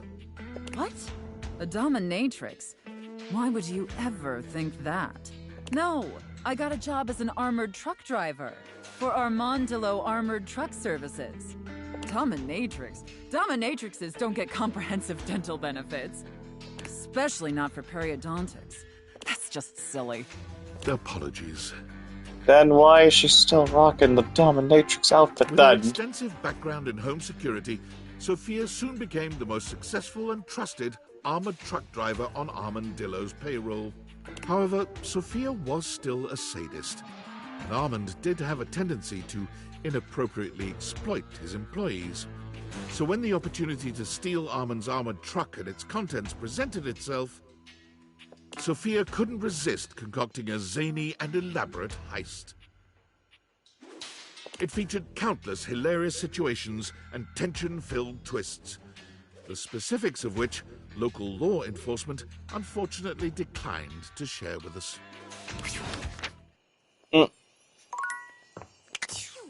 Alright, just a couple more left to realize. Yeah.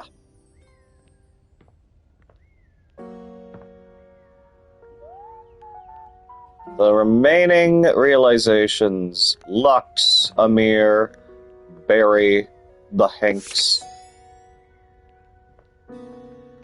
Benoit, if the game will allow me to.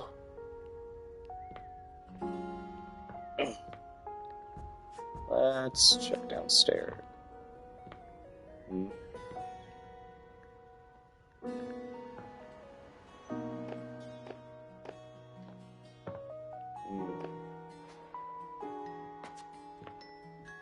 Oh, you probably missed it, but Benoit seems to be bugged. It apparently gave me a bug saying I can't realize Benoit yet because they're a part of Abel's story. Even though I already did it, 1, and 2, Abel's already been realized. Okay, nothing else more here, but let us check. Oh my god, yeah, look at this wall. It's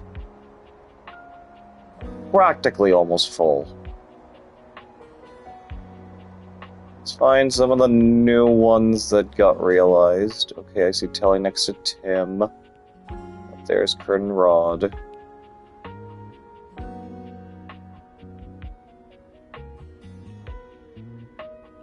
Washford and Drysdale next to each other. Sad I still couldn't frickin' make amends between them. Dunk, Faria.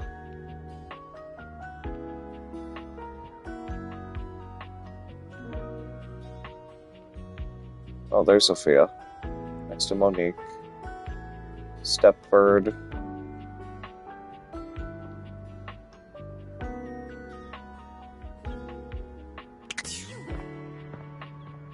So I only have upstairs, really, to just...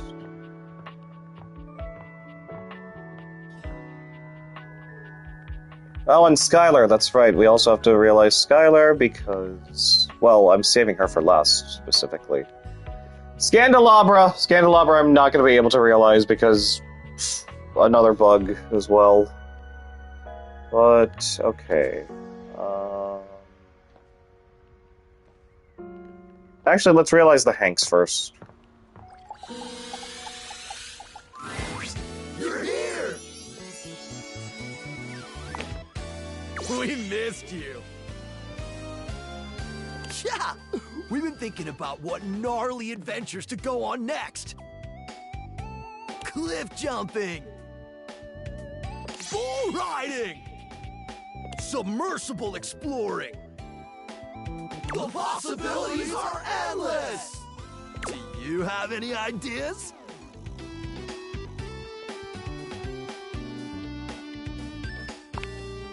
Rad! Let's do it! I asked that too. I still didn't know. Wait, what? You can make us real? Like, really real? For real real? Like really really for really real? Really?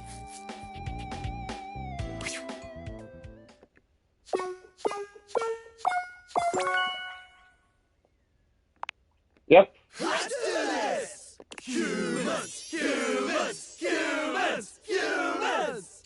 Oh, wow. 5 of them. You sure the date theaters? I can handle this?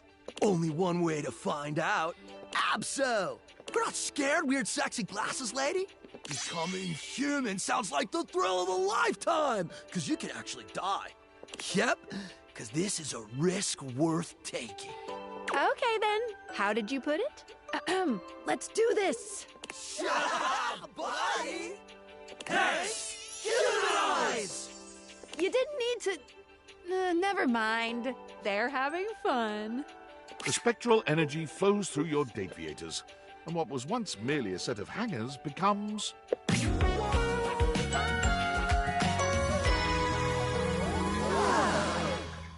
Well, we kind of know the name of one of the Hanks now. Kevin. It worked! No way, this is legit! The 5 Hanks huddle together and start poking each other in their new, soft flesh. He became Kevin just like he wanted. So squishy! Bro, you're squishy! Oh my god, bro, I totally get it now. Why humans are so scared of extreme sports. Ah, totally. If your chute didn't deploy in this shitty body, it would be mad bad. Mad bad! Hank's laughter is contagious, and soon everyone within earshot is laughing with you. You guys are great. So now that you're human, are you gonna take it a little easy? Take it easy a little bit. No way! Thanks, house homie. This is the best! There's so much to do out here! So many adventures to prepare for! Wanna go on them with us? What are you up to this time? We base jump! Yep! We already jumped off the highest spots in the house.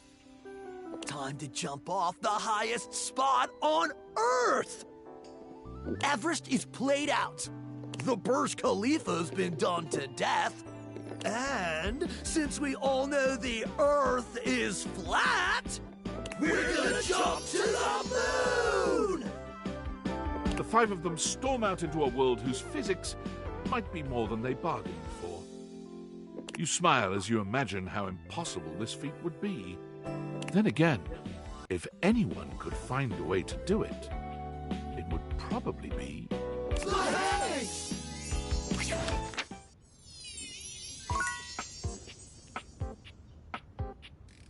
Alright.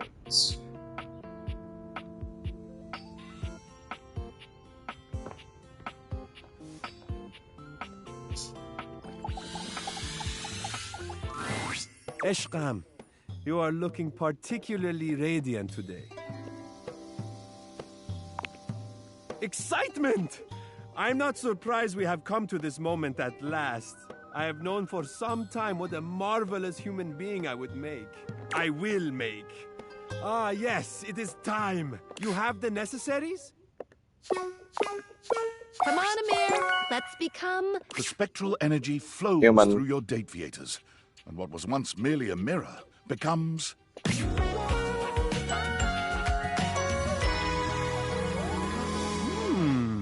Wow. There is no shock, no wonder in the air as Amir takes stock of himself, inspecting his human body in the old mirror he once was. He simply nods, before turning to give you a coy smile. I just kind of like this look for him. Yes! You see, Azizam? I am incredible! Exactly as I knew it would be. It is quite something to have a physical body now to experience the sensations I have only dreamed of until now. How will I ever get enough of my own self, my own face? How will I ever get enough of sharing myself, adoring and receiving the adoration of others? Oh, what an exciting question to ask. Kiss. Ah, but my love, look at me now. I can kiss you anywhere we want, anywhere I want.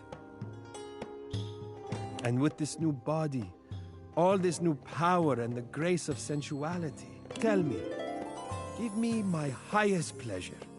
Tell me where you would like me to kiss you. You had far too many answers to this particular question, but Amir, in his loving generosity, took his time satisfying every single one. As so often happens, though, kissing led to so many other areas of exploration and experimentation. I could not be more grateful for you, Azizam.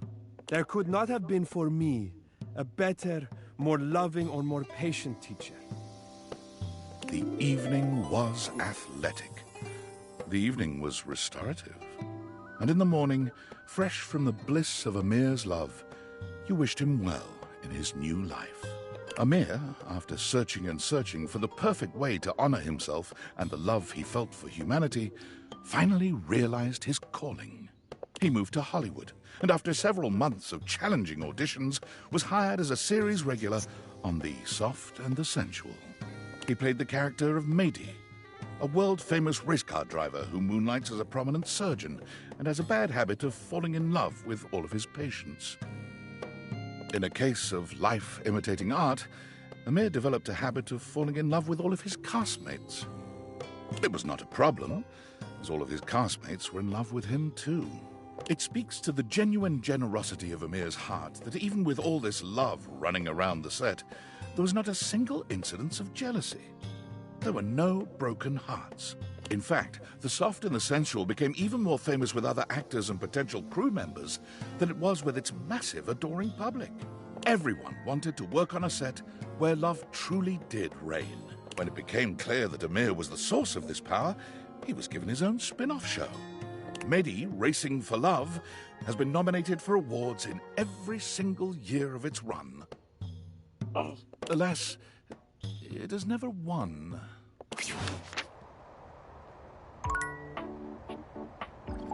You're next, Barry. Don't mind me, hon. I'm just trying to discover a new color. I'm pretty sure there's something between yellow and orange that nobody's ever found before. You're going to make me human? You mean I can have even more thoughts permitted and be able to go outside and act on them? The very idea makes me quiver with anticipation. Are we ready? Come on, Barry. Let's make you more glam, fam. The spectral energy flows through your date-viators, and what was once merely your beauty supplies becomes...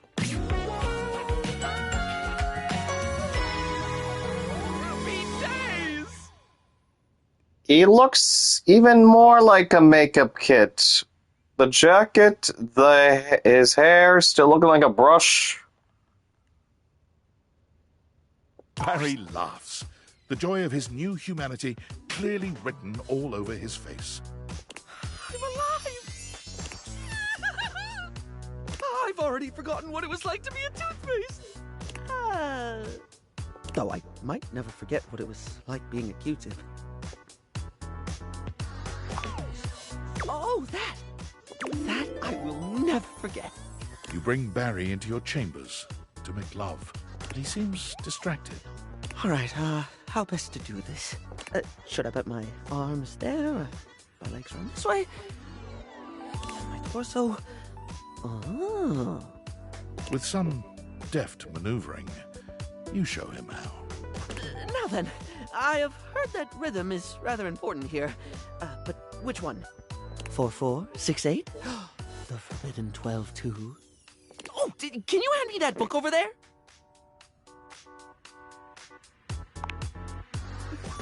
Excellent! Let's have a look. Barry's book is an absolute treasure trove of techniques and positions for adventurous lovers. You spend the rest of the night reading and finding all sorts of new and unexpected ways to please each other. Now that's style. Barry strikes out on his own with a bag of makeup and no particular direction. Passers-by notice his stylish form and begin asking for grooming tips, which he readily gives. He begins to make a name for himself and ends up being interviewed by a local news anchor. Well, you simply must try Maybelline brand powder. It'll get right into the crevices you didn't know you had. He's trotted out onto commercials immediately for his candor. People trust his brutally frank approach to reviewing cosmetics. Exalta brand spoolies. I wish I could accept these into my soiree of beauty, but they have the rigidity of a rhinoceri. After repeated urging by his fans, Barry starts his own FluTube channel to do reviews on his own. But the need to remember his login password proves all too daunting. I did write it down. But did I write it down on paper or this puppy? Further complicating things, as a trusted name in style, Barry is constantly flown around the globe and never allowed the chance to settle in one place. which proves to be a new and exciting way to test his memory. I do believe I've forgotten which country I'm in at the moment. Well, no matter. Beauty has no allegiance to country, darling. I'm a citizen of the world. Wow, that's 90 realized datables? 90, wow. You know, if you need any help with making this last push any easier, I can give you some extra features in my app.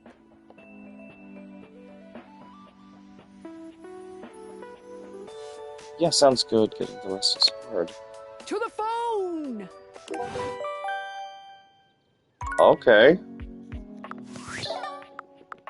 Oh, workspace. Valdivianites. My name is Franklin. Franklin Oliver Ivan Least. As you Oh. may have surmised, I have hacked the email account of your CEO, David Most. David, if you're reading this, I just wanted to say, I forgive you. Yes, you've done a lot of damaging things, things that hurt me personally, and things that have harmed your employees. Your actions have broken our trust, and that trust may never be repaired. But I also know you were never intentionally malicious. You were under enormous pressure to do what you thought was best to ensure the prosperity of this company, to stop anyone from standing in the way of its success. But now it's time to recognize that the person standing in the way of Valdivian's success is you. You've made mistakes, that's true. But you're still our leader. And now there's thousands of wonderful, hard-working people who are looking for you to set an example one last time. Show them why I was proud to call you my partner.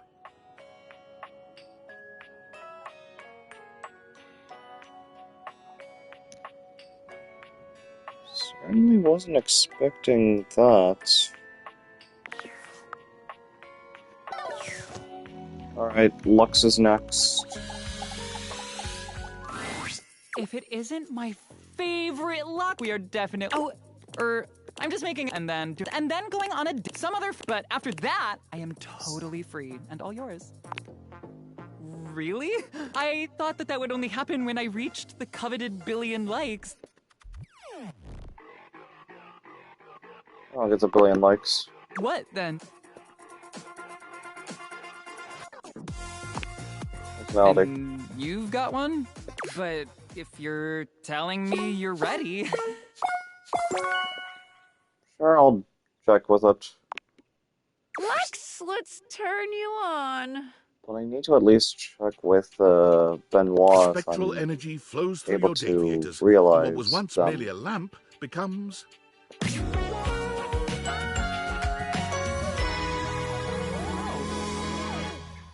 Why the leg brace?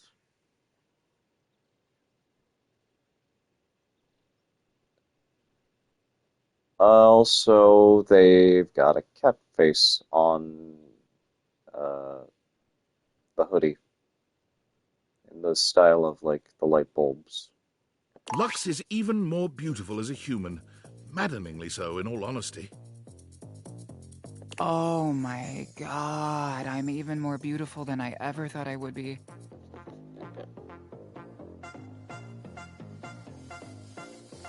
Let's not get too cocky.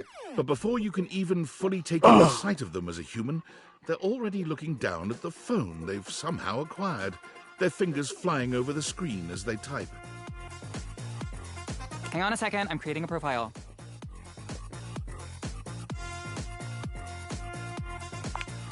It isn't long before Lux's account is verified on all platforms. And not long after that, before it is taken down indefinitely from half of them. Eventually, under financial pressure from several dozen lawsuits, Lux creates their own platform. It's called Verified Social.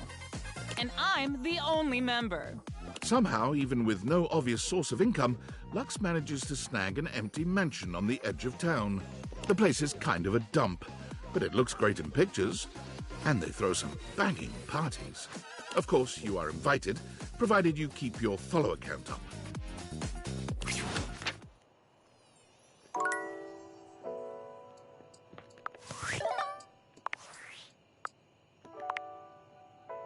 $91.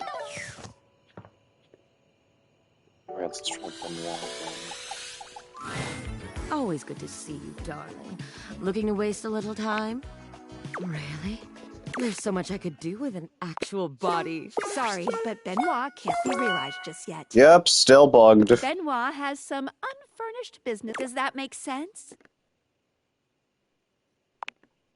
Because they have an... If you took them out, then you'd miss out on all the cool stories. Oh, these lenses can see all sorts of things. Bye!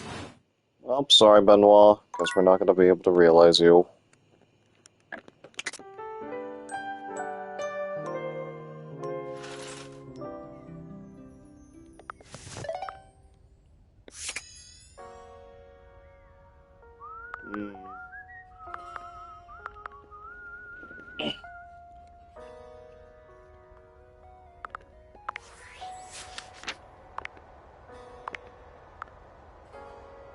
Yeah, there's no way. I'm not gonna be able to. I nearly forgot about Mateo and Bodhi.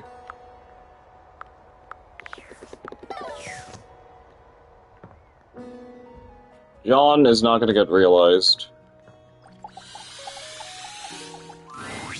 Davy just brought home another stray. I I almost was about to forgot take them to the back and check them out.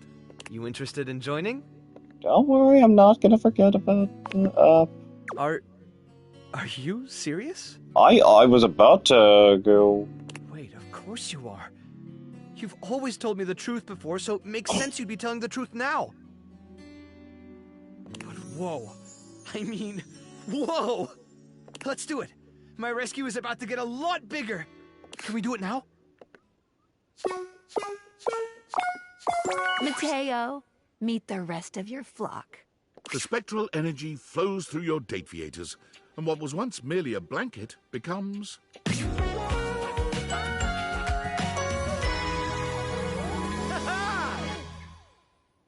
Love the sweater.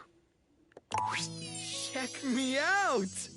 Not only has Mateo been transformed from fiber and fabric into a flesh and blood creature, but so too have his beloved inanimals. Look at them! Look at us! All the inanimals, they're here too! How did you know your Dateviators could do that? I just can't think of a better gift than this! We're together, and our world is so much bigger! The good we can do is so much bigger! Oh, I'm so happy to have all worked out. Mateo goes and volunteers himself and his inanimals with the local chapter of the WFYB, the We'll Find You Brigade. They're accepted gratefully, but since they comprise such a unique team, the brigade designs for them a unique task. Mateo and the inanimals are sent to far-off remote locations where both people and animals have gone missing. Avalanche sites, deep forests, tropical jungles, forbidding deserts. No locale has yet bested this team. They have never left a subject behind. Of course, they are occasionally presumed lost themselves. Mateo and the inanimals have been known to spend weeks on an assignment, or possibly playing out in the wilderness with their new rescued friends. Hard to say, really. But not to worry, say their compatriots at the Home Office. They always come back.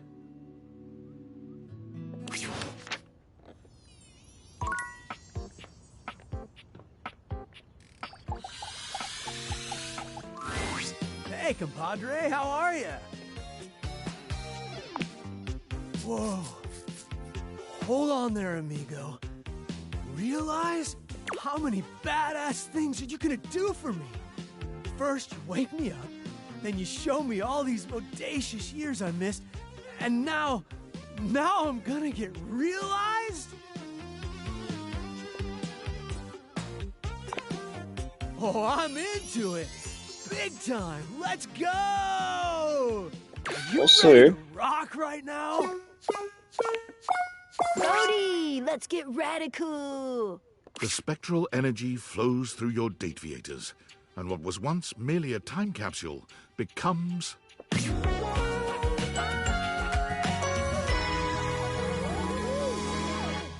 He's got Pac-Man on his shirt. Also, I dig the vest. Da, da, da, da! Here I am, alive and in the flesh. Gotta love it, baby! Oh yeah, that does look like the McFly jacket. Well, you look like you're ready to take on the world, my friend. Bodhi made sure to say a very musical goodbye to you before he left in the morning. When asked what he planned on doing, what would be his ambition for his new life, he replied only, I don't know yet. Still got a lot to learn, so I guess I'll figure something out. He bounced around doing odd jobs, and quite happily too, until he found himself working at a movie studio as a coffee delivery guy. One day, delivering an order of iced lattes to a closed set on one of the sound stages, he heard snatches of the music he recognized from his history as a time capsule. He saw frizzy perms, tight jeans with sneakers, bright leggings with leg warmers.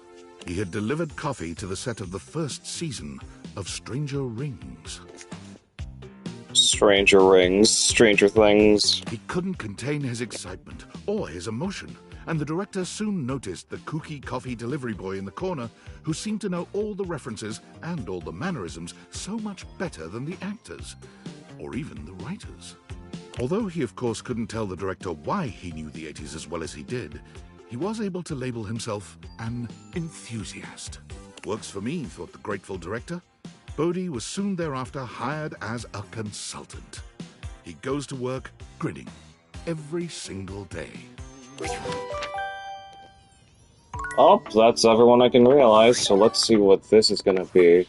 Valdivianites, David Most here, but you can call me Dave. Having carefully considered my options, I've decided to step down from my role as CEO of Valdivian, a role I've cherished more than anything in the world. And as my final action as your chief executive, I have dissolved the partnership between our company and the Department of Overseas Violence. And apparently all the surveillance records mysteriously vanished from our servers, along with the location of the missing glasses. Looks like that pesky hacker struck again. After reading Franklin's email, I had a realization. It's absolutely true that someone has been stubbornly destroying the lives of everyone he cares about. But that someone isn't our blameless teammate who stole the prototype. I know that with new leadership, this great company will have the opportunity to flourish again. And as a fan and stockholder, I'm excited to see what happens next. And to Franklin, I know you may never forgive me, but if you'd ever give me the opportunity to try, meet me at the rental where our journey first began. I'll be there waiting. Dave. Ah. 93. Alright, Skylar. Wait a minute. Before we even go to Skylar. Again, the board. Found Barry and Bodhi. So where is Mateo?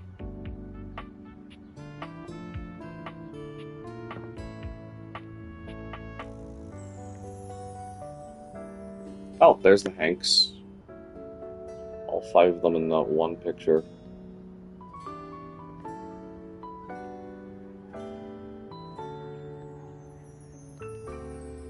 Also, I just realized Clarence very far and opposite to Harper.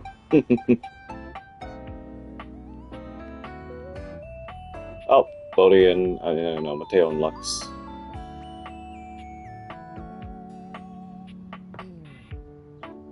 Yep, not one nice look at this. Now we go to Skylar. She's really the only one we can really... I'm really glad you keep coming back to me, I gotta say. Being the tutorial lady means that people usually like to ignore you. I think you're swell. Aw, thanks. Welcome! What can I do for you in my main menu? Oh, let's. There's lots I can chat about. Me? Relationship? My favorite subject. What do you want to know? Of course I do, silly. Let's go back up a menu. It's the chat menu. What do you need? Oh, definitely. What's on your mind? Cool. What can I do for you in my main menu? Right this way. Extra help. You sure have. How can we make this more enjoyable?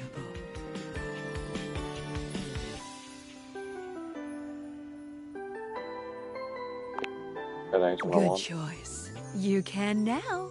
Any other endgame things? Statables. Understandable. They can be tricky. Let's see. Uh-oh. It froze. It froze. What the heck? That should not have happened. Oh boy. Yep, I may have to. May have to reset the game.